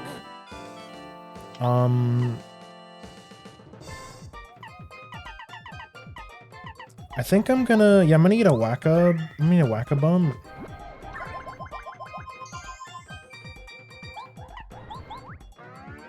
I'm gonna squirt because I don't think he should heal when he does this. Wait, I thought the water block would. Yeah, he's gonna charge. This is when I use my repel gel, because that move does a lot of damage. If you jump on Huff and Puff while he's electrified, you don't do any damage, or you don't do any damage, and you take. You can't jump on him when he has water block. It increases your defense by 1, or it increases your defense by 2 if the attack is a fire attack. I should have enough damage to kill him now, though. Yeah. There we go. I definitely overthought that fight.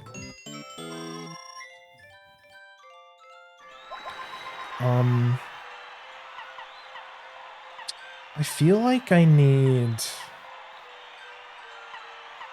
I'm gonna upgrade BP again. Twink music jump scare.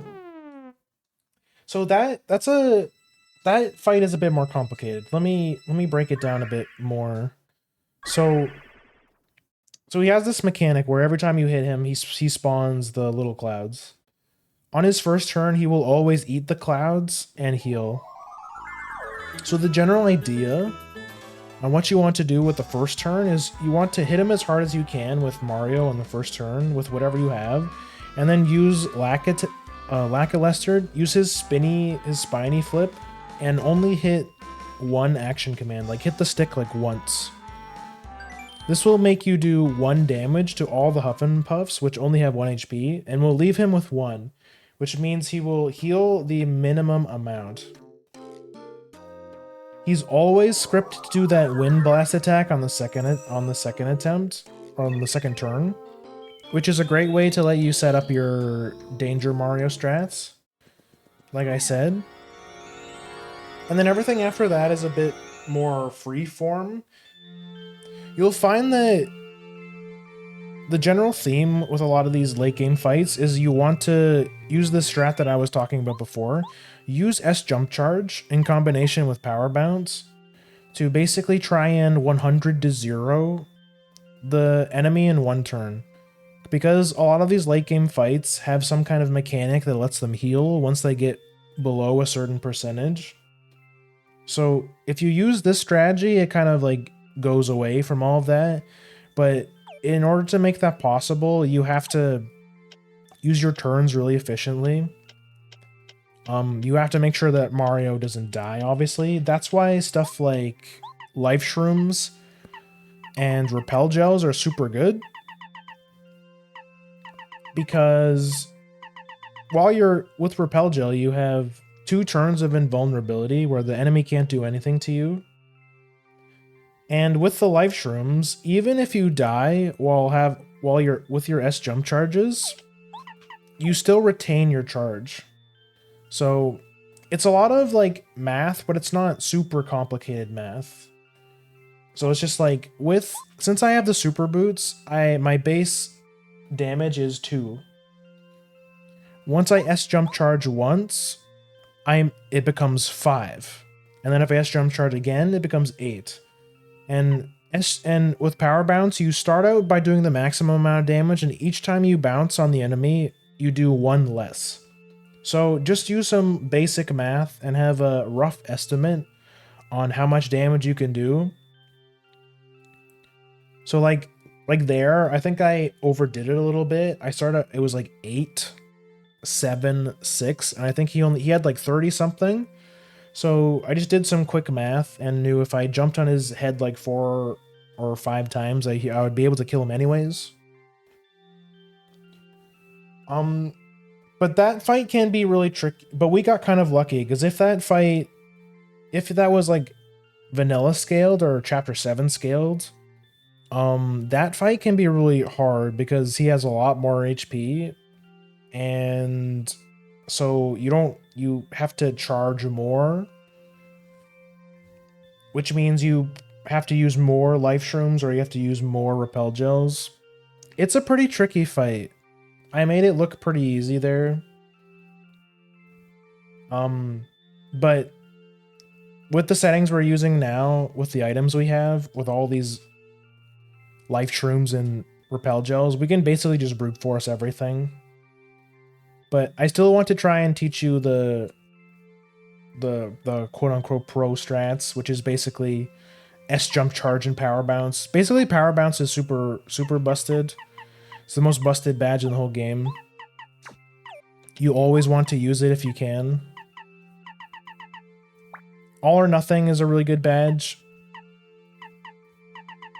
It increases Mario's attack damage by 1 for both hammer and jump, but you have to nail all of your action commands. So it's like get good kind of thing.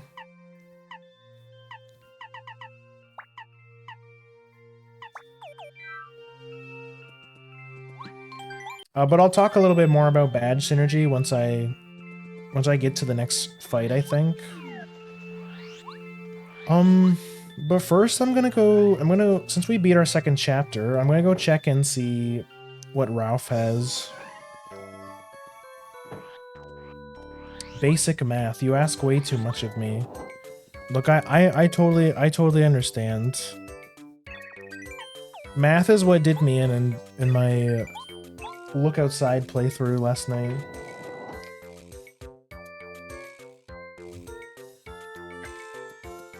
Okay. I mean, since we're here, I'm gonna finish off the rest of the checks in Flower Fields I haven't checked out yet.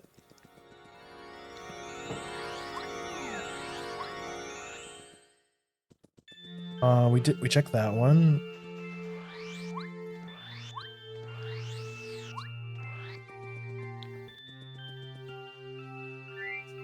Give him a blueberry.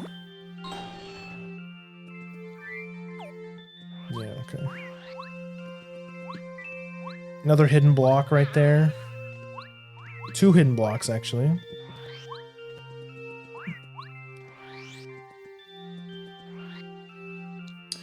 This check's pretty annoying. This is how you get to Rose, which only gives you 1 check.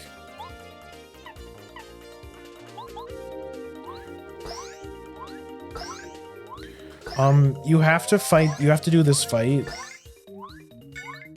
I fucking only had to hit 1 more skill check. That's why this check's kind of annoying, especially because the Lakitus can do that and summon more annoying enemies.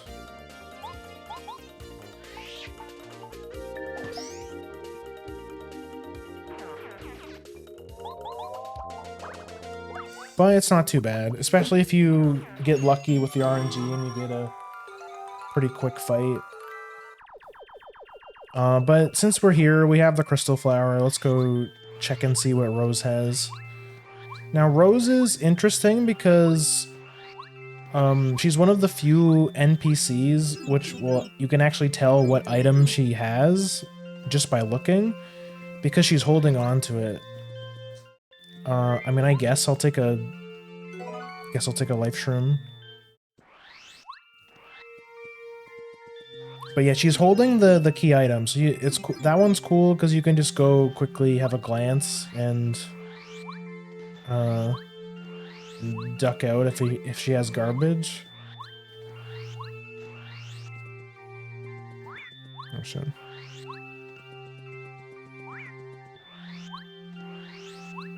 Last few things we need to do here is in this room. I'm gonna check this. This is where you would use your Bubbleberry if you didn't have Lackey, but because we have Lackey, we can go over the thorns. But you will have some seeds where you need to actually use the Bubbleberry. It is rare, but sometimes it does happen. Oh wait, never mind. I don't have Bombette. I actually can't go check that.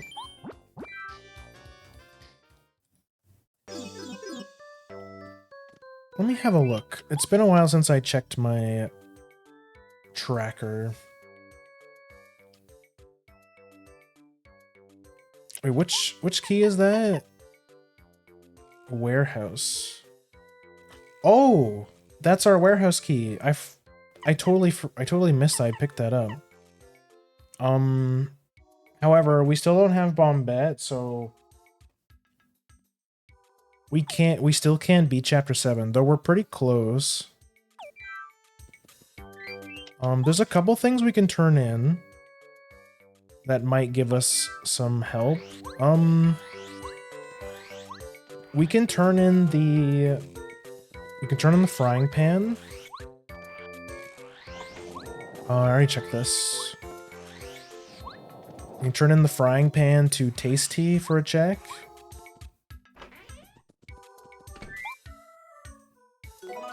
Melon. We can turn in the melody. Okay, there he is. This is the guy I talked about, who will, for a small fee, reduce 2 of your stats by 1 level and increase 1 of your stats by 2. We're gonna turn in the melody. Another life shroom. We just gave him the melody. I'm going to turn in the... I guess I'll turn in the lyrics. It's a pretty easy check.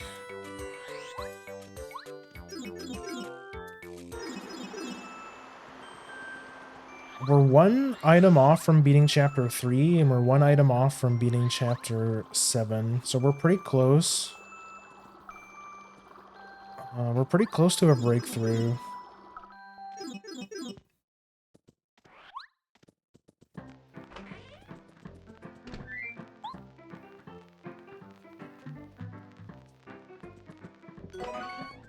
A jelly shroom.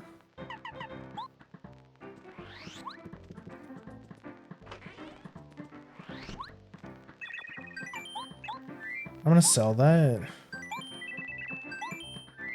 I'm gonna sell all of this, actually. See what I mean with the items, though? It's like, there's no way I'm losing the seed.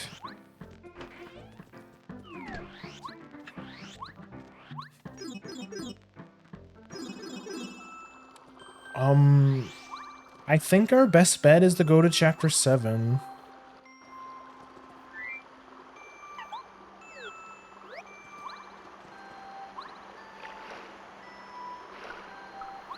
We're at the point in the seed where just like 1 or 2 specific items and the game's over. Well, it's not. That's the wrong pipe. Which I could go save the children again, but... Oh.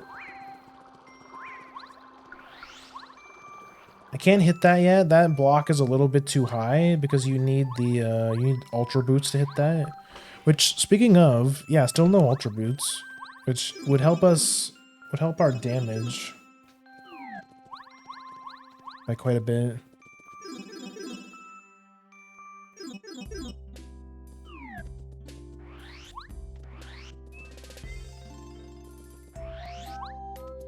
What was under the ice? Oh, nothing. Just a star piece.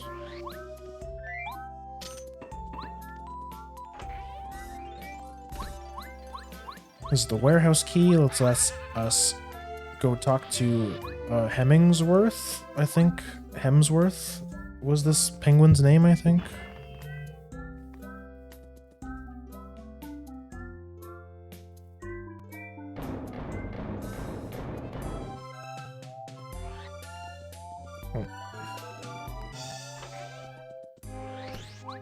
Cool thing they added with the cutscene skip update. You don't have to have that lengthy cutscene with Mayor Penguin. You can you literally just go into the screen and duck back out, and the game acts like you watch the whole cutscene.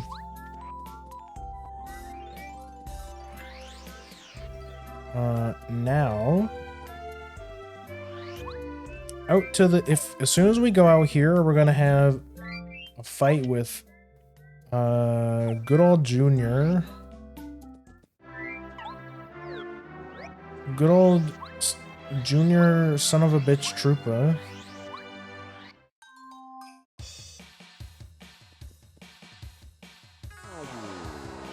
Who thinks he's a wizard. Wait, what the 10 HP? Oh, I'm dumb. This is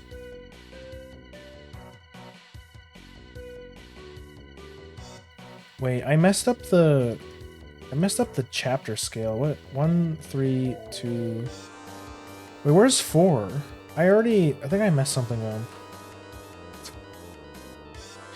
I feel like I always mess up my difficulty scale. Okay, this is only chapter 1. This is actually super easy.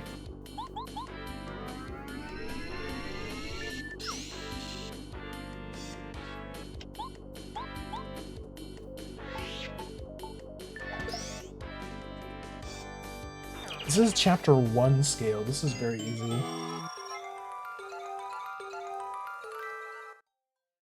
Which is a good thing because chapter high scaled Crystal King is pretty annoying. I'm gonna give him his scarf, give him his hat.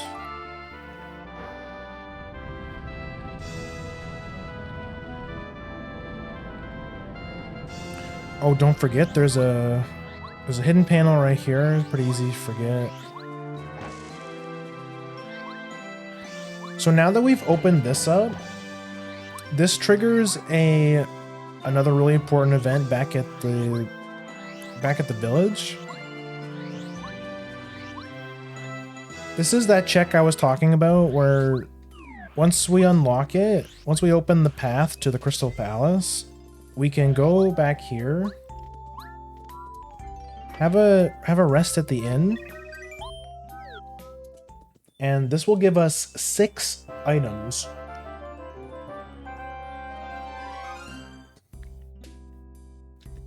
Or you can access this item on the table at any time.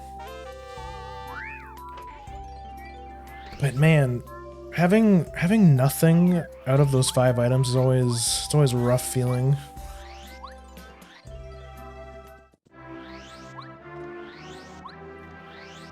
Usually at least one of those things is good. Great music, by the way.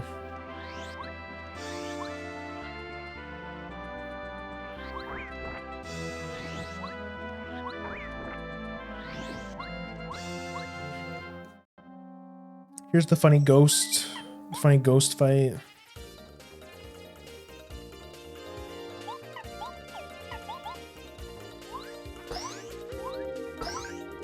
Six, 7, 8, 9, 10.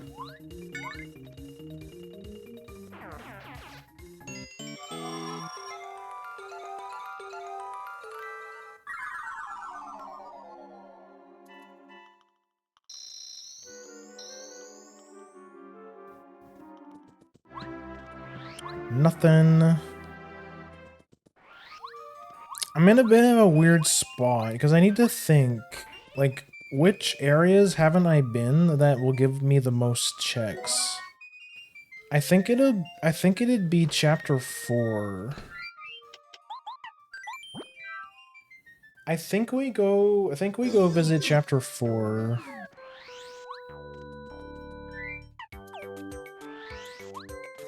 I think that'll give us the most, like, that has the most check density. Because there's talking to Merlin unlocks the check at Mayor Penguin. Like, you can go talk to Mayor Penguin and he'll give you an item. The scarf check. But I think now that we have the... Which, actually, you know what? I think even though we don't have... Actually, no. I was gonna say maybe we should go Danger Mario, but honestly... I don't think Danger Mario is worth it unless you have Last Stand. Which hopefully we'll find here soon. That'd be nice.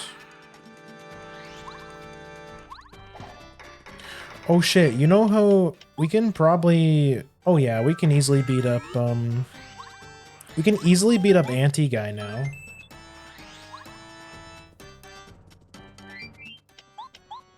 I need this.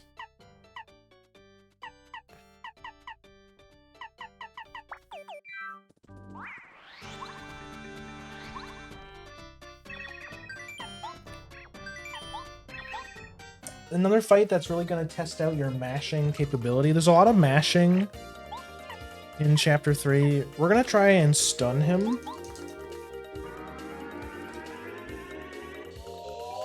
Nice. That's huge.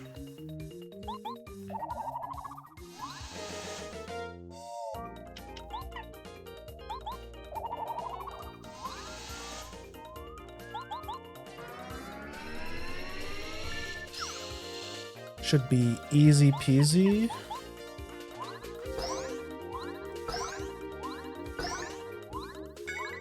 Oh, I messed up my block.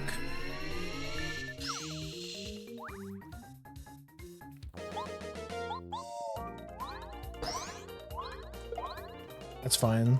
Lasai gonna use one of my many life shrooms. Never mind. Unless he uses the wrong attack. You activated my power rush, nerd.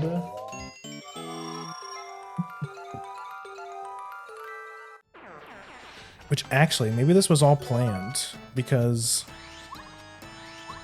now we have...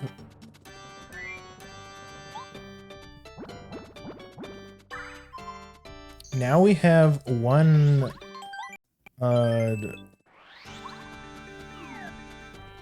HP, so now which triggers Mega Rush. Which means we're absolutely going to shit on Lantern Ghost.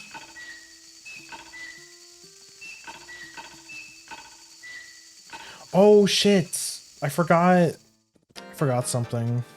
I forgot the cake. I need to go grab the cake. I totally forgot.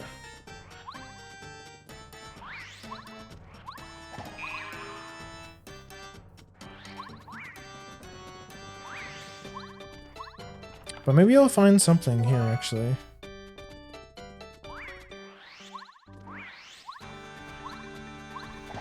If we're lucky.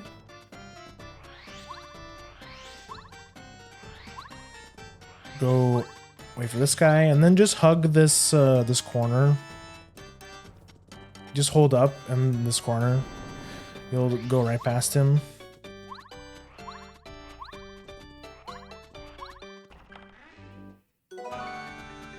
Blueberry. I'll actually take that. Might be useful. And there's another that's our second FP plus. That's really good.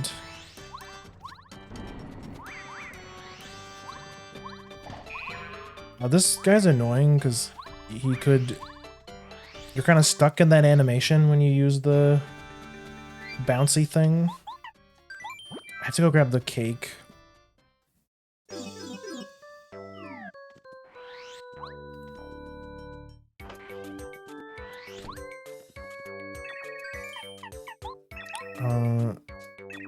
Oh, I'm holding too many items.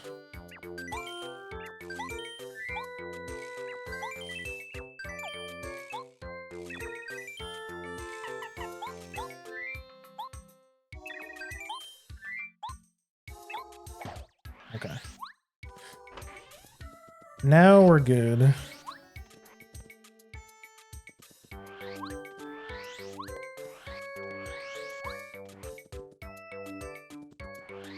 Because we need the cake for Gourmet Guy. Without the cake, you can't access the other half. You can't access the rest of Chapter 4.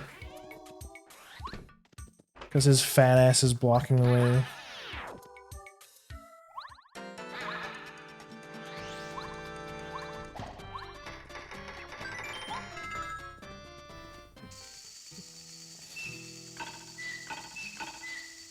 Let me turn this in.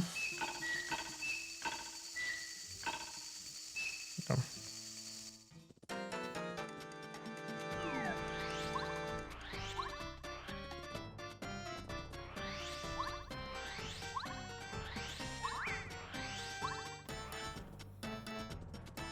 I would say Shy Guy's Toy Box is probably another good spot. Oh, I love your color, Oomphy.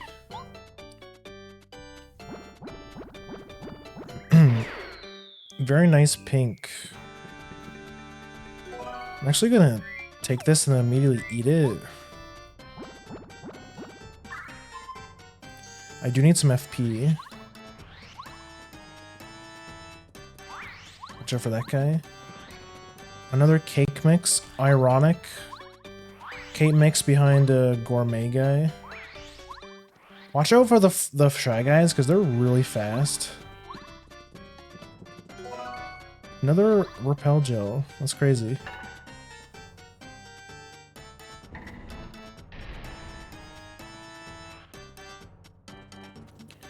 Especially the pyro guys, they're incredibly fast. This is where Speedy Spin really comes in handy. Because the Shy Guys move faster than you. They move faster than Mario when he's just walking, which is why you need the Speedy Spin.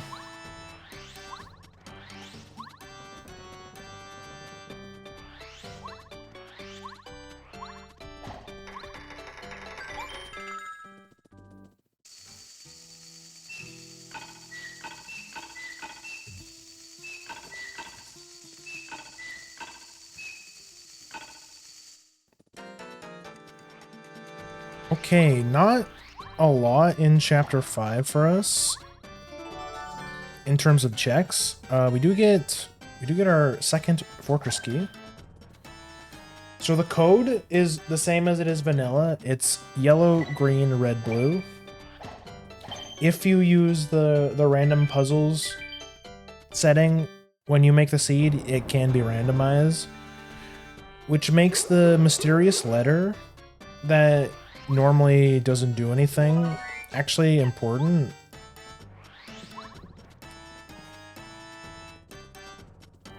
It actually becomes a absolutely nothing burger item to something you actually need. Oh, I'm actually gonna take this. That badge is very useful for a very specific fight.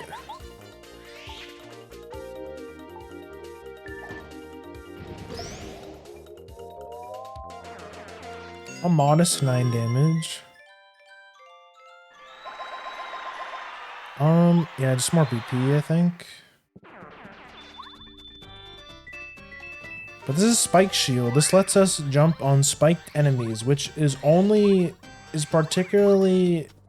very good for one specific fight, which I'll get to later. I'll talk about it when we get there, but we have a long way to go. I don't need to hit that.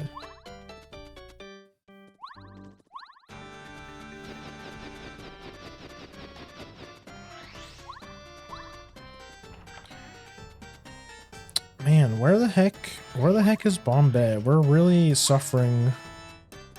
We're really crying out for Bombette. Our third FP plus, very good.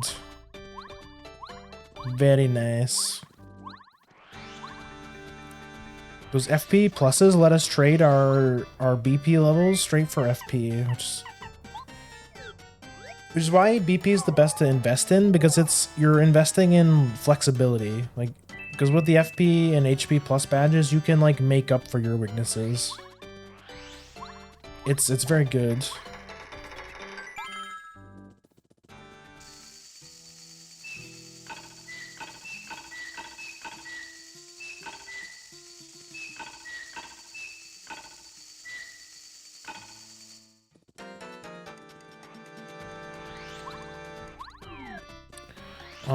That's where General Guy is. Okay, we have a couple things we can check here.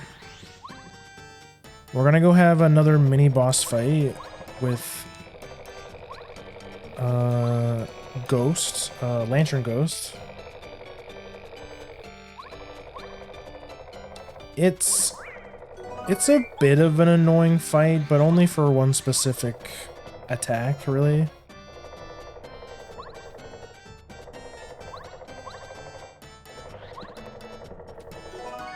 I'm like fully loaded. Yeah, I think I use what? Don't need that. Probably don't need that either. Lucky Day is kind of funny. I think it's damage dodge and power rush. Yeah. I don't want the jelly super. So this is where you get what in vanilla. This fight, the gimmick with this fight is that you have to attack the lantern at least once with either party member in order to illuminate him, because if you don't hit the lantern, you can't attack him.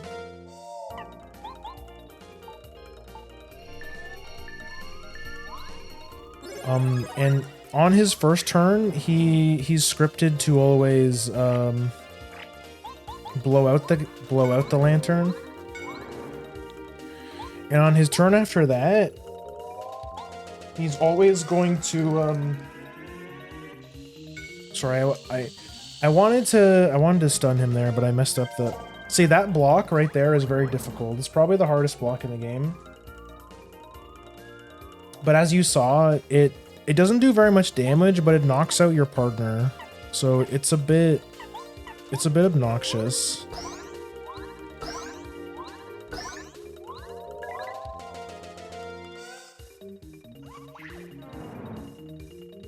Because he kind of like stun locks your partner. I've played this randomizer a lot, and I'm still not very good with hitting that block, to be honest.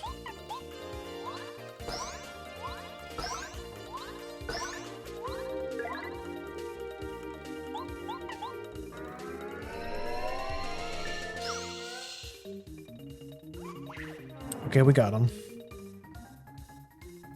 Not a very hard fight, but it's kind of annoying. This is a fight you want to practice, especially if you're taking the game seriously and you want to speedrun it, because this fight's pretty tough to do quickly. Unless you master that really difficult block.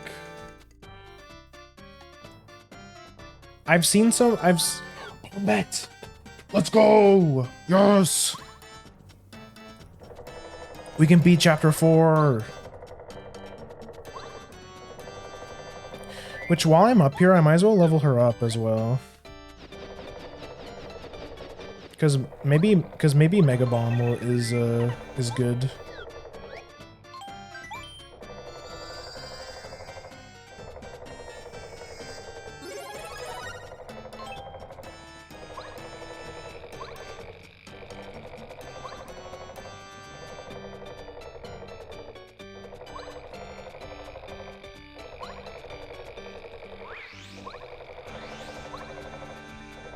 That's huge. Finally, we get Bombette.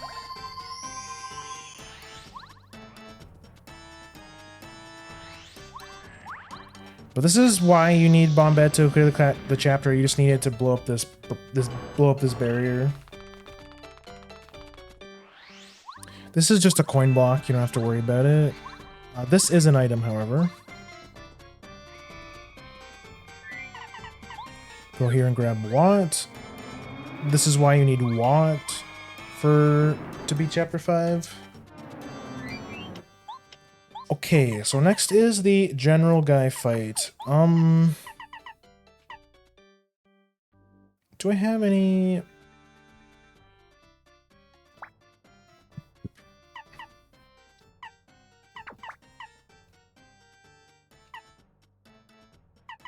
Mega Quake, and sure, we'll use Mega Rush. And we'll stick with Watt as always.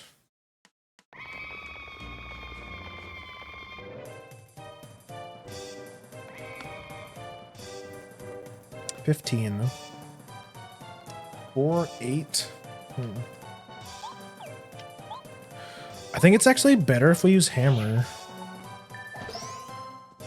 So this group of enemies is interesting. So each that block is pretty hard. So this first group of Shy Guys, for every Shy Guy that you leave, each HP on this enemy represents one Shy Guy. So if I let that 15 HP stack of Shy Guys attack me, they would hit me 15 times. Now they only hit you for 1 damage each, but it's a very hard block because you have to, the rhythm is very difficult. And once you get hit once, you're locked out of all of the other blocks. So you have to, it's a pretty hard, so you basically just need the damage. It's a damage check. Just do as much damage as you can to reduce as much the amount of damage they can do.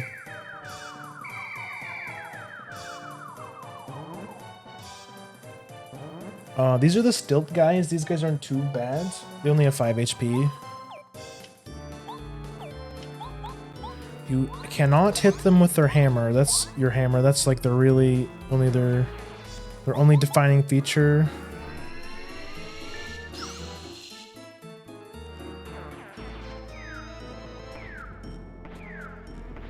Now these are the Shy Guy stacks. These are probably the hardest.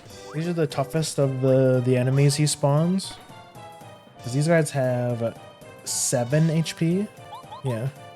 But what I'd like to do is if you can kill the first one with Mario, you can stun the second one very easily. With Y, just again, another reason why Y is overpowered. We're gonna use this turn to sneak in a supercharge.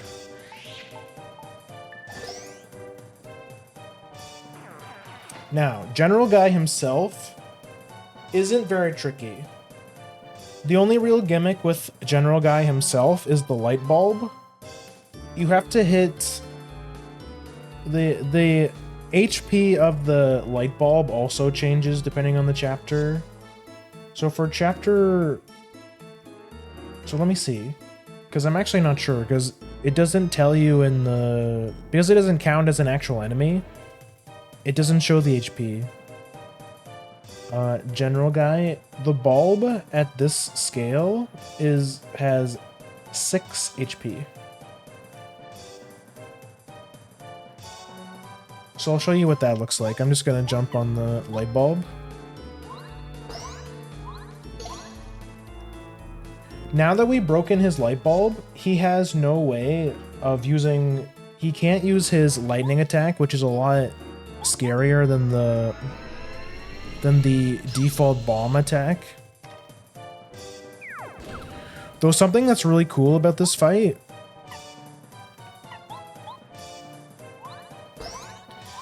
is if for some reason Watt is totally immune, or not for some reason, it's because she's a little lightning, she's a literal sun. So she takes no damage from General Guy's lightning attack. So if you have Watt, it's honestly a better strategy unless you can't take the damage, because the lightning attack does do a lot more damage. It's better to just ignore the light bulb altogether and just focus on General Guy. Because you don't have to, but if you have any other partner out there and he uses the lightning attack and you don't block it, it'll KO your partner, which is really bad.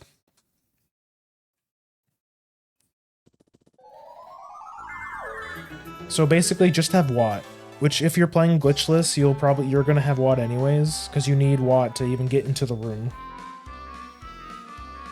So again, Watt is really busted. Just use Watt.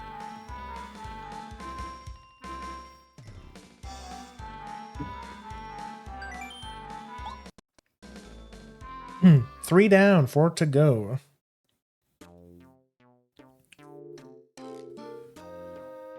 We have Bombette, which means we can go directly to chapter 7. Because we have everything we need for chapter 7. What's preventing... I think the only... Wait, actually, no. We don't have Cooper. Wait, never mind. We actually can beat chapter 7. We don't have Cooper. Unless he's right here. Let's go. Never mind. We're so good. D down pound is another good badge.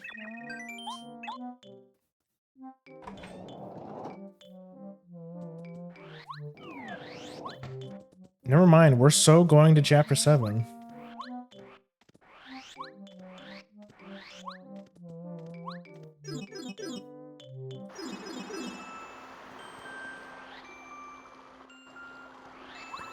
It would be much quicker if we had the odd key, because that would let us go to, it makes the walk a little bit quicker.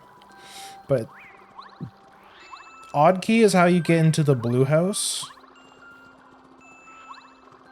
Oh, speaking of, now that we have Bombette, it might not look like it, but this wall right here, on the other side where Chet Rippo is, there's a crack in the wall indicating that you can use Bombette, but you can also break it from this side too.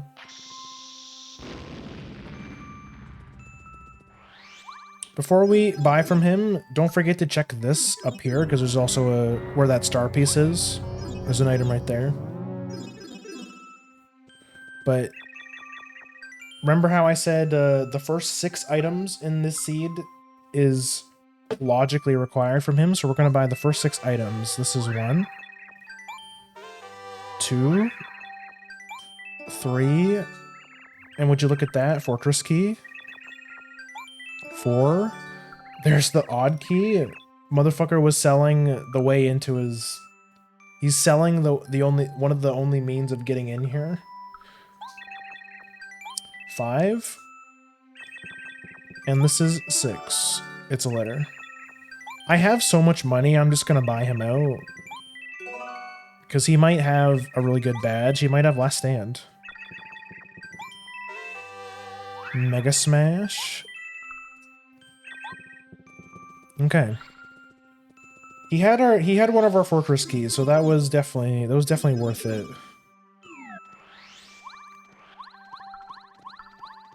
But yeah, you have to spend... It's expensive to buy him out, but I mean, with how much money we've had, there's like, money is not a question. He's skid crack. He definitely looks like he sells drugs, yeah. Come on, a guy named Cheat Rippo in the sewers selling me items of questionable quality. Oh shit. Before I forget, we go talk to Mayor Penguin. Because he has something for us.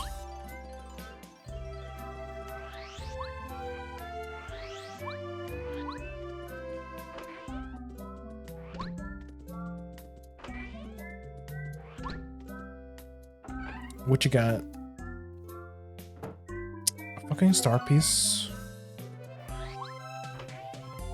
Not exactly what I was hoping for.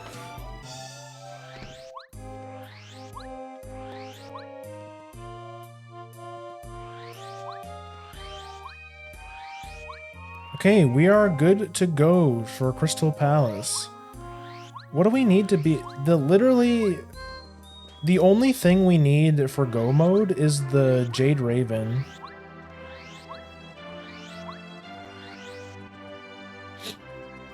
Only item we need to beat the game, Jade Raven, that's it. Oh, we got the clown music. Wait, actually... Wait, do we even need... I actually don't even think you need Ultra Boots to beat the game. With these settings. Yeah, I don't think you do. Man.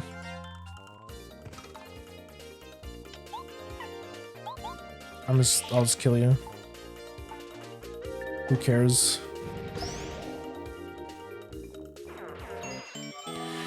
Which was totally not worth it because you guys give no XP anymore. That's annoying. We can't hit that block because that's a block we need to hit with ultra boots. But this is the reason why you well actually there's two reasons why you need Cooper. You need Cooper to hit this, and you need Cooper to do something in the Hidden Palace as well. The Crystal Palace.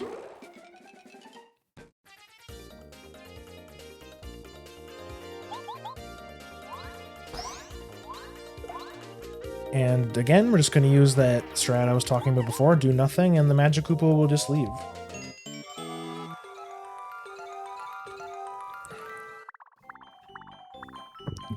Let me...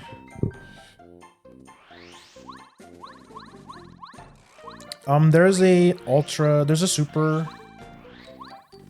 super block up there if you need the levels, but we don't. Wait, I'm deadass gonna put a life shroom in there because I think this is more valuable.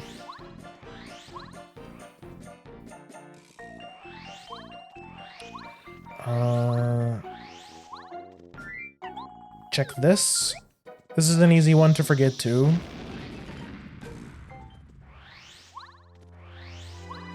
Yeah. Yo, hi Chibi, welcome in.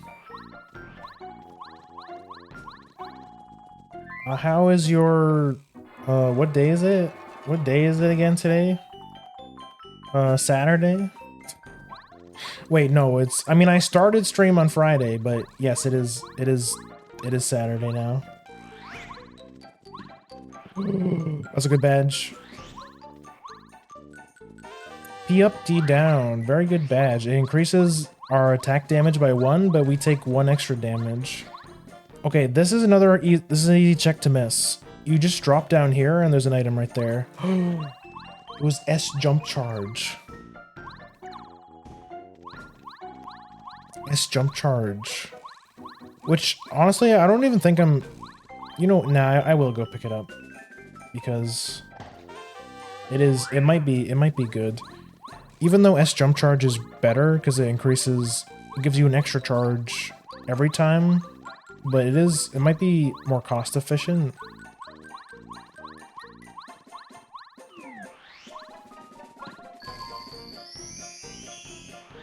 I gotta get food, BRB. Better not be girl dinner.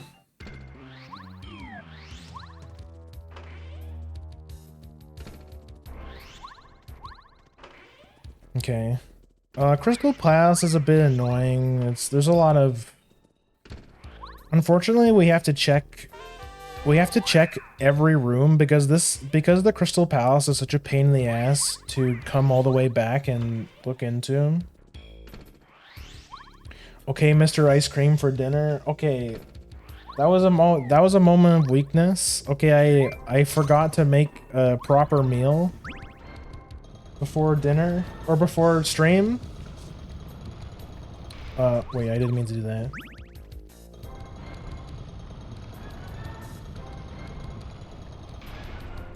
And I talked about how I regretted it because I was like really out of it that stream. But that is a good example as to why you should always eat before stream. Because I didn't have any snacks on hand. Like, nothing good anyways, besides the ice cream. So, you know what? Fair enough. That's true. I did have girl dinner on Wednesday. So many goddamn star pieces. Do you know what I'm talking about? Do you see what I mean? There's so many fucking star pieces.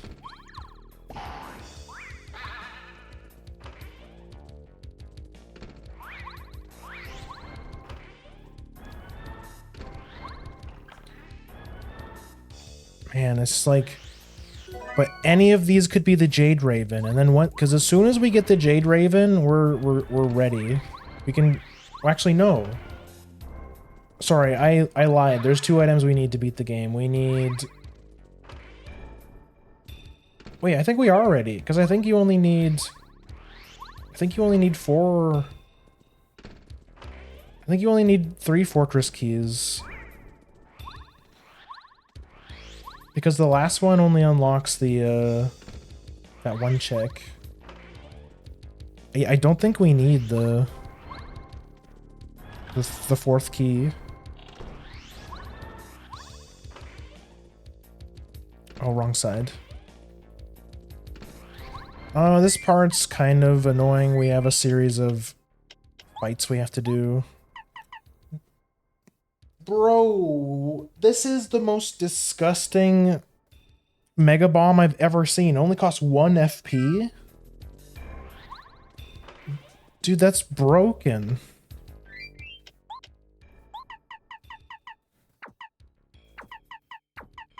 We don't need all of this. Oh, quick change. Quick change is so good. Ooh, but P up D down for 1.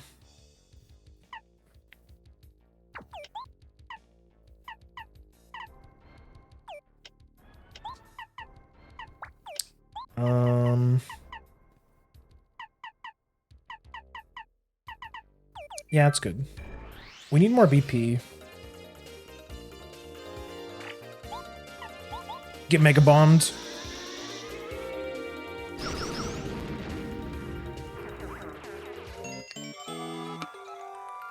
This is the most busted bomb bed I've ever seen. I think this is the best bomb bed I've ever rolled.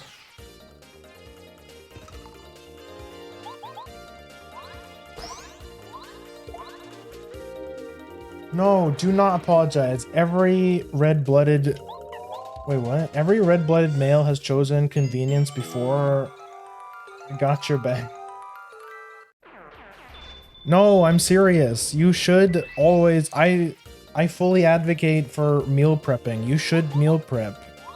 Because it makes doing, like, the rest of your day so much easier. Because you don't have to worry about, like, having to make food, or like after stream, or it's like when I raid into somebody, I can continue watching the stream, or I can just I can raid into somebody and then just interact with the stream. I don't have to be like, okay, BRB, I have to go, you know, I need to go make food.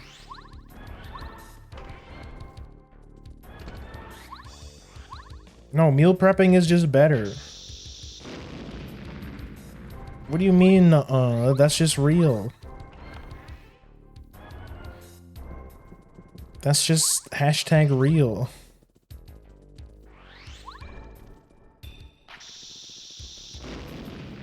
Oh, whoops. But this is the check. This is the reason you need Bombette for that switch. Look at this. Look at this Barney the Dinosaur-ass clubba. And this is why you need Cooper. Oh, oops. What? There we go.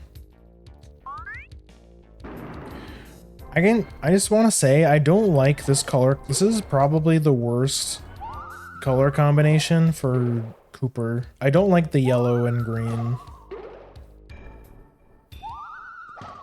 It's Waluigi. Did you see that?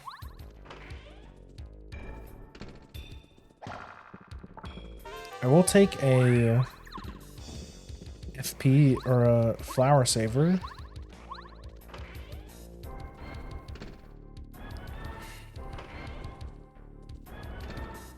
In fact, I meal prepped yesterday. I actually have more food to prep. I need speaking of, I just looked back to see if I put my food away. But I made a whole bunch. I buy, like, for some reason chicken is really cheap right now. Here at least. Fuck, I actually don't need that. So I buy like these family packs of chicken drumsticks, and I just make like a whole bunch of them. Like I just make, I just bake them all. And then I just have chicken and rice for a while. Bro, please. I need the Jade Raven. Fucking get your ass out of here, Barney.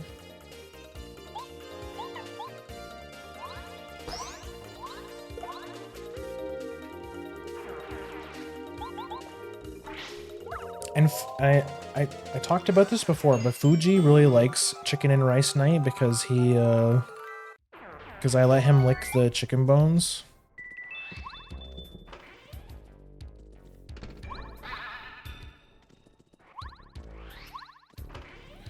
Chicken is his absolute favorite. It's the only thing I can always count on him to eat. Because I've given him, he's not as big as he's not as big on fish. I remember when he was younger and I was experimenting with what kinds of food he likes. He would turn his nose up to some of the fish, like tuna. But he always likes chicken. Like he never turns down chicken.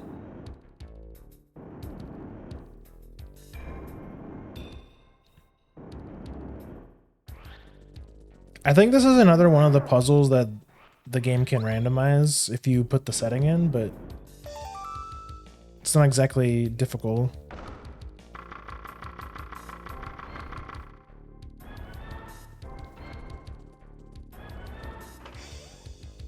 Okay, Crystal King. This should be very easy. Mega Quake is useless. So I'll just put on PFD down, and I think that's good. Then we'll switch to Bombette. I don't need to save. I don't need to save. This is easy. Chapter 1 scaled Crystal King.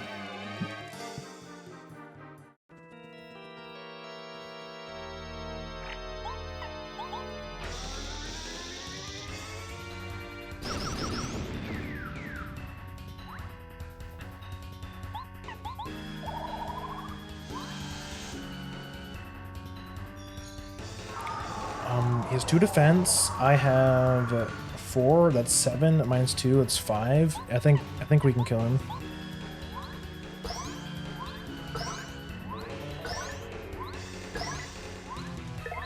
Yes, let's go. 20 health, Lamau. That's what I'm saying. Chapter little baby Crystal King. That's what I'm saying. Little baby man.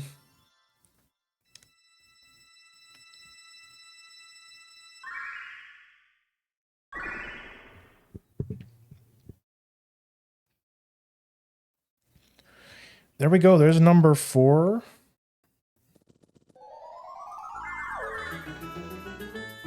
Hitler acquire. I'm sorry. I'm sorry. I just can't unsee it now.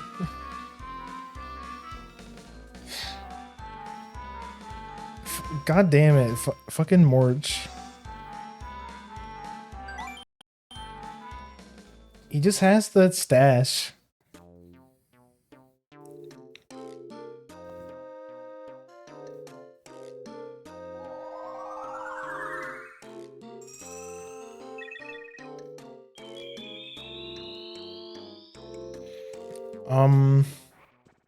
Okay.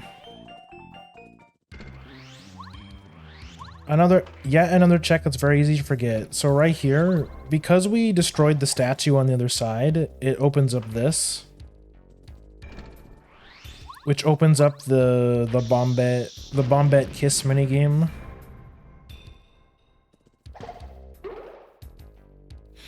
And because I'm a true gentleman, I never mistake a real lady. I always know which one is which. We get our kiss. Then we go and check and see if this is slow go. Let's go. The best badge that forces you to walk everywhere.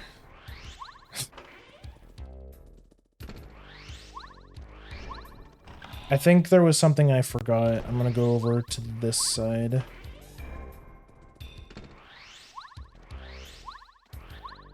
Oh fuck, because right, it's the other side.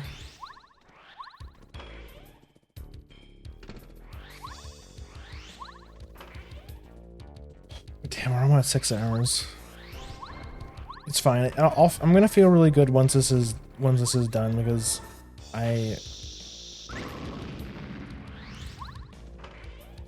I've really been liking just yapping about Paper Rando. One of my hyperfixations. Yeah, it was this one. So when you move the smaller statue that you can push on the other side, it mirrors it for the big statue over here. So there's this check over here too.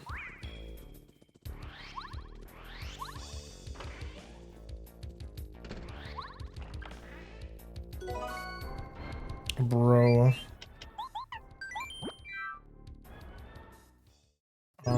Okay. Let's have a look at our tracker just to see if I missed anything. Did that.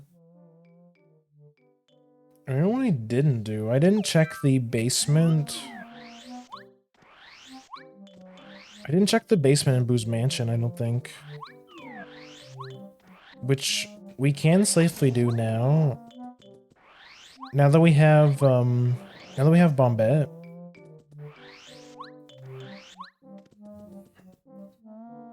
What is... I can't be... It's like... Oh, what am I doing? I can go... We can be chapter 1 now.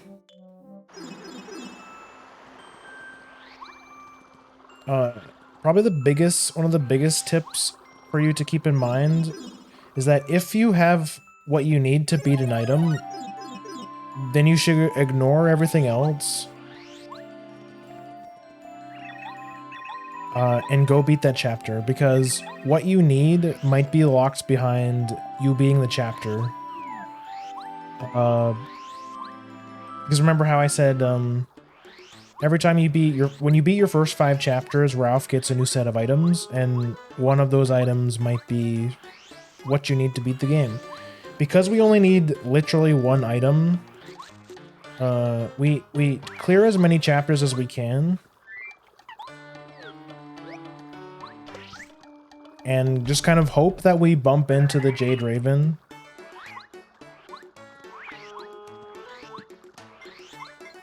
So many star pieces. Don't need an egg. But, I mean, there are some checks in the fortress, and we can full clear it, so... Now, we're kind of hoping that we just come across the Jade Raven. Like right here. No, unfortunate.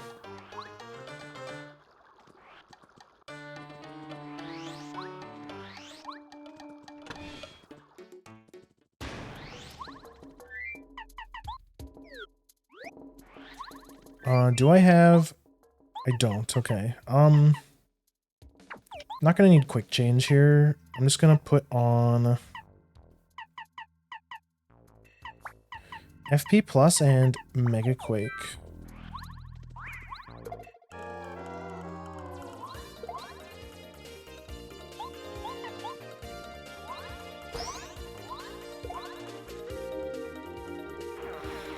Make sure you kill this Koopa, this first one, because this is how you get the first fortress key in the game, so he drops an item. Holy shit, and would you look at that? Let's fucking go. Okay, we're good. It's go mode.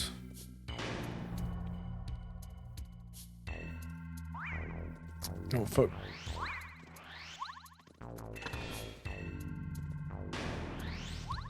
I think. Unless I'm wrong and I do need all the fortress keys.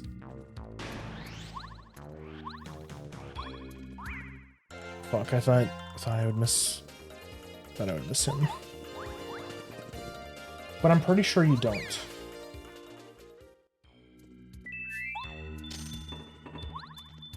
Okay.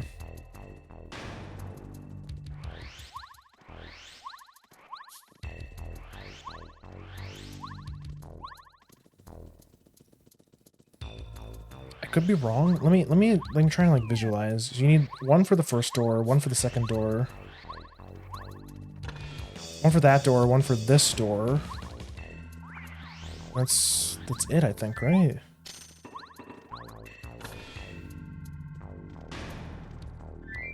I could be wrong, which in that case, we're not quite done yet.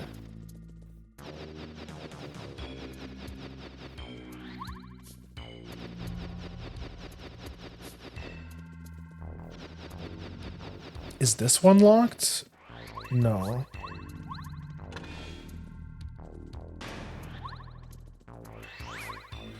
This one's locked, right. Okay, my bad. We do need all the keys. There's a couple things we can check here. Which, I mean, we can check... It has the lava vase.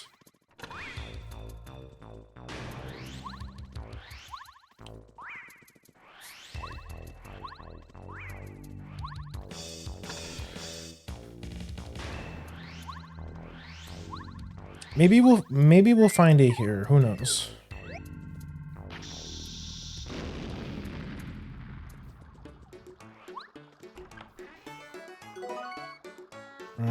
Star piece.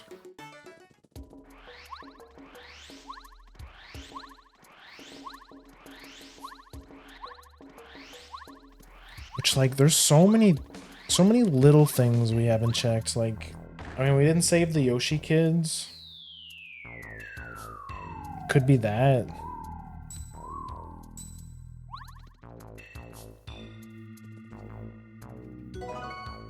Man, that would have been sick.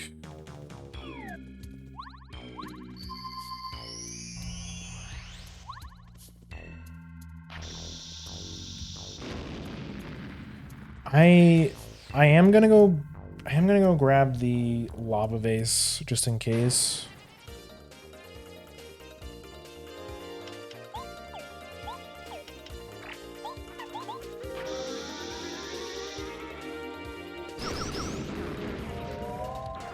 We can also go check the pit, which is another pretty infamous check.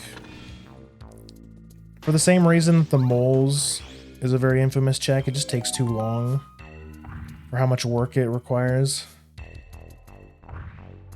Or for what it gives you. Only gives us one check.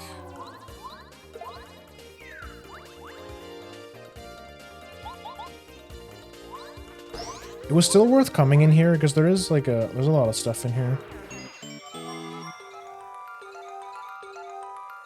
I was mixing up the runes key with the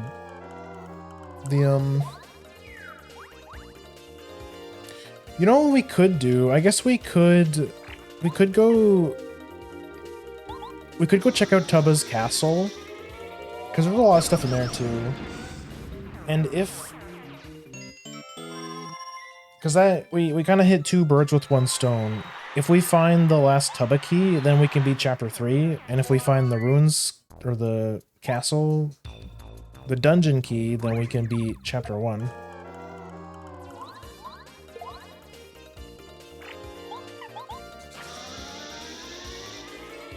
So we have we're pretty likely to find something in there.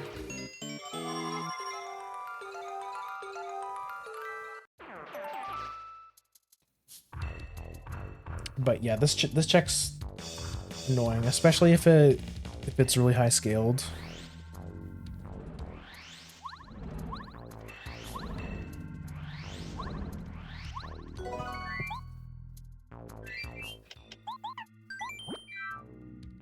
Oh, dude, what am I thinking?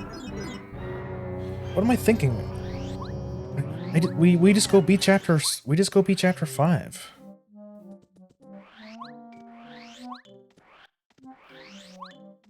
Which will give us our last set of items too. For Ralph.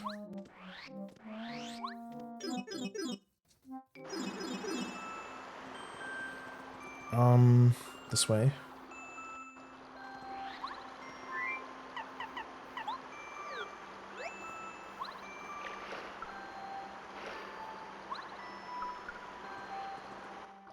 Oh, what am I doing? No, wrong way. It's over here. We still haven't found Ultra Boots yet, which admittedly is kind of a bummer because it's nerfing our damage.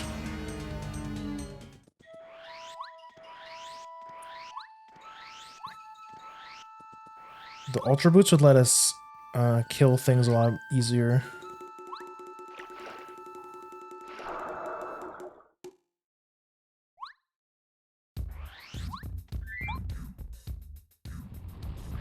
Amogus.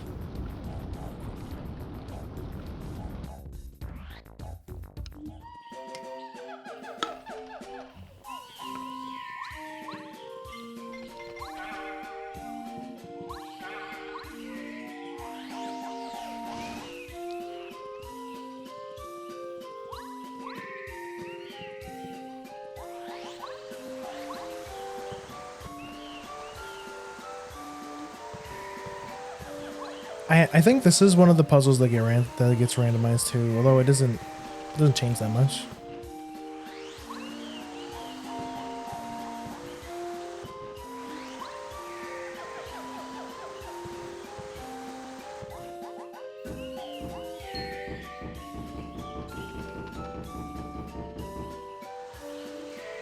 The clown music.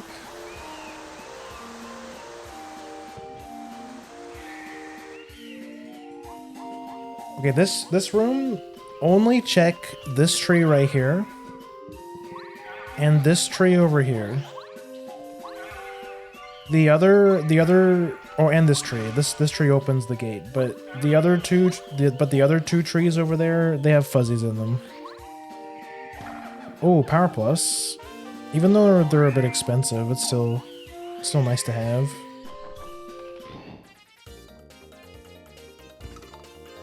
Wait, shit, did I put... Okay, I did. Thank you for the hydrate.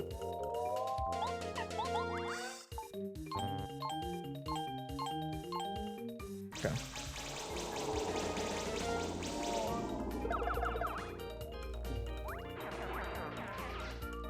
Ooh, that's nice.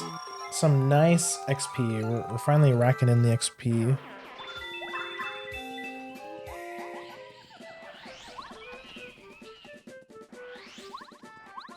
But the volcano will have lots of stuff for us.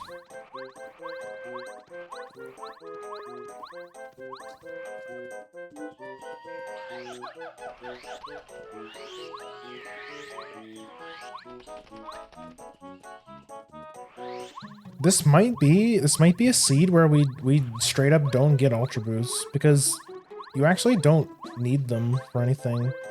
Unless you don't need them for progression at the very least.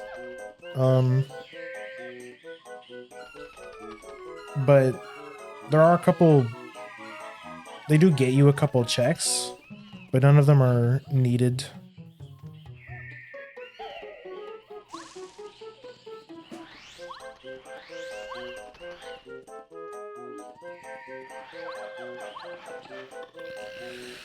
Come on, man. Hook me up with the last fortress key. Damn, how many star pieces have I gotten?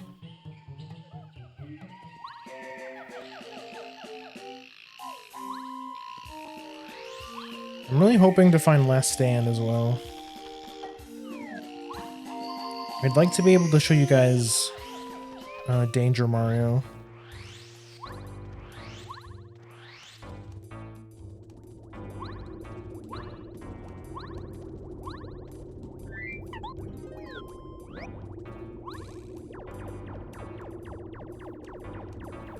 In vanilla, you don't have Lackey, when you get here, so you wouldn't know this, but you can glide over the lava, and it's just I find the most easy way to get across the lava. You can go around and avoid the enemies, but it's a bit tricky, so I usually just choose to avoid them.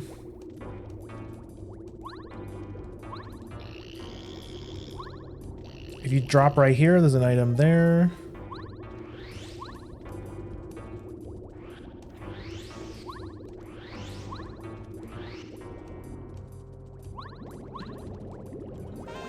Nice. This block is weird for some reason. As soon as you hit it, it drops the frame rate like crazy. I don't know why it's like that. It's just, it's the frame rate block. It's just always coded like that. I don't want that.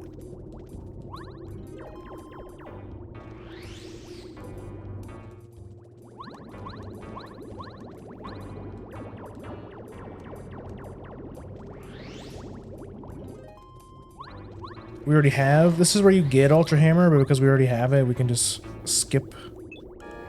See what it is.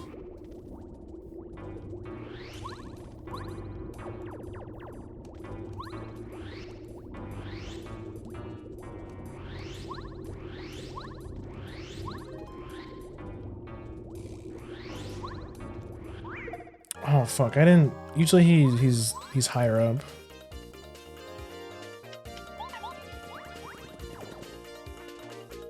Oh, that was close. I almost didn't make that. I'm season up. Not doing so good on my mashes. There is a ultra block you can get if you drop a little bit earlier, but I need to drop down here to see what the hidden block is, or the hidden panel.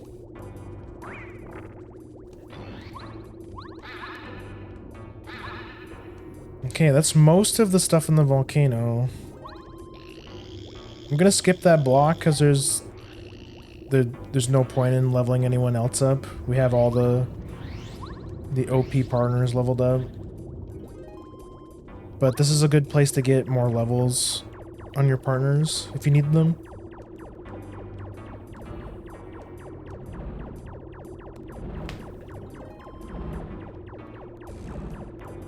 That area up top where I didn't go to the east when I first entered the volcano, there's another. All it does is lead to another super block. So there's two places you can level up your partners here.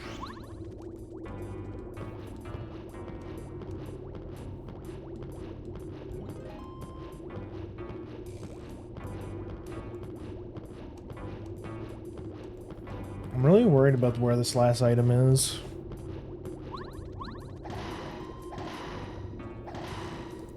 I'm feeling or last two items. Actually, we need two items still. This is what I mean about 7-star spirit runs. Like, we pretty much have the whole tracker cleared. So it's less about difficulty and more just like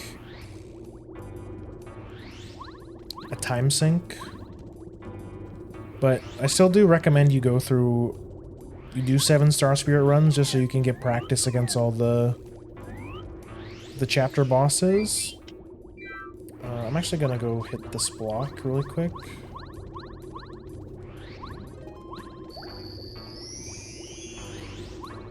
Okay, so for Lava Piranha, this isn't a very tough fight.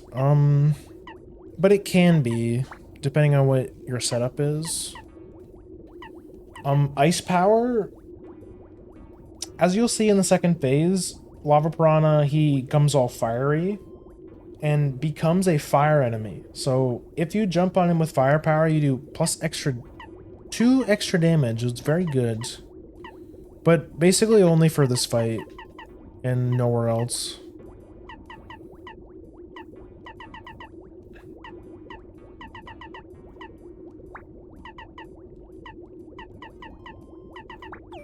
Yeah, it's good. Okay. If you have Ultra Rank Sushi, as I talked about before, you can also just cheese him this way as well. which I will show. It's chapter 6 scale, so it's one chapter harder than vanilla, but it's still not very hard. Ironically, I feel like the first phase is harder. If you have it, this is a good time to Starstorm. To disable the 2 heads.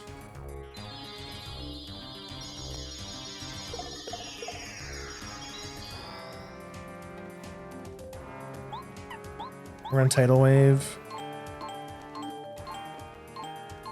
Nice.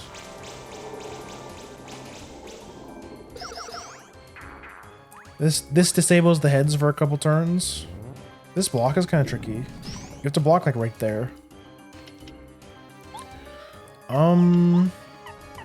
I still don't have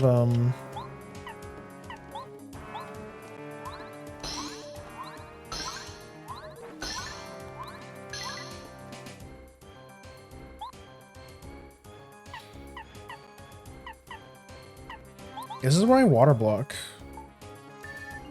This is a fire enemies, which means water block will block an extra damage.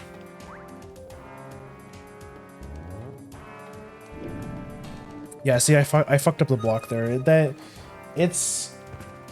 attack's like kind of delayed. It's a bit of a tough block, honestly. It's a very slow moving fireball.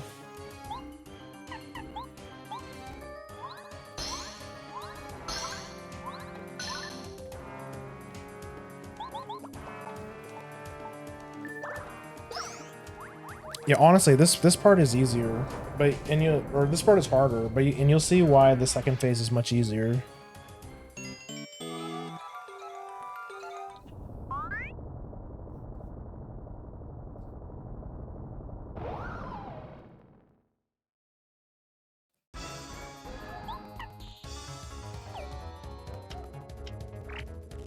Yeah.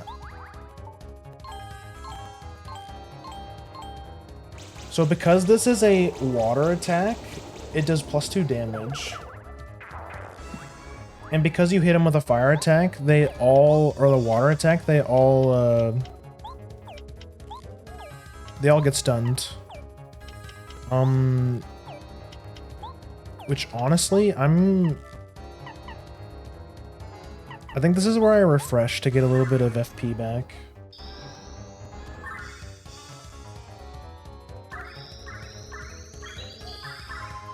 Refresh, very good move to spam.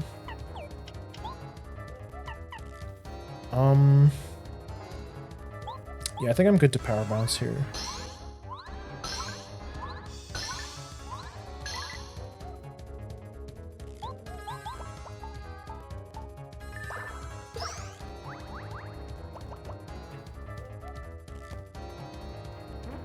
Haha, get watered, you plant. Wait a second.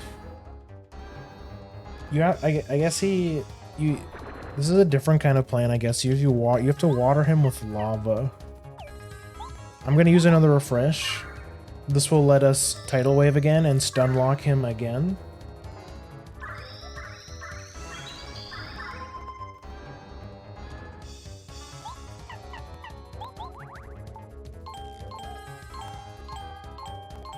Nice. Makes sense. Makes sense in Mario Land.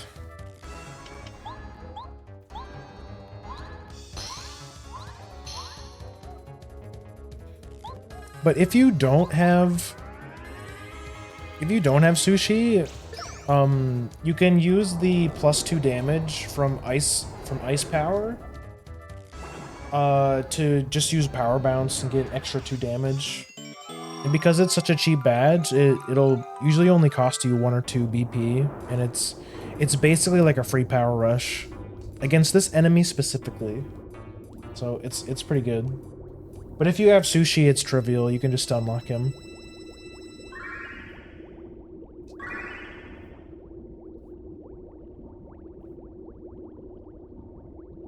It's safer to do it this way, but honestly, that the way I did it there was suboptimal. What I should have done is just do the standard S jump charge a bunch and then just 100 to 0 in with power bounce.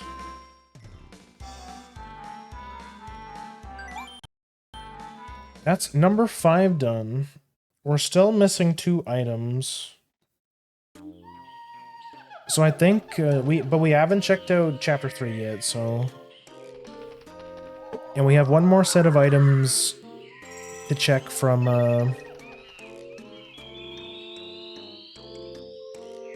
Ralph. Oh shit. I almost forgot. There's one more check that unlocks when you beat chapter 5.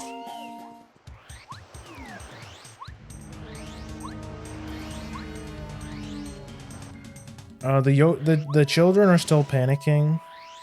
Or the villages are still panicking because. But this chest unlocks after you beat the dungeon. Because it's in the original story, it's the treasure that Colorado was looking for. This is where Colorado will sit for the rest of the game. If you have the relic or the lava vase, you can give it to him here. But we don't have either, unfortunately.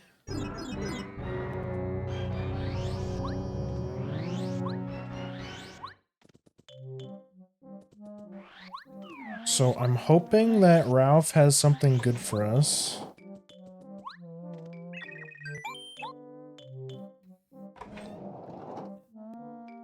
But yeah, I'm generally playing a bit safer than I usually would when I'm speedrunning, because I'm trying to give you strategies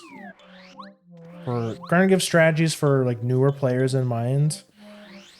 If you just use your items, just play it super safe, like against Lava Piranha, just keep spamming Tidal Wave, he'll never get a turn.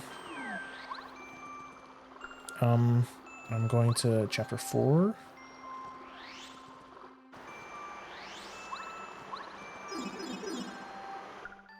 But if time is a concern, then generally you want to get better with your power bounces, because it's just the most OP ability in the whole game. Oh, okay, that's a good badge. I am going to pick up Fire Shield, which increases our defense by 1 against fire attacks, which, again, if you have it when you fight Lava Piranha, it's also really good because all of his attacks are fire. Yo! I definitely should have checked that earlier. Okay, so now we can beat chapter 3, no problem. We're ready to go for chapter 3.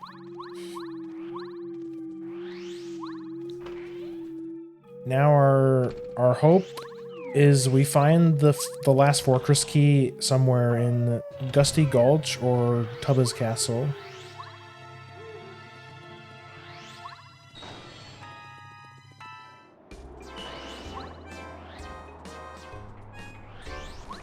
Nice music.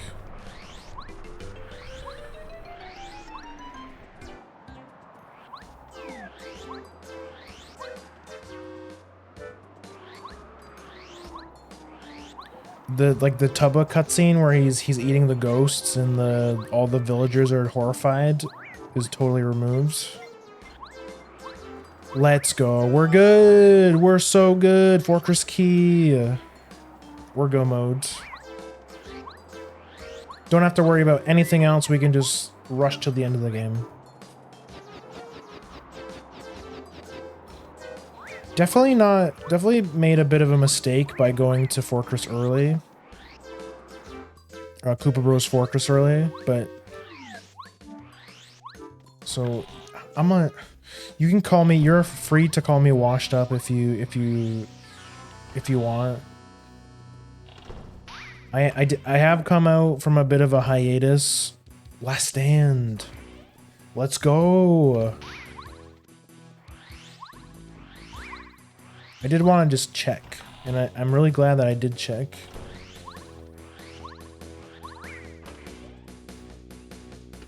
Wait, no, I don't have to go this way. What am I doing? Bitch. That's a lot of HP worth of enemies. Gonna... Alright, this is... I'm thinking of a different door.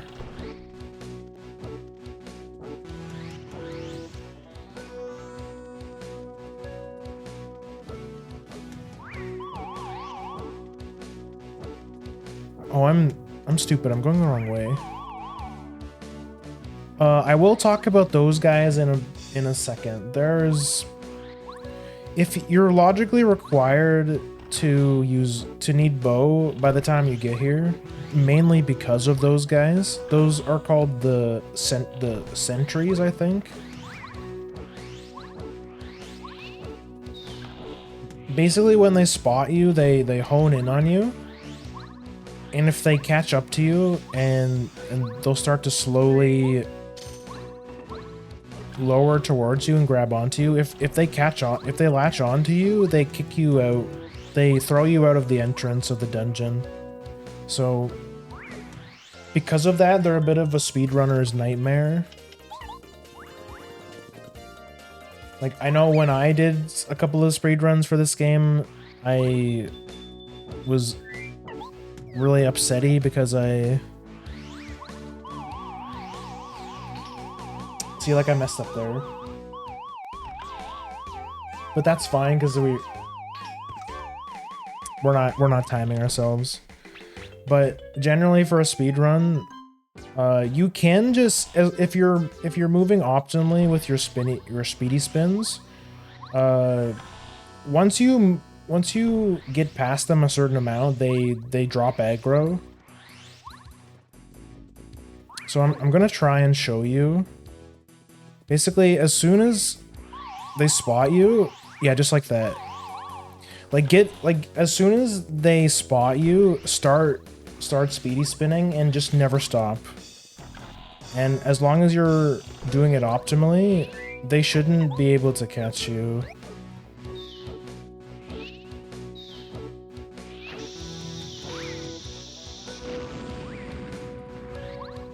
And just be careful because there's another one. A trick you can do with this room, so normally if you guess wrong, you fall to the second floor and you can't come back up. But if you just stand on the edge of these platforms and ground pound, you can break the platforms without having to jump down. And you want to jump through this one. And go to the side. And we get Last Stand, the probably, after Power Bounce, the most broken badge in the whole game. But I'll talk about that in a second. I'm just gonna play it safe. I don't want to get thrown out.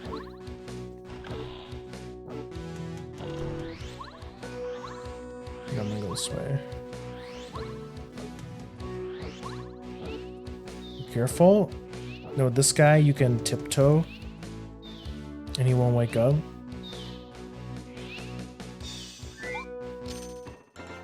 Unless you're stupid. It's actually better to go on the other side, because for some reason the hitbox is bigger on the top side of the clubba. Yeah, I'll take that.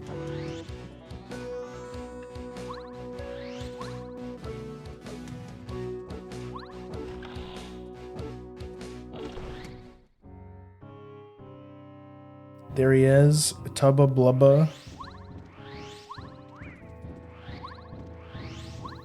You can just sneak past him like that. Here's our final key.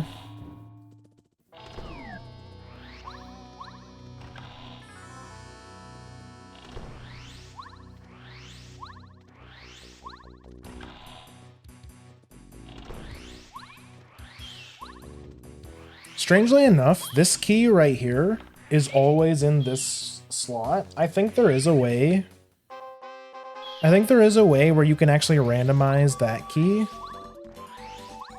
but it's the only like unique item where it's always in the same chest, that talking key. And I think it's mostly because it's part of the cutscene.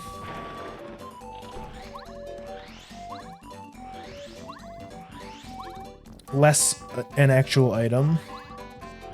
But if you open up your key items, and it's actually in your inventory, which is interesting.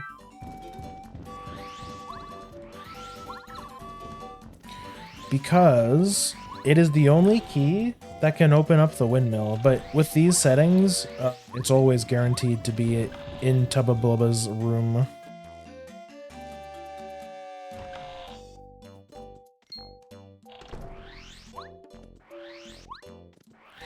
Okay, I'm sorry. I'm sorry to quickly run in such a moment, but I really need to pee. Just give me like a couple seconds. I'll be right back.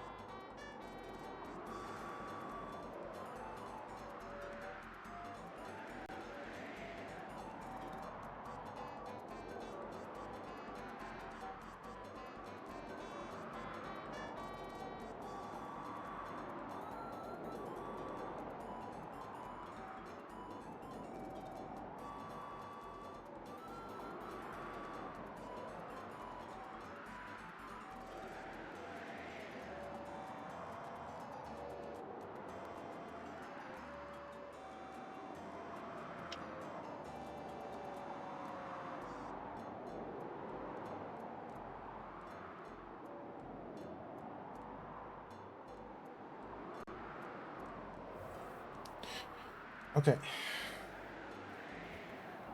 Sorry about that. We're back. We're currently running from Tubba Blubba.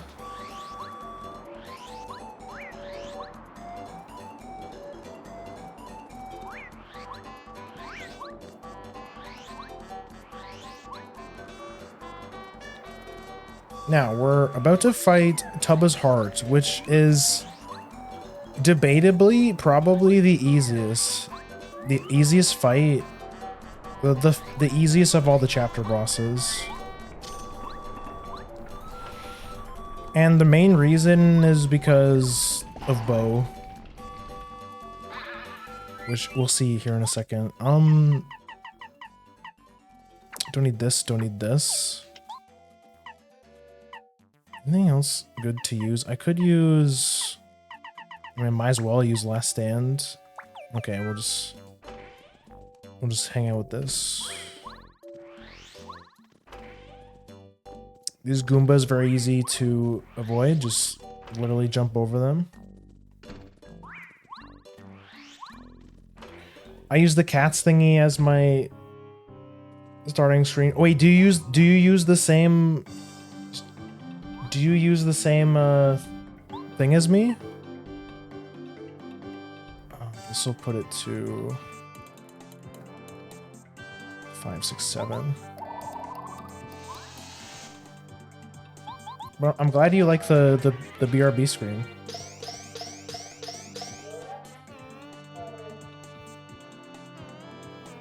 From Streamlabs, they remove them now, though. Yeah, I know, right? I was actually really upset because I accidentally deleted one of my scenes, and so I had to set it back up again. So then I went to Streamlabs to look to see if they still had it, and it was gone. Like, I couldn't find it anywhere. And yeah, they totally did away with all of that.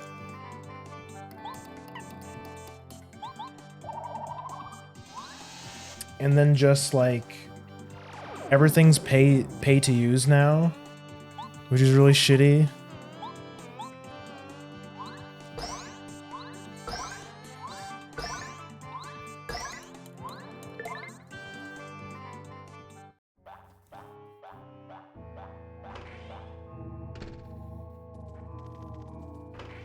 I don't get why they removed it.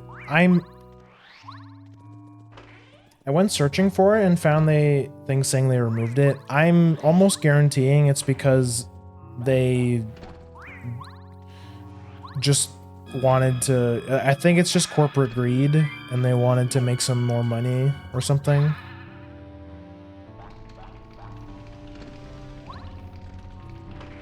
Would be my guess. And then this phase is much easier.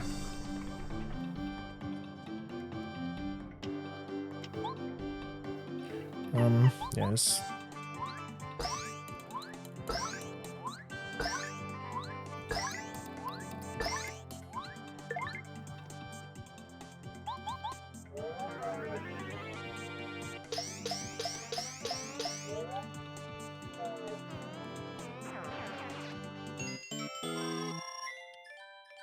They kept...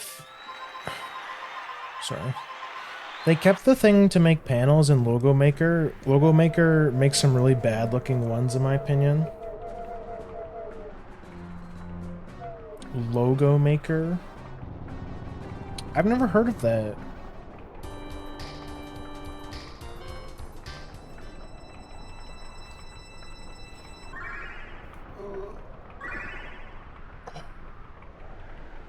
But yeah, I'll take your word for it. I wouldn't trust anything they make, honestly. I was kind of looking at some of their like stream overlays because I am in the market to get a new stream overlay. I have my eyes on I think who I want to commission for one, but I was looking around for theirs to see if they had any free ones. But of course they don't. They're all pay to use. You have to pay for Streamlabs Premium to get access to it. Yeah, so fuck that. I don't need another subscription service.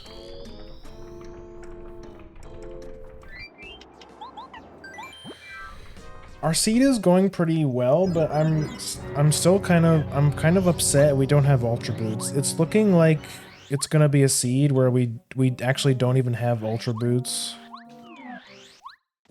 Unfortunately.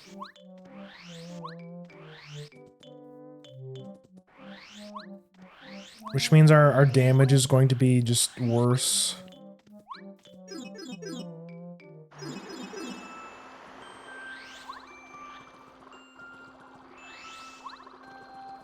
This one. I'm actually curious to what you mean. I'll have to look into it. See how bad the designs are.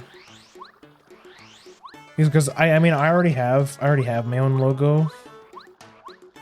I commissioned one way back in the day. I'll send you a link on Twitter. If you want, you can also join the Discord. Ow. You can post it in there too if you want. But that's up to you. But you can also just send me it on Twitter if you want.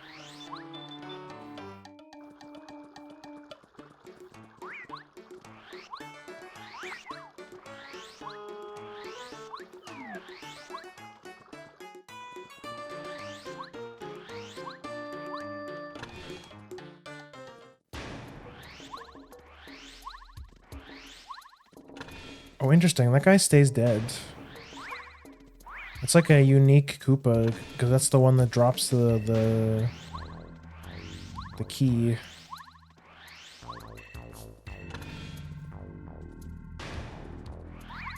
Oh shit. This music is very fitting. It's not far off from the original music, actually. Watch out for this fucker. There we go. Those enemies are a bitch to dodge. They come out of nowhere. Well, they just have panels and then all of the widgets now. Oh, did they change it? Did they change it again from when you used it? I mean, I guess it is a streaming. I guess it is a streaming thing. I guess they're always changing with the times. But yeah, I don't like what they did with it. I think it looks. Everything's paid now. It's just like they're peddling the Streamlabs premium garbage. It's like I just need it for alerts, you know. But mind you, I haven't looked to see what else you get with premium. Like, does it give you better alerts or something? Maybe. That would be nice.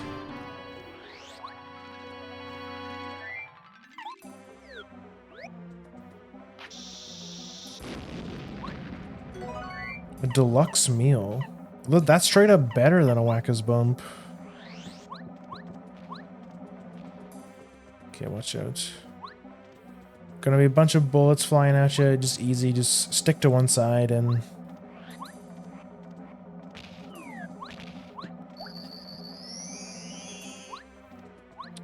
okay, cool thing you can do with these guys. Oh.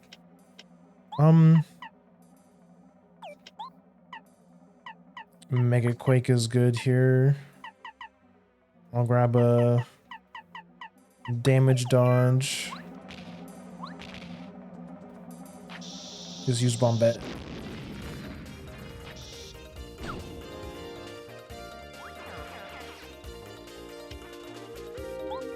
This should kill, right? Yes, nice.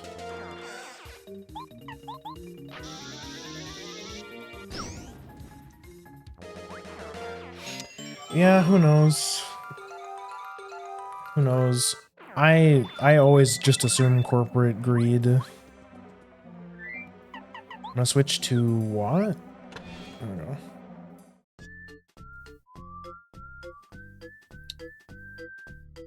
Okay, here we go. Koopa Bros. Another pretty easy fight, except for there's one, like, beginner's trap you need to be aware of. So this is fake Bowser. This part isn't very hard.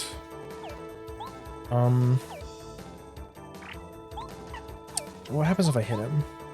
This part's very easy. This isn't for 7. As soon as you beat fake Bowser, the Koopa Bros spawn. And if you used both Mario's and Watt's turn to beat him, then as soon as the Koopa Bros spawn, they'll get to use their ultimate attack. And at Chapter 7 scale, let's see how much damage it does. It does... I'll go up, 16 damage. So you really don't want them to get that off, especially if you don't have any, especially if you don't have any life shrooms. But one way you can totally make this fight trivial is, number 1, you do this with Watt. You just use an Electro Dash. The only other way to knock the Koopa Bros down in one turn is if you use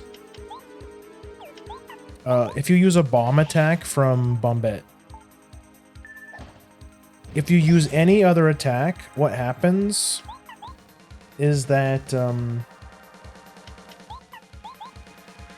the Koopa Bros will enter like this wobbling animation, and what that means is that you have to hit them. Again. You have to hit them 2 times. But if you have Watt or Bombay, it's a lot easier, and then you can totally avoid the super spin attack. That's like the only like beginner's trap that can kind of catch you sometimes. But I mean, if you can also just have lots of life shrooms and just not care, like if you just get one shot by it.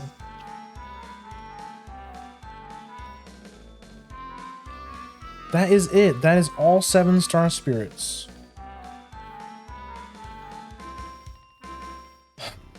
I am bummed out we don't have ultra boots, man. It's just one of those seeds, I guess. We're just not gonna get ultra boots. Hi Fuji. Hi buddy. My cat has jumped on my desk. He usually never. I know. I think I know why. It's because it's almost 3 a.m. Bro, what the fuck am I doing? I gotta wrap up this seed.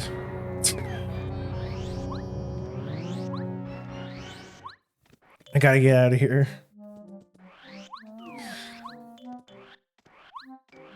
Did I check this? Do you have ultra boots, please?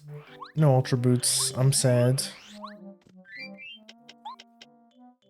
Oh, okay. Let's just go. That's fine. We don't need. Oh shit. One thing I forgot. Actually, hold on. Which I should have done last time, actually. Let's go talk to our buddy, Chet Rippo. I keep confusing their name. One's name is Chet Rippo and one's name is Rip Cheeto. This one is Chet Rippo, I think. Yeah, this is Chet Rippo.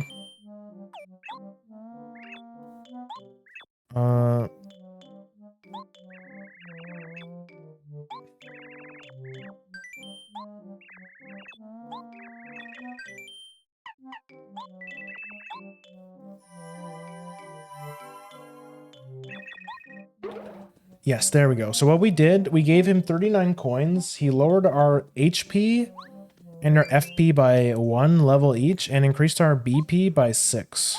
So you essentially trade 1 level of 2 of your other stats to increase your other stats by 1. This is very good, specifically because of these 2 badges right here. Last Stand makes it so you take half damage, rounded down, as long as you have 5 HP or less. And Power Rush makes you do 2 extra damage as long as you have 5 HP or less. This is the Danger Mario combo. And now we also have 6 BP to work with, which I'm probably... Ooh, Quick Change is 4. We could also get more... Quick Change is really good. I think I use Quick Change, honestly. Quick Change, and for our second... Mega Rush, probably? I think we go Mega Rush and Close Call. Yeah, that seems good. And this is it. This is our endgame setup. Let me have a check and see what my items are looking like. Yeah, we're totally stacked. We even have 2 healing items to recover our FP, which is pretty nice. Well, thinking on it, maybe I should use... Oh, I don't need this, actually. Oh, also the damage dodges are also useless, actually. Definitely better to have FP and something else. Maybe Close Call and Double Dip. Just this, just for a cheap option? Yeah, that seems good. That seems good.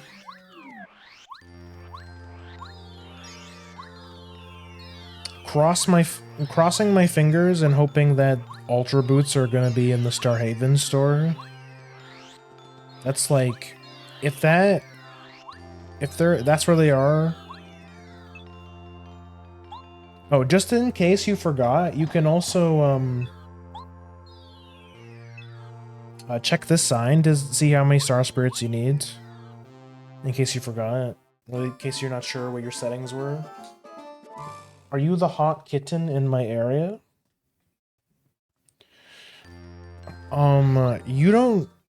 You can't just be throwing the word kitten around, okay? I am no one's kitten. How dare you? Fuck. These guys are kind of annoying to dodge because of the weird winding path. I didn't know what else to put. I'm just messing with you. Oh, these guys are hard to avoid because the path is so tiny. I'm just messing with you. Hi, German.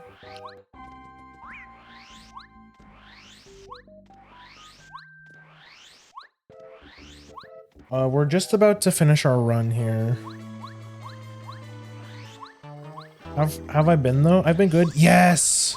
Ultra Boots. I'm doing so much better now that I have Ultra Boots. Let's go. Okay, yeah, we're set. We're set for endgame. That's a boost to our damage.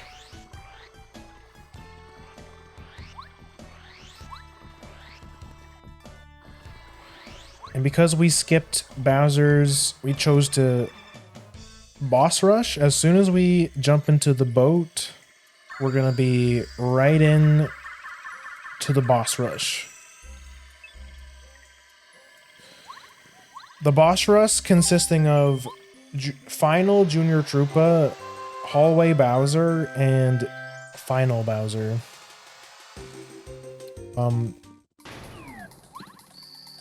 This is gonna be a lengthy part.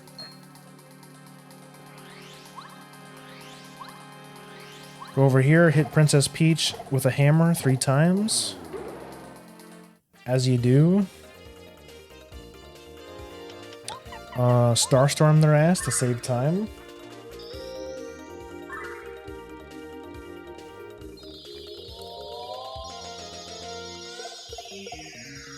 First Starstorm of the seed, but generally probably the best use of your star power is Starstorm. Okay, let me just have a double check to see, make sure everything is good. Yes, this is a good setup. Let's go. We are over leveled as hell. But yes, I'm doing very good. Even though it's late, I'm probably staying up later than I should, but I really wanted to get this guide going. Okay, Junior Troopa.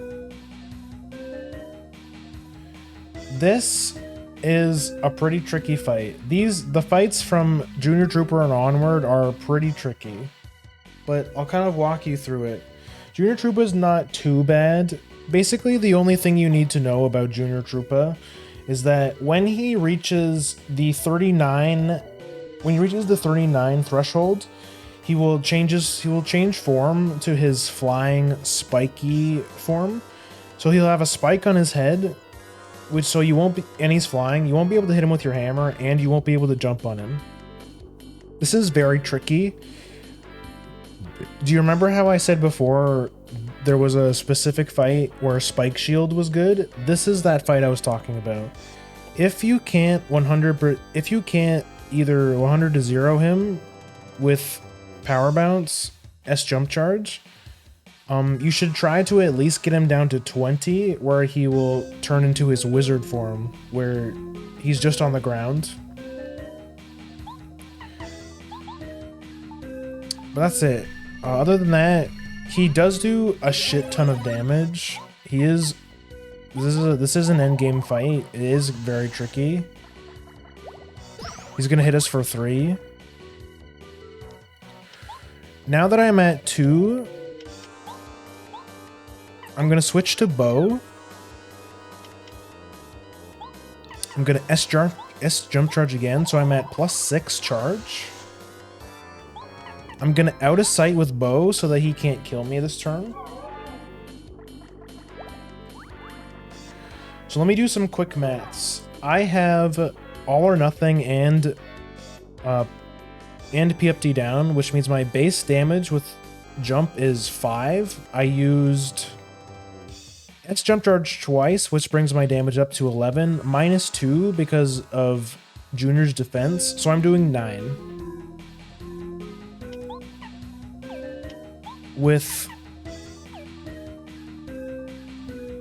So I'm gonna do another S jump charge. He's going to kill me, but it doesn't matter because we have lots of life shrooms. That's what these are for.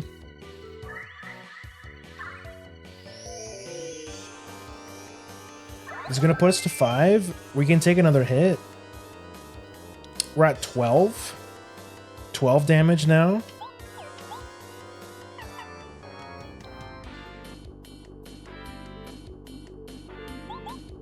I'm gonna do another one. I'm gonna swap to Watt to get a little bit of damage in. This is why quick change is very strong. I think we should have enough to kill him now. Yes, I overthought it. Do you know why? Can you tell me why I overthought it? Is because I totally forgot I had Power Rush. So there was 2 extra damage I wasn't accounting for. I overthunk it there, but generally you don't have to worry about that. So we were way over damage, but that's okay. This pipe brings you down to Toad Town, so you do have a shortcut back to Toad Town if you want, if you need to go like stock up on items or something. So it's important to hit that pipe. In here, there's one last item, which gives us a whack-a-bump. That's actually really good.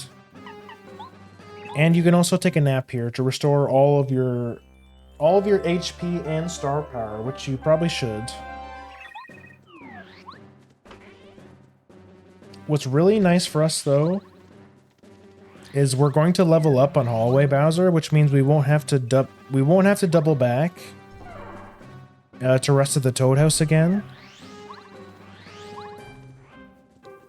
So it saves us a bit of time. Oh, I recognize them. Do you mean Junior Troopa? Or do you mean the Koopa Bros? Yeah.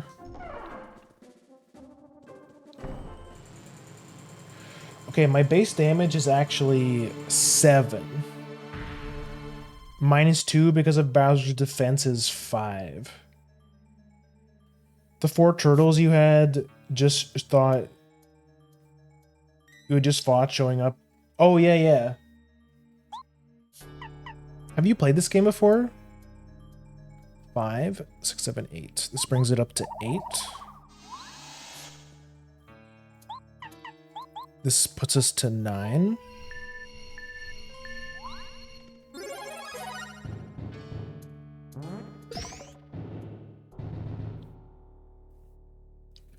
And he's...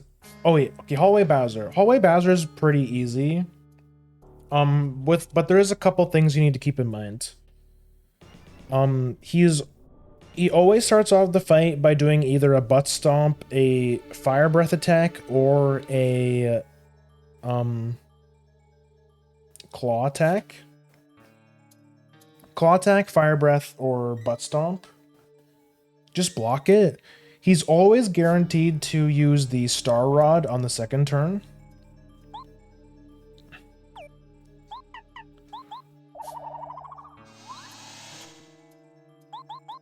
And because we have quick change, we don't have to swap to bow.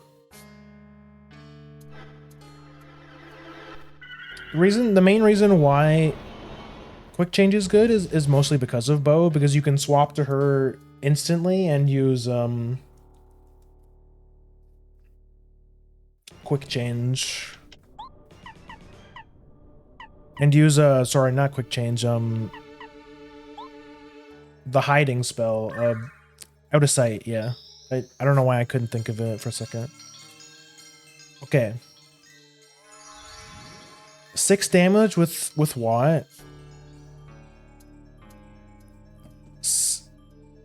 8 with Power Rush, 10. And then, which puts me at 16, minus 2, so that I'm at 14.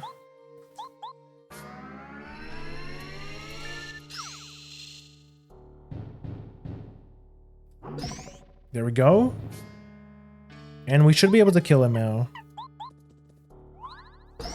Yes. Easy peasy. Where do you recognize them from? Or are you making a Ninja Turtles reference? I think we just need the FP, honestly.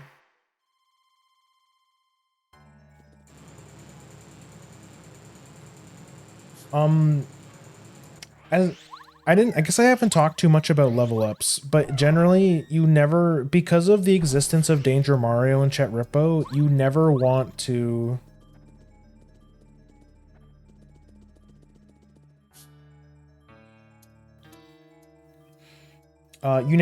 invest in HP, because as soon as you put a level up into HP, it locks you out of Danger Mario. So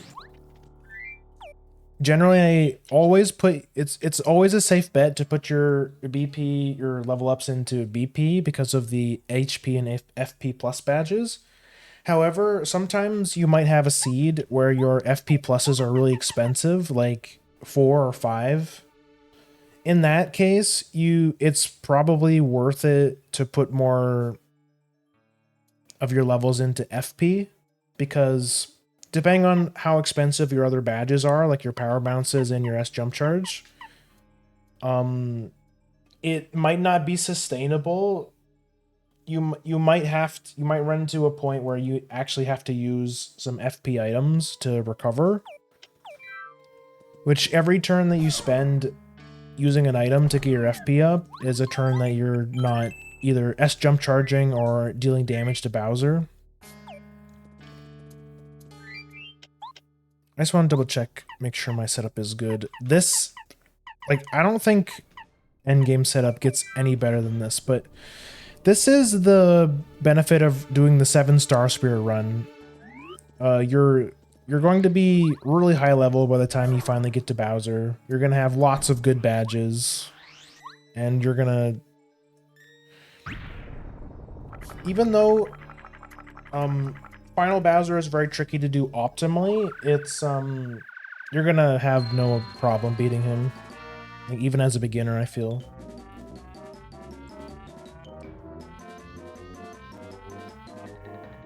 From 5 minutes ago, when you fought them, it was a joke about them showing up again. Oh, okay. Sorry, it flew over my head.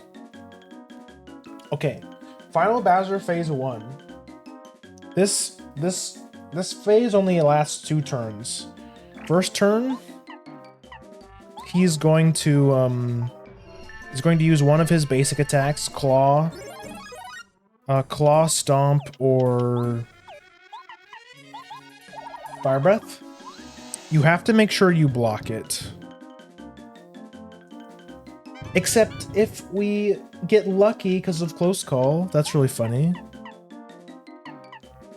And then this is the turn when you let go. Like, you just get as much damage you can as you can on him. 64, nice. Because this damage carries over to the second phase. He's always scripted to do the Star Rod on the second turn, because just like in the vanilla game, you try to use the Star Rod and it doesn't work.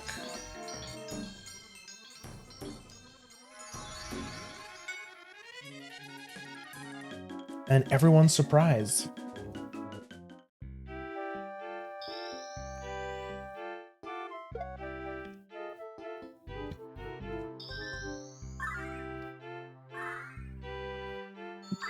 I'm actually going to quickly bring up a certain document to kind of help me illustrate what makes this fight so tricky.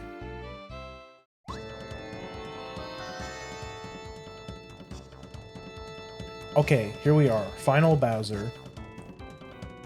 This is, like I said, this is the fight that separates the boys from the men. In order to do this fight, there's a lot going on in this fight. A lot of it's fairly random. Bowser's behavior, it is kind of random, but you can make, but there are a couple things that are certain. In the first few turns of Final Bowser, he's always scripted to do his basic attacks: Claw, Butt Stomp, Fire Attack. You want to start out by using the Peach Beam and removing his shield. Intermittently, he will use the shield. But in this phase, he has 2 extra attacks. He has the Lightning Strike, which does 10 damage to Mario. It's kind of tricky to dodge, but it's not that big of a deal. The move that you really need to watch out for, especially since we're doing this strategy with the S jump charge, is the Circle Wave. The Circle Wave, it does 6 damage to Mario and 3 damage to your partner. Don't bother blocking with Mario. All you need to do is focus on blocking with your partner. Because if you don't block the attack with your partner gets knocked out of commission for 3 turns. Which is huge, because it means you can't deal damage with your partner. It means you can't swap to bow and use out of sight. It's bad. So only focus on blocking, just let Mario take the damage and block with your partner. And now the biggest and scariest thing that Bowser can do once he gets to his second phase, sorry, let me exit out of this really quick, is he can heal. 3 times per fight, Bowser can heal 30 HP. And what makes this tricky, however, there is a way where you can manipulate Bowser so that he will never heal. And how this works is Bowser has a 75% chance of healing when his percent of HP plus 25 is less than Mario's percent of his HP. In this document I'm using, for example, if Mario has 25 out of 50 HP and Bowser has 33 out of 99, which is his max, 58, he will not heal. He can't heal at all. But if Bowser's HP goes down to 23, then the heal chance activates.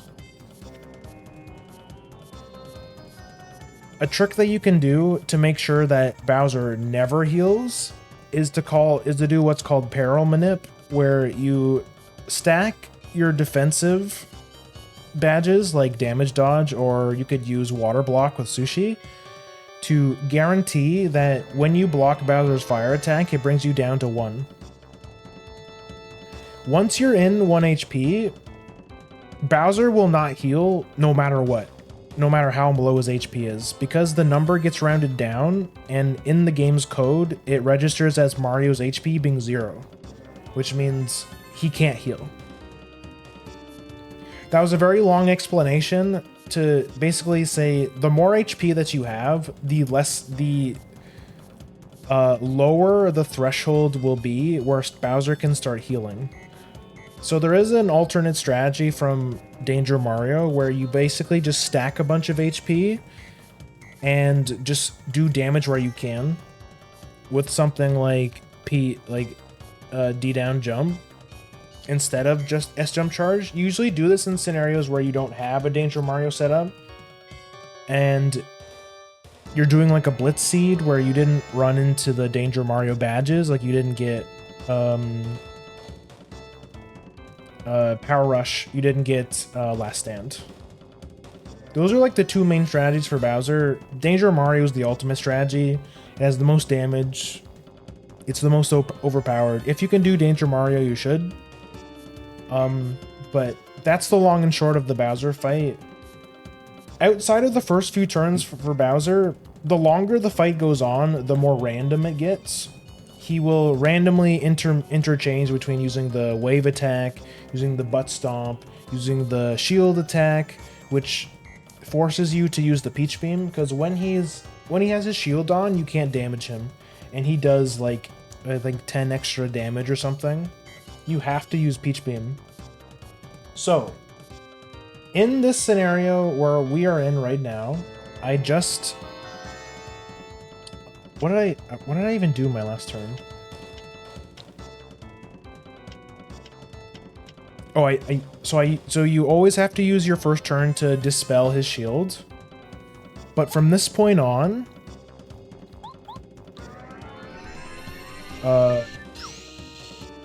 it's fairly random. You have to make sure you hit your blocks, by the way. That was actually incredibly good RNG, because as we just talked about, I'm at 1 HP. No matter how much damage I do to Bowser, he can't heal. So this is when those repel gels I was talking about come in. Now Mario's invincible. I'm going to use this time to supercharge.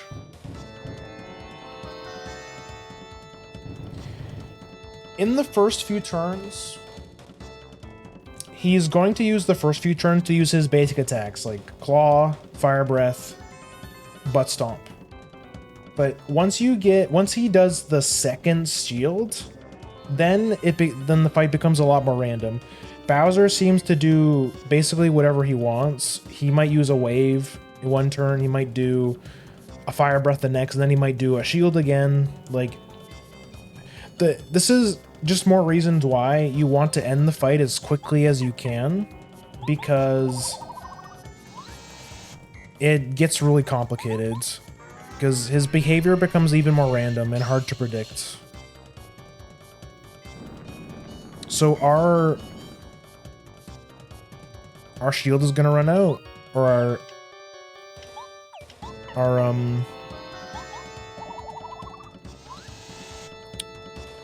I can't think. I'm so cooked. Repel gel ran out, so this is when we swap to bow. This is why quick change is good, is because you can keep continually dealing damage with Mario or with Watt, and then when you need to, you can swap to bow. So here he used his shield. I think this was a bad play on my part, because I think this is scripted. There's an alternate timeline where Bowser didn't use his shield and actually just attacked as normal, but that's just this. There is some amount of randomness to this fight. That's why this is the trickiest fight in the game. You can sometimes just get screwed over by RNG. I'm gonna use another repel gel. Another interesting thing is that while Bowser has his shield up, he will continuously use all of his attack moves. He will never heal while he has his shield up.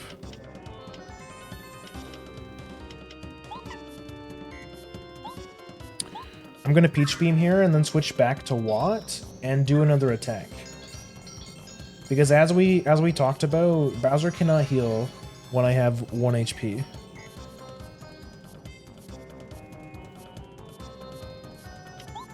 We're gonna switch to Watt.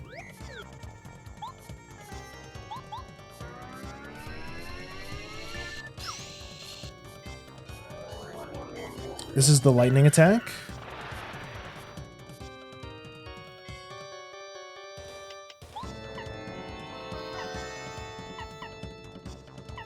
And we should be able to kill him now. Yes, he's super dead. And that's Final Bowser. Again, super easy for us. 7-star Spirit Seeds tend to be pretty easy because you're super high level by the time you get to Bowser. But sometimes it won't be. Sometimes you might not have as good as a setup as I am, or as I have.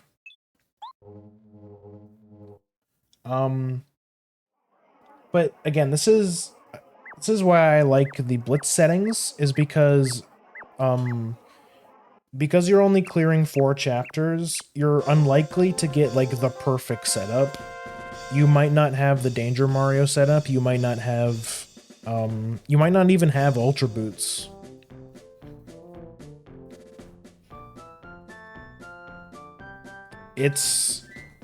And you might be forced to use alternate, less quick strategies. Basically, any setup, like the high HP, like defense stacking setup I was talking about, it's a safer way to play it. Like, you're guaranteed to win, basically, but the problem with it is that it takes a long time. It's the slowest way to beat Final Bowser. But that was a good display as to why Danger Mario was so overpowered. I actually got insanely lucky there. When he did his Fire Breath attack, it has a base damage of 10. Because I had Last Stand On, it gets halved and rounded down. It rounds down to 5, and then with me blocking it, it does 4, which puts me at 1. If Bowser had did any of those other attacks, the fight would have been a lot harder. Because if he does the claw attack and you don't block it, he kills you. And which would force you to use a life shroom and put you back at 5. If he does the claw attack and you block it, it puts you at 2, which isn't 1, which means Bowser can still heal if you have 2 HP. This is where that strategy I was talking about comes in. With the Peril Manip. There are a couple strategies you can use with Sushi and Water Block, and a couple of the defense badges like defense or like damage dodge and stuff like that, where you can guarantee to get Peril no matter what move he uses. That's another valid strategy if you don't have the Danger Mario setup. But yeah, those are like the 2 main ones. That strat is more guaranteed, but Danger Mario will always be the best strategy, because even if you don't get the perfect RNG and he doesn't do the Fire Breath, because you have Power Rush, your damage output is still going to be way more consistent and high than any of the other setups. So if you can get Danger Mario, you should.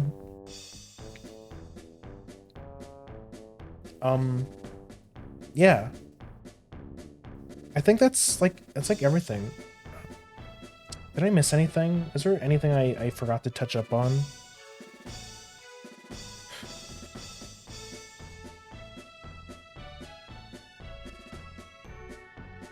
I like to feel like I talked a little bit about like which areas, like some of my decision making, like where you should go first if you're given multiple options.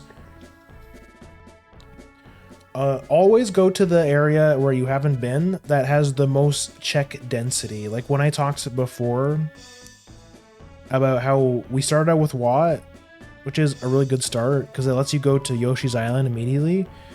And Yoshi's Island is very check dense, and it has almost no requirements because of all the trees, all the trees on the beaches. That's like, it's like 8 or 10 checks for absolutely nothing. That's why starting out with Wah is very strong. Wah is probably the best partner you can start out with. Probably after that is Sushi, and then Bo. Sushi gives you access to You can also get to Yoshi's Island if you have sushi and super boots, because you can break the panel in the sewers and then float across the water tile. You have to fight a blooper to do it, but it's generally pretty easy. Especially if you have a couple specific badges. Dizzy Stomp and Shrink Stomp are very good for those fights. Especially Dizzy Stomp. So you can just keep stunning the blooper over and over again so it never gets a turn.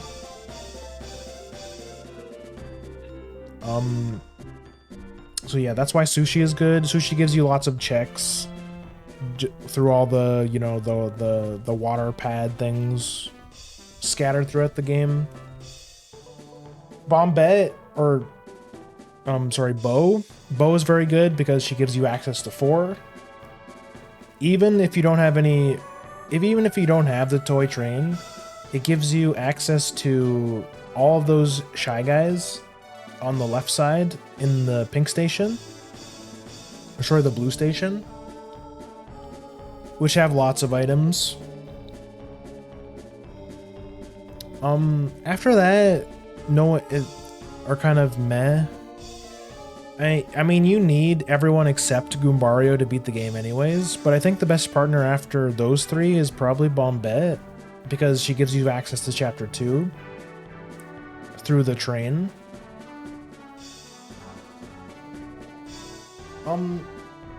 Yeah, that's why I like the one random partner thing so much, because who you get at the start of the game really does change. Like, it affects your starting strategy so much. It's big.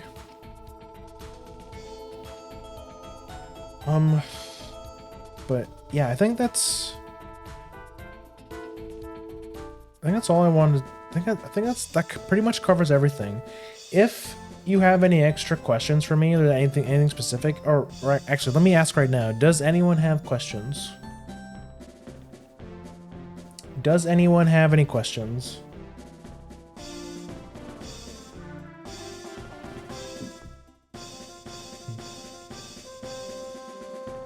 And my question for you is, what did you think of my first somewhat edutainment stream? I did talk about how I want to make, like, I'm not saying I want to be like an educational streamer, but I do want to make informative streams, or I do want to make informative content, like make guides and stuff. One of the big inspirations to why I want to learn to draw is so I can kind of like know what I'm talking about when I'm doing drawing streams, and kind of teach people that maybe are starting or want to get into drawing. I don't think I have it in me to be like a professional artist. I don't think that lifestyle really appeals to me, but it'd be nice to at least know enough to, you know, help others, I guess is what I'm trying to say. So there we go, that's it. Get our nice ending screen. But man, what a day. Question. Yeah, what's up? Of course. Ask any questions. Fuck, I'm small. I can put the glasses away. I don't need them anymore. I'm no longer teaching.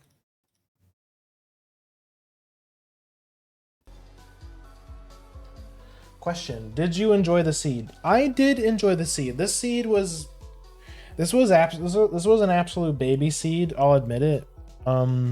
Especially mainly because of the increased item strength that the devs recommend for the beginner seed. But And we got so many good partners right at the start. We started out with Watt. We got Sushi like almost immediately after, and then right after that we got Bo.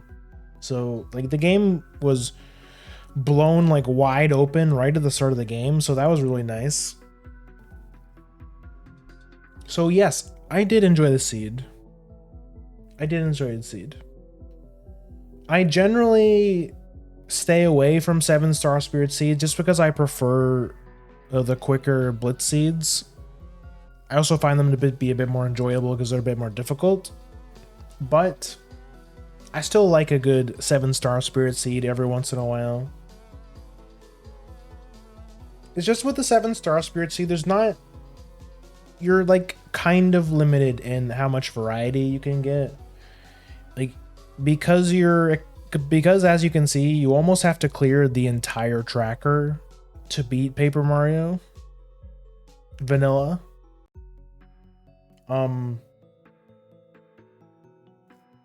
It takes away some of the like magic of a randomizer, I guess. Because you can mainly expect that you're going to get every item. It's just a matter of when. You can expect that you're probably going to have a really busted badge setup by the end of the game because you're clearing out like 90% of the game. But still, it's still a lot of fun to do 7-star spirit seeds because you feel super powerful by the end of the game. Whereas the total opposite of a blitz seed, where it's like, holy shit, I'm struggling to beat Final Bowser. You're basically like scraping together a bunch of sticks and twigs to try and beat Final Bowser. But probably still my favorite way to play Paper Rando.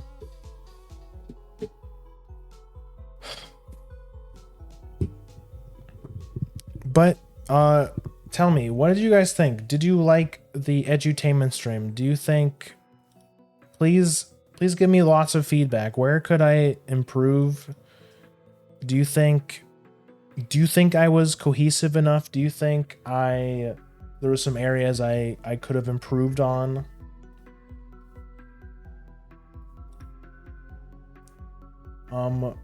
Did you enjoy the stream? I would like to know the answers to all these questions.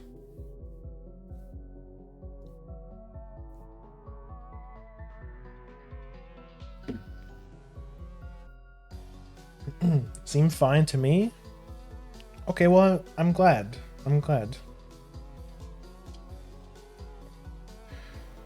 Ugh. Anyways, it's like, oh my god, it's past 3 a.m. This took way longer than I expected. To be fair, I didn't expect the first part to take so long, like me talking awake about the settings and stuff, but I wanted this to be like a end all, not an end all be all, because there's definitely better, more informative people who have made guides for this game already.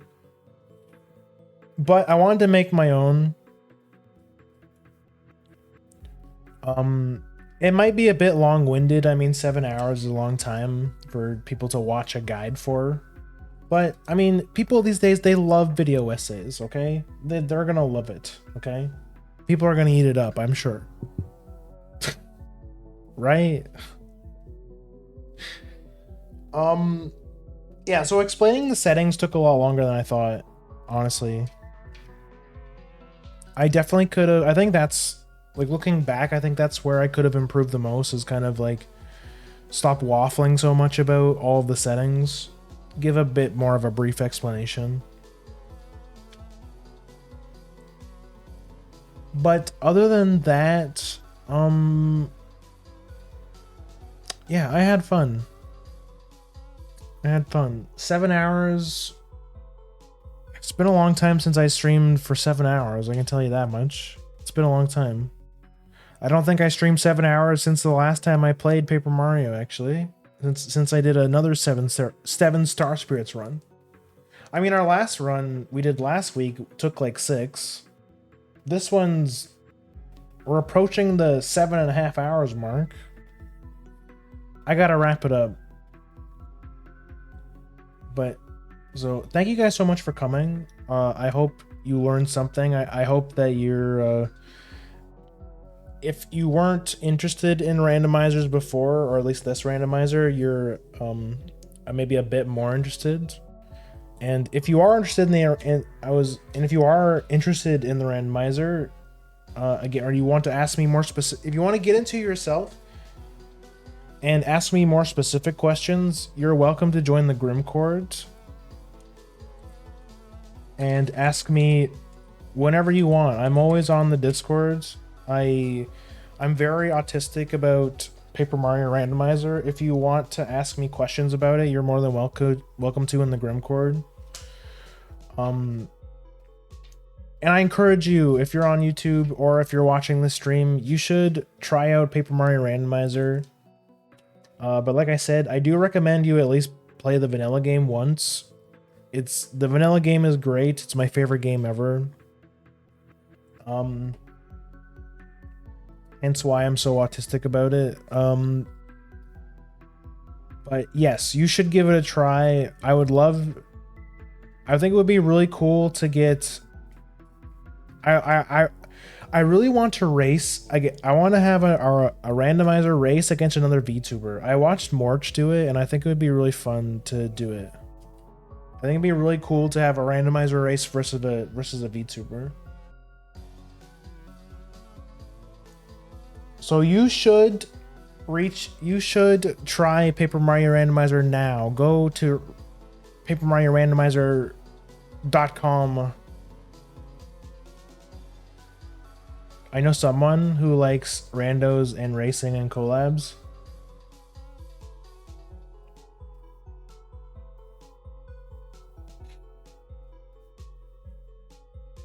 Well, tell them about this guide, I guess.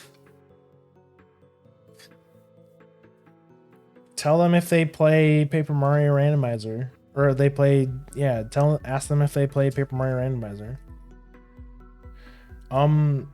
This is the only randomizer I know like a lot about. I'm not much of a Zelda head. I never the Zelda randos don't really appeal to me that much. I did my first ever playthrough or first ever completion of Majora's Mask like a while ago.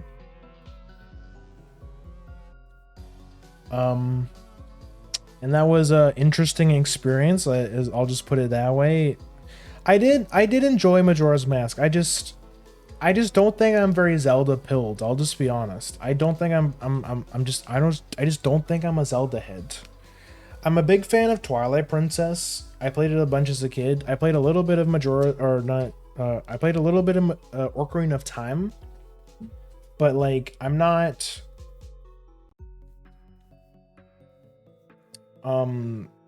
yeah, I'm just like I just don't think I'm Zelda pilled. A Link to the Past rando is simple and fun. I've heard a couple people mention the Link to the Past rando. But I've actually never played the vanilla game, so as always, I would like to play the original game first before I try the rando. A nice little Cass boot seed. I do not understand that reference, but I'm sure it's nice. Also, yo, welcome in Plushbird. Thank you for coming. Thank you for stopping by. Casual boots. You start with a sword and boots. Oh, I see.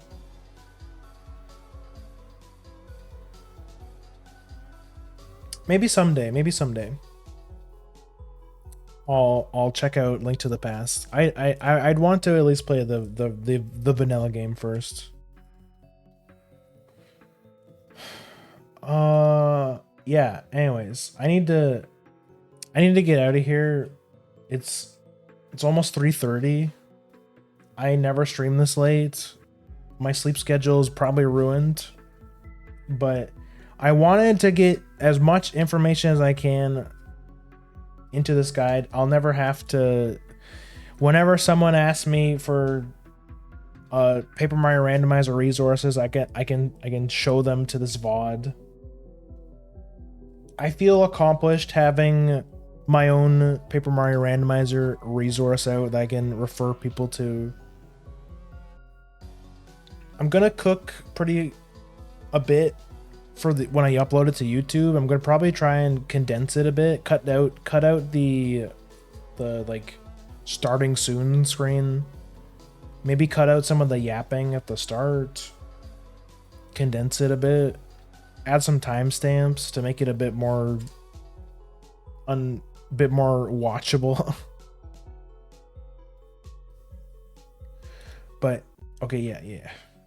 I thank you guys for coming. I already plugged the Discord, but if you haven't, you should scroll up a bit and you should join the Grimcord. You can grab the Twitch roll so you get notified every time I go live. You can also grab some fun rolls like the watch along roll, which we do watch alongs fairly often. I'm actually not sure if I want to do a watch along this week. But the anime that we're currently watching is Tiger Mask W. It's a really cool wrestling anime. So if you want to watch anime with us, you should come in and watch and grab the watch along roll. It's also just a pretty cool place to hang out with your fellow Grimmers and stay up to date with all the stuff with me. Here's the Twitter. Again, another good place to keep up with me. Stay up to date with stuff. I post a schedule on there. I post a schedule in the Discord. Follow the Twitter. I yap on there. I post art that I commission. Hashtag Grimpart if you want to see all the art. And, pictures of my cat sometimes. And then here's the YouTube where I'm going to upload this informative Paper Mario Randomizer VOD. And I also upload some clips sometimes. So if you're on YouTube and you're watching this, like and subscribe and hit the notification bell and all that stuff. Okay, I think that's all I wanted to. I think that's everything. I'm gonna I don't know who the hell would still be online at 3 a.m., but I'm gonna check to see if anyone's online.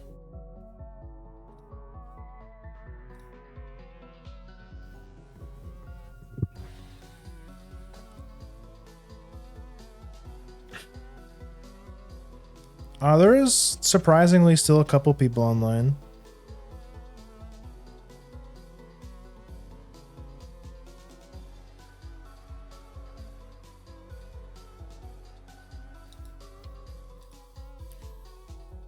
Bro, what the fuck? What is Vanessa doing online? What the heck? What is this game? What the heck?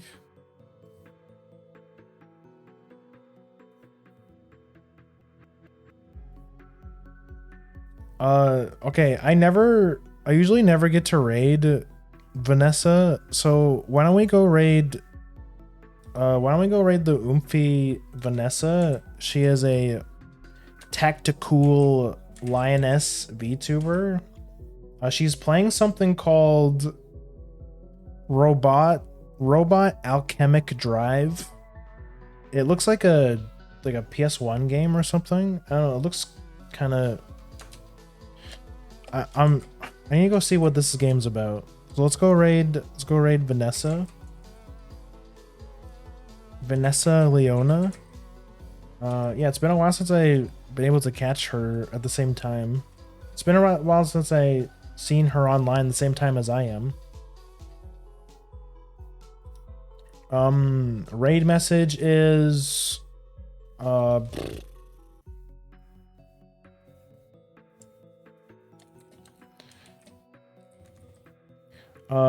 Gremlin power